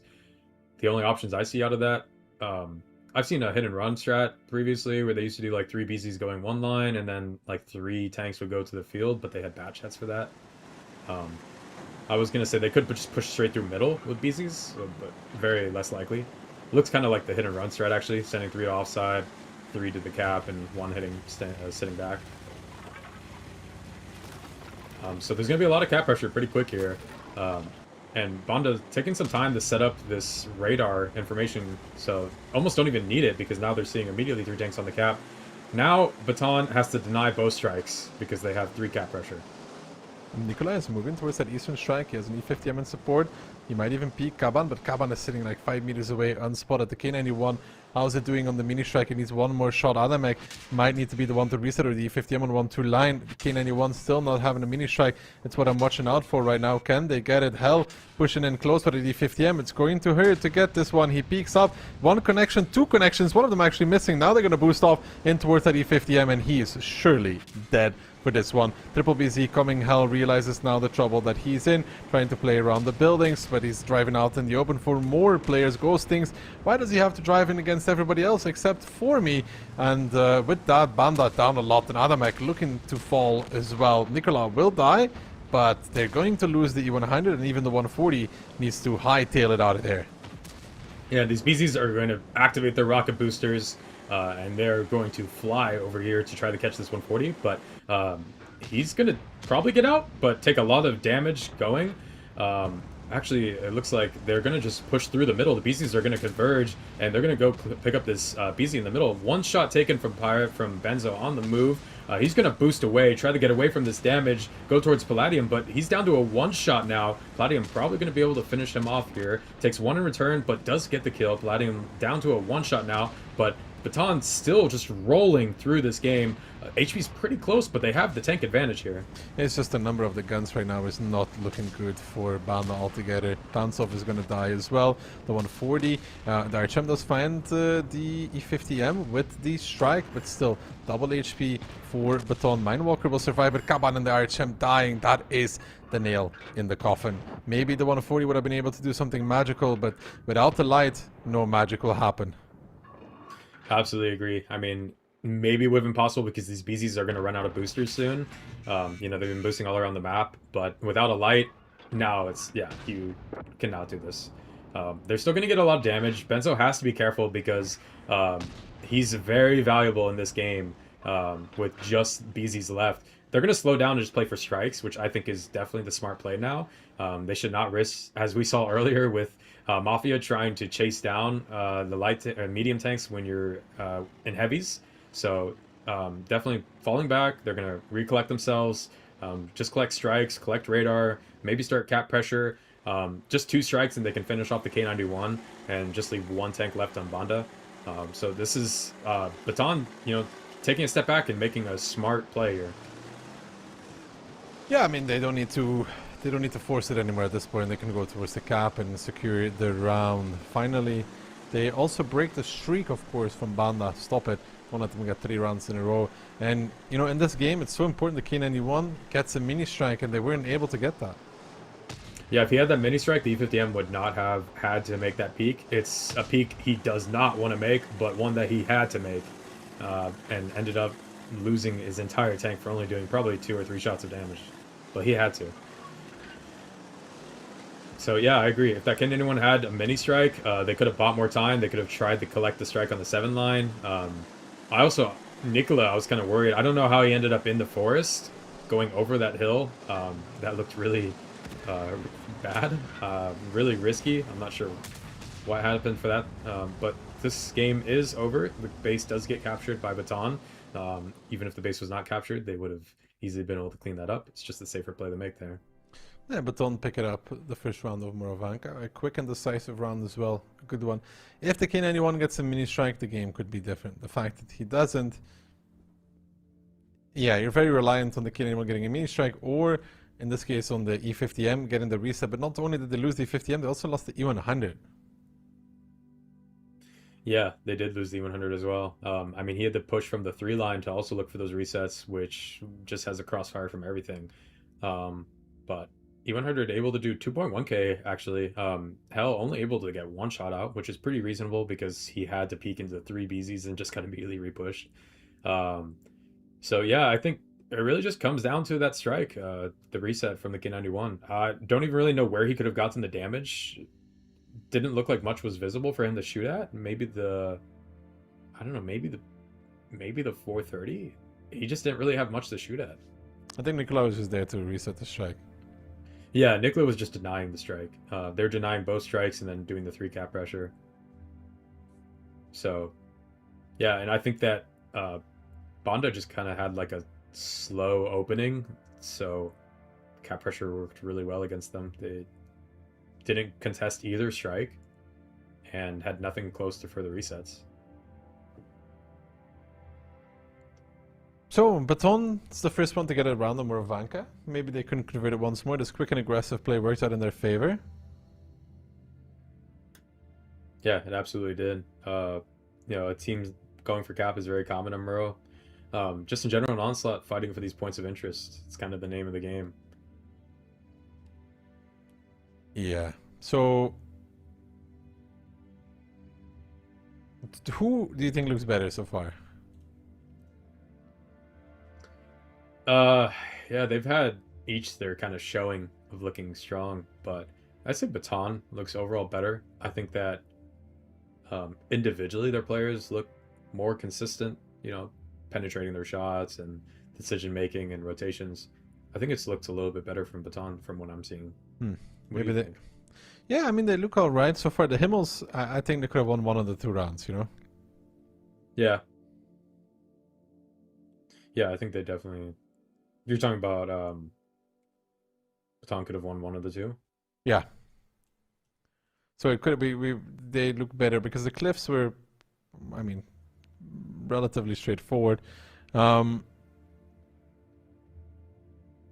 would agree that Baton looks a bit better. I think all the predictions are ruined anyways. Probably are. But looked like almost everyone had predicted for Banda to win, which is still possible. Very possible.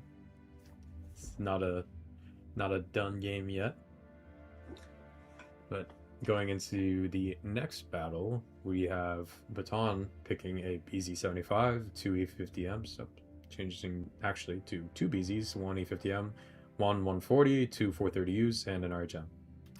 Banda on the BZ, E50, K91, 140, 430U, first B, RHM. So both teams playing with the light now.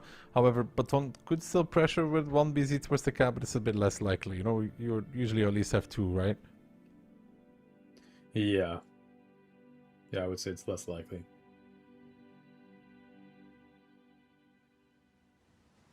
It's a lot of mediums from Baton. I mean, I guess both teams kind of have a lot of mediums, but only 1 heavy. So to me, that would say both teams are playing Forest with this light of a lineup.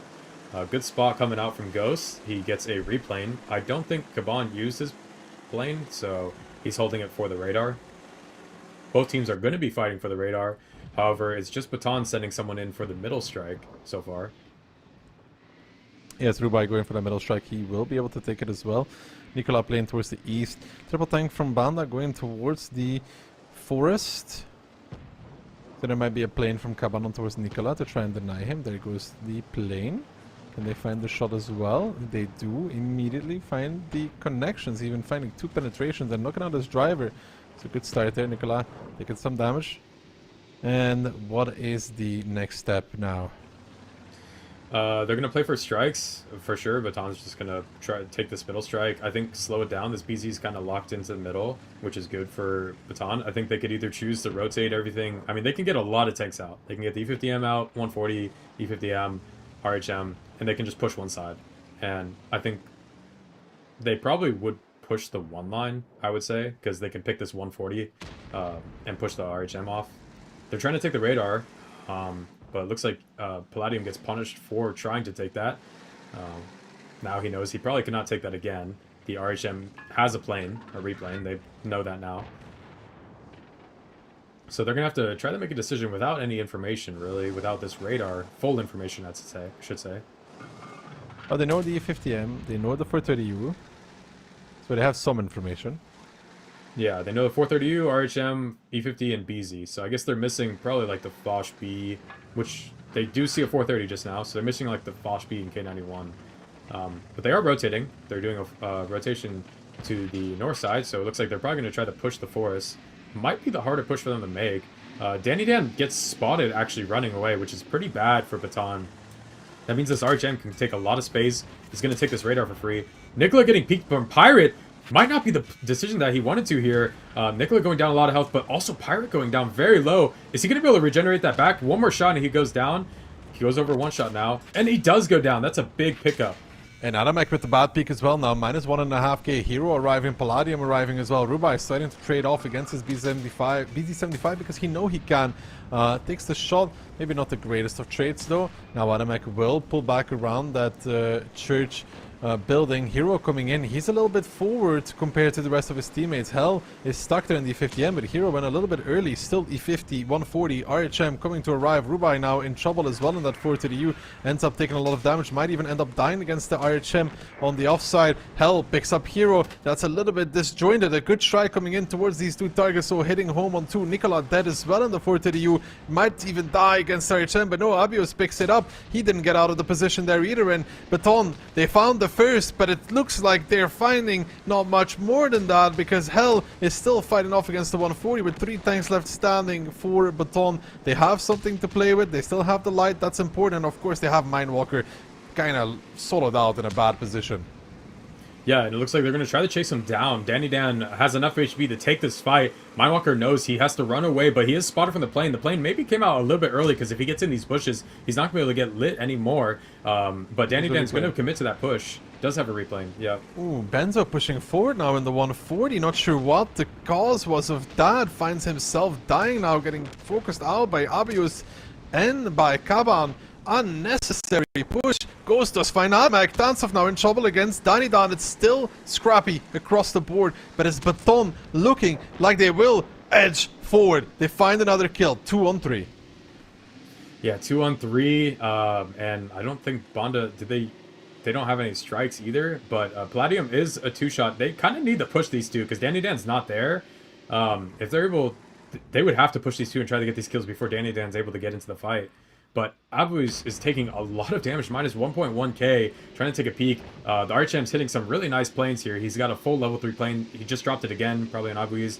And Kaban is going to find this RHM, but he will drop pretty quickly to the likes of Palladium, Danny Dan, and Ghost. Yeah, and he does find a shot against Palladium to drop him towards the 1-shot with Ghost instead of 2-shot as well. And Danny Dan is now coming in, and Baton, even with a few mistakes there, you know, like Rubai not disengaging earlier, Nicola not jumping over, and Benzo repushing a bit early, they still make it happen. Luckily enough for them, there was a dead Foch B already at that point, right? Yeah, that Foch B play was something special. That was YOLO with a capital Y if I've ever seen one. That drove over. I think it's because he had his level 3 ability. He thought maybe he'd be able to peek, and he probably didn't think that 2 tanks had rotated to like A6 because there was 3 tanks waiting there. So I guess, you know, if it was just 1 tank, he would have survived. But those 3 really surprised him. So, Baton on match point.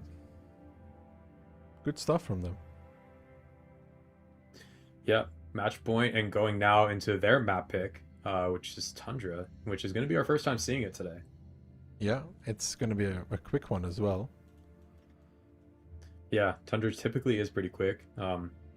Unlike the other new map, Runeberg, that we've seen today, which has been pretty slow. Looking at the post damage here, 5k damage from the E50M, 4.7 from Baton.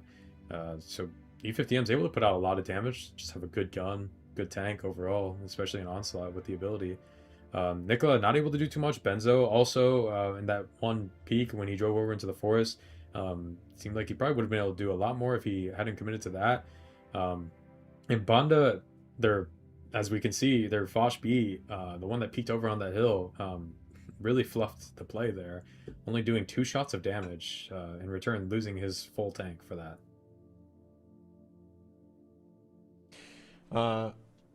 Yeah, Pirate, I don't know, but they even saw Danny run though, so they knew that there was going to be tanks in the forest, no? Yeah, that's a good point. They should have known, because the RHM, I mean, he should not commit to that play, because the RHM was going to get the radar for free on the 1 line. So, there's no point to commit to that when you can just wait before making a decision to have full information. But yeah, like you said, they saw already an E50M rotating away from the 1 line. They saw they had 1 line completely free. That was a very, very bad push from him. And as a result, Baton is on match point going into Tundra. So they're having a real opportunity here to win this 5-2. Yeah, and that would be really great for them. As you said, the OCS Finals. So this is an important match for them. And even more so, it's against the predictions. Banda's got to be one of the best teams to be favored so heavily in the predictions. Yeah, I don't even remember. I think we favored Banda because of some reasons. Don't even ask me why anymore. Maybe I was, still very sleepy when I filled in my prediction, Maybe just a logo. Yeah, you don't like the mouse. Maybe I saw Nicola on the team. I'm like, no, there's no way a team with Nicola in it wins. That was probably it. Well, he's not in a 907, so, there is a possibility. You just got to ban that tank. Right. So I'm expecting a quick Tundra. I really don't see some sort of a control play come out. Maybe I'm wrong. Yeah, I've seen pretty quick Tundras typically. I have seen teams play very heavy on Tundra, which surprisingly can kind of be a pain in the rear to work out. But yeah, typically it's like mediums fighting for both both strikes, and then like immediately trying to make a play off of those strikes.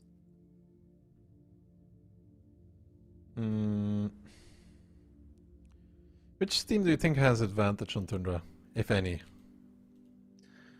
I would probably say Baton, because they just seem to have more cohesion in their team, aside from that Himmels push they made, which was terrible. But they have a lot more cohesion, I'd say, compared to Banda. And also they're playing like lighter, more E50Ms, 430s, bats.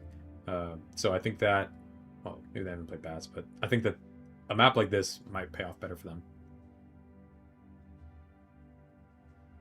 Possibly the final round. Banda, 60p, double BZ, E50M, 140 times 2, and a Bliskovice. And for Baton, they have double BZ75, a CS63, E50M, Object 140, and double Bliskovice. So Banda's playing pretty heavy, aside from an EVR, which I will say I strongly disagree with picking an EVR on this map. I think a Batchat can literally just do anything better than an EVR can on this map, in all situations. I don't know why they're playing an EVR either. I'm not a fan. If it actually involves into a straight fight, the EVR will be just very useless. Yeah. I mean, especially just alone having 1,000 less health than any other tank. It's interesting. But EVR is going to be opening up, I guess, maybe for the speed. Maybe that's why they're picking it, because he gets the strike faster than a CS.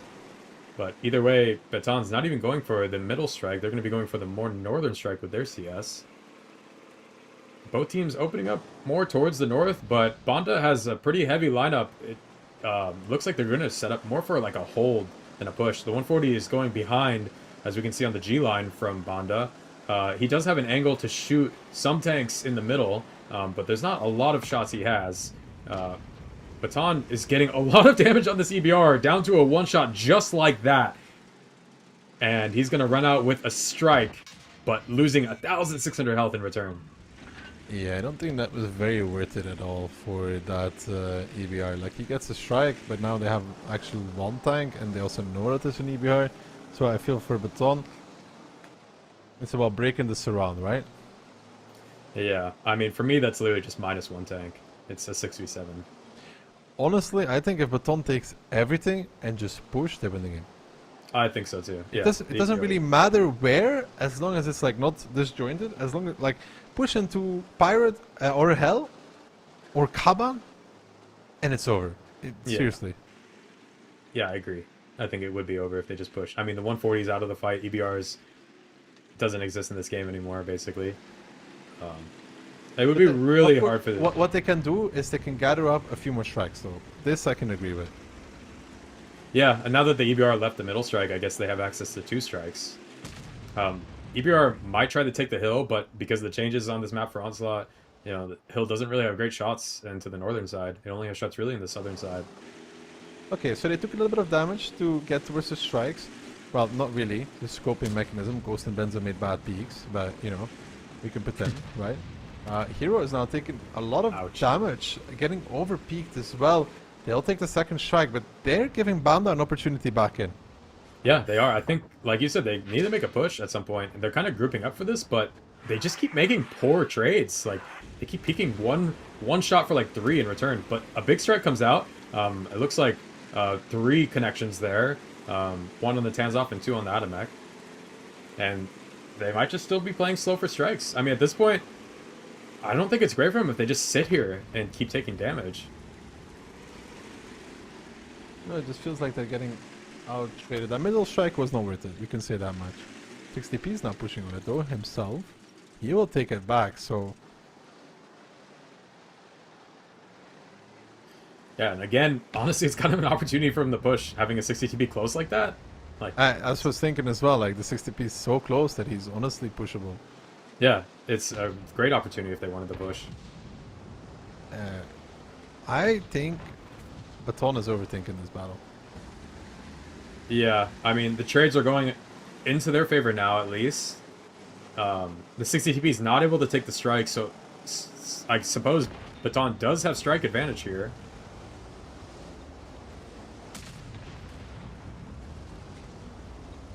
Good shot from Pirates. But no, like they're overthinking it because I think they know that they have like a damage dealt advantage. But that... You think that's why? Yeah. I wonder, I mean, obviously we can see all the tanks. They can't see all the tanks.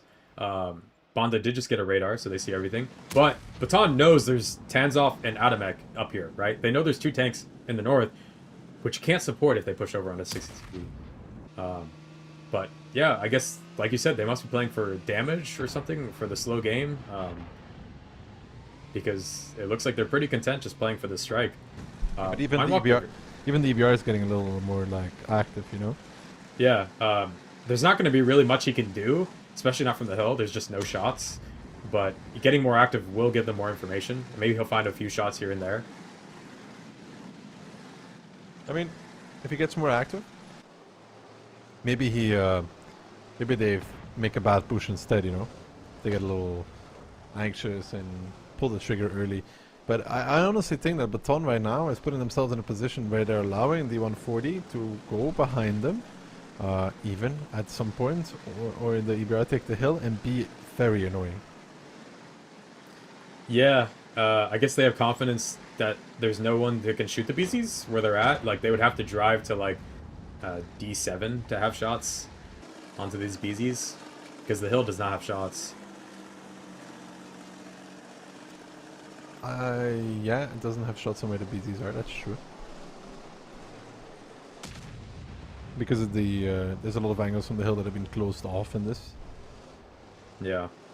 The EBR is rotating towards the 1 line. I guess they'll just keep playing radar, which isn't terrible because if they can stagger these radars, they're going to see a push before it happens.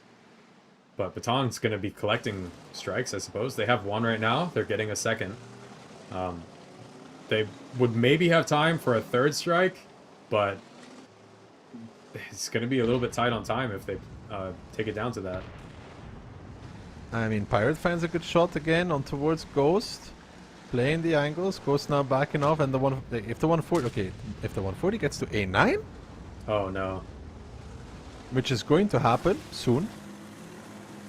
That's a Giga Chad play. Palladium does not win the 1v1. And he No, does. he doesn't. Actually, he does. Because the 2 strikes, I still don't think he wins. No, 900 plus 250, 1150 from strikes alone, but he gets spotted out running away. So he goes into fade and then has to bail out again. He takes a shot of damage as well. Uh-oh, 140 is arriving. Palladium's in trouble. And now Baton, I think, realized the trouble that they're in. Palladium's going to die.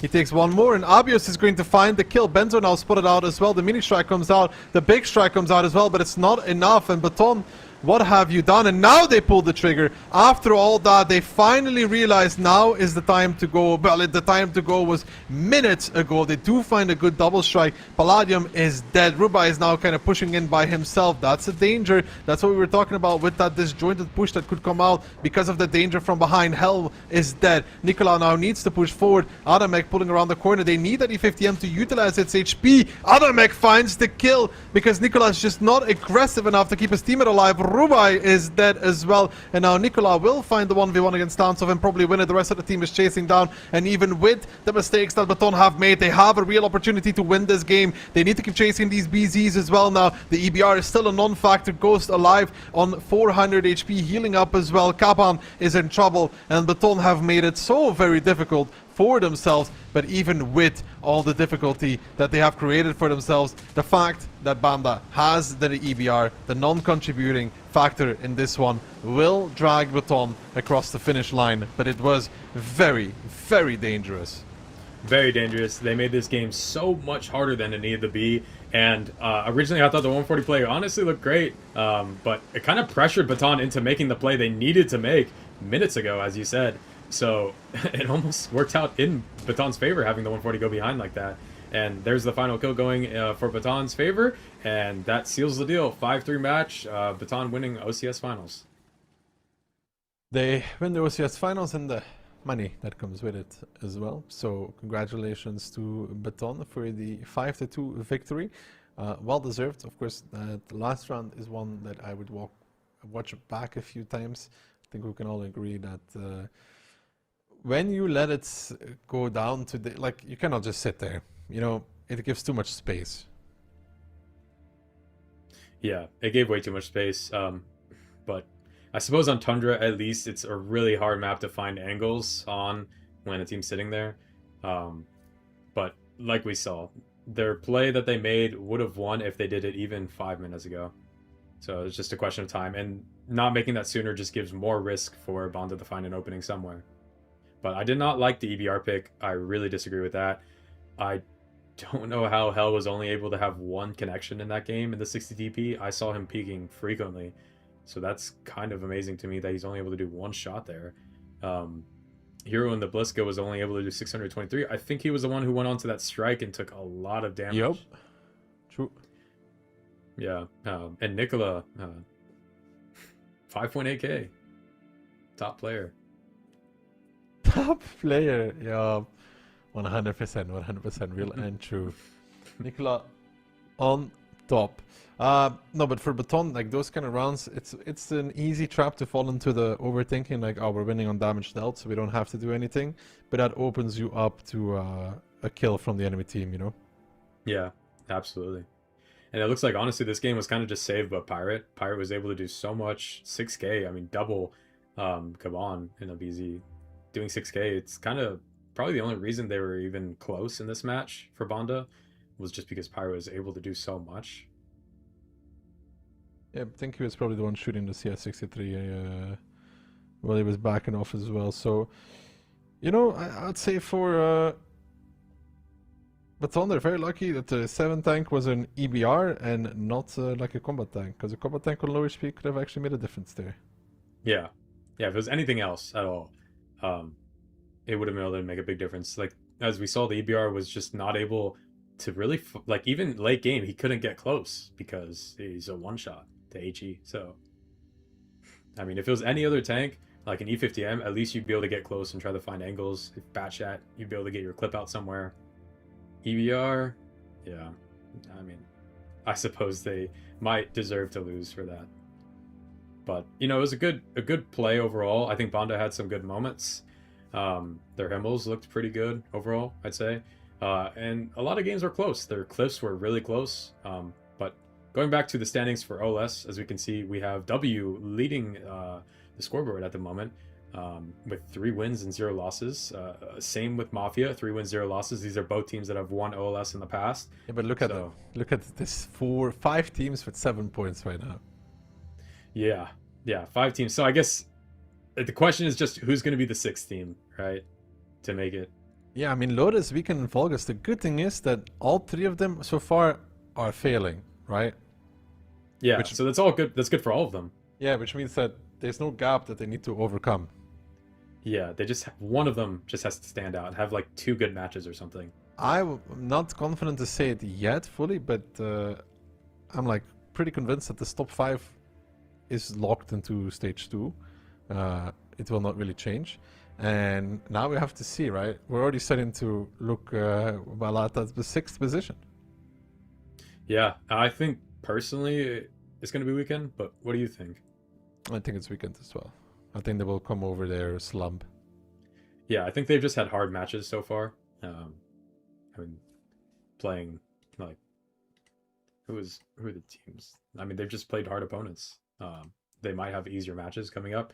I think when they do get around to playing Lotus or Vulgus, that will just be easier matches for them. But here's our schedule coming up. You can catch us on Tuesday on the 27th, which is in 2 days, for our next stream.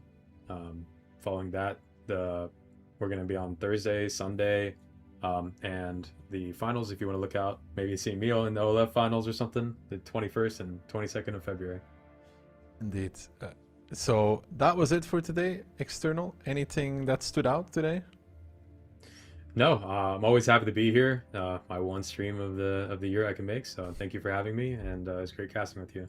I wish you the very best luck in OLF. May you win at least 2nd place. Maybe I'm still hoping Dopa first, but we'll see about that one. I wish you all the luck though. Thank you, External, for casting with us. Thank you guys for watching at home. We will be back on Tuesday. That was it for tonight. Have a wonderful night and catch you guys on Tuesday.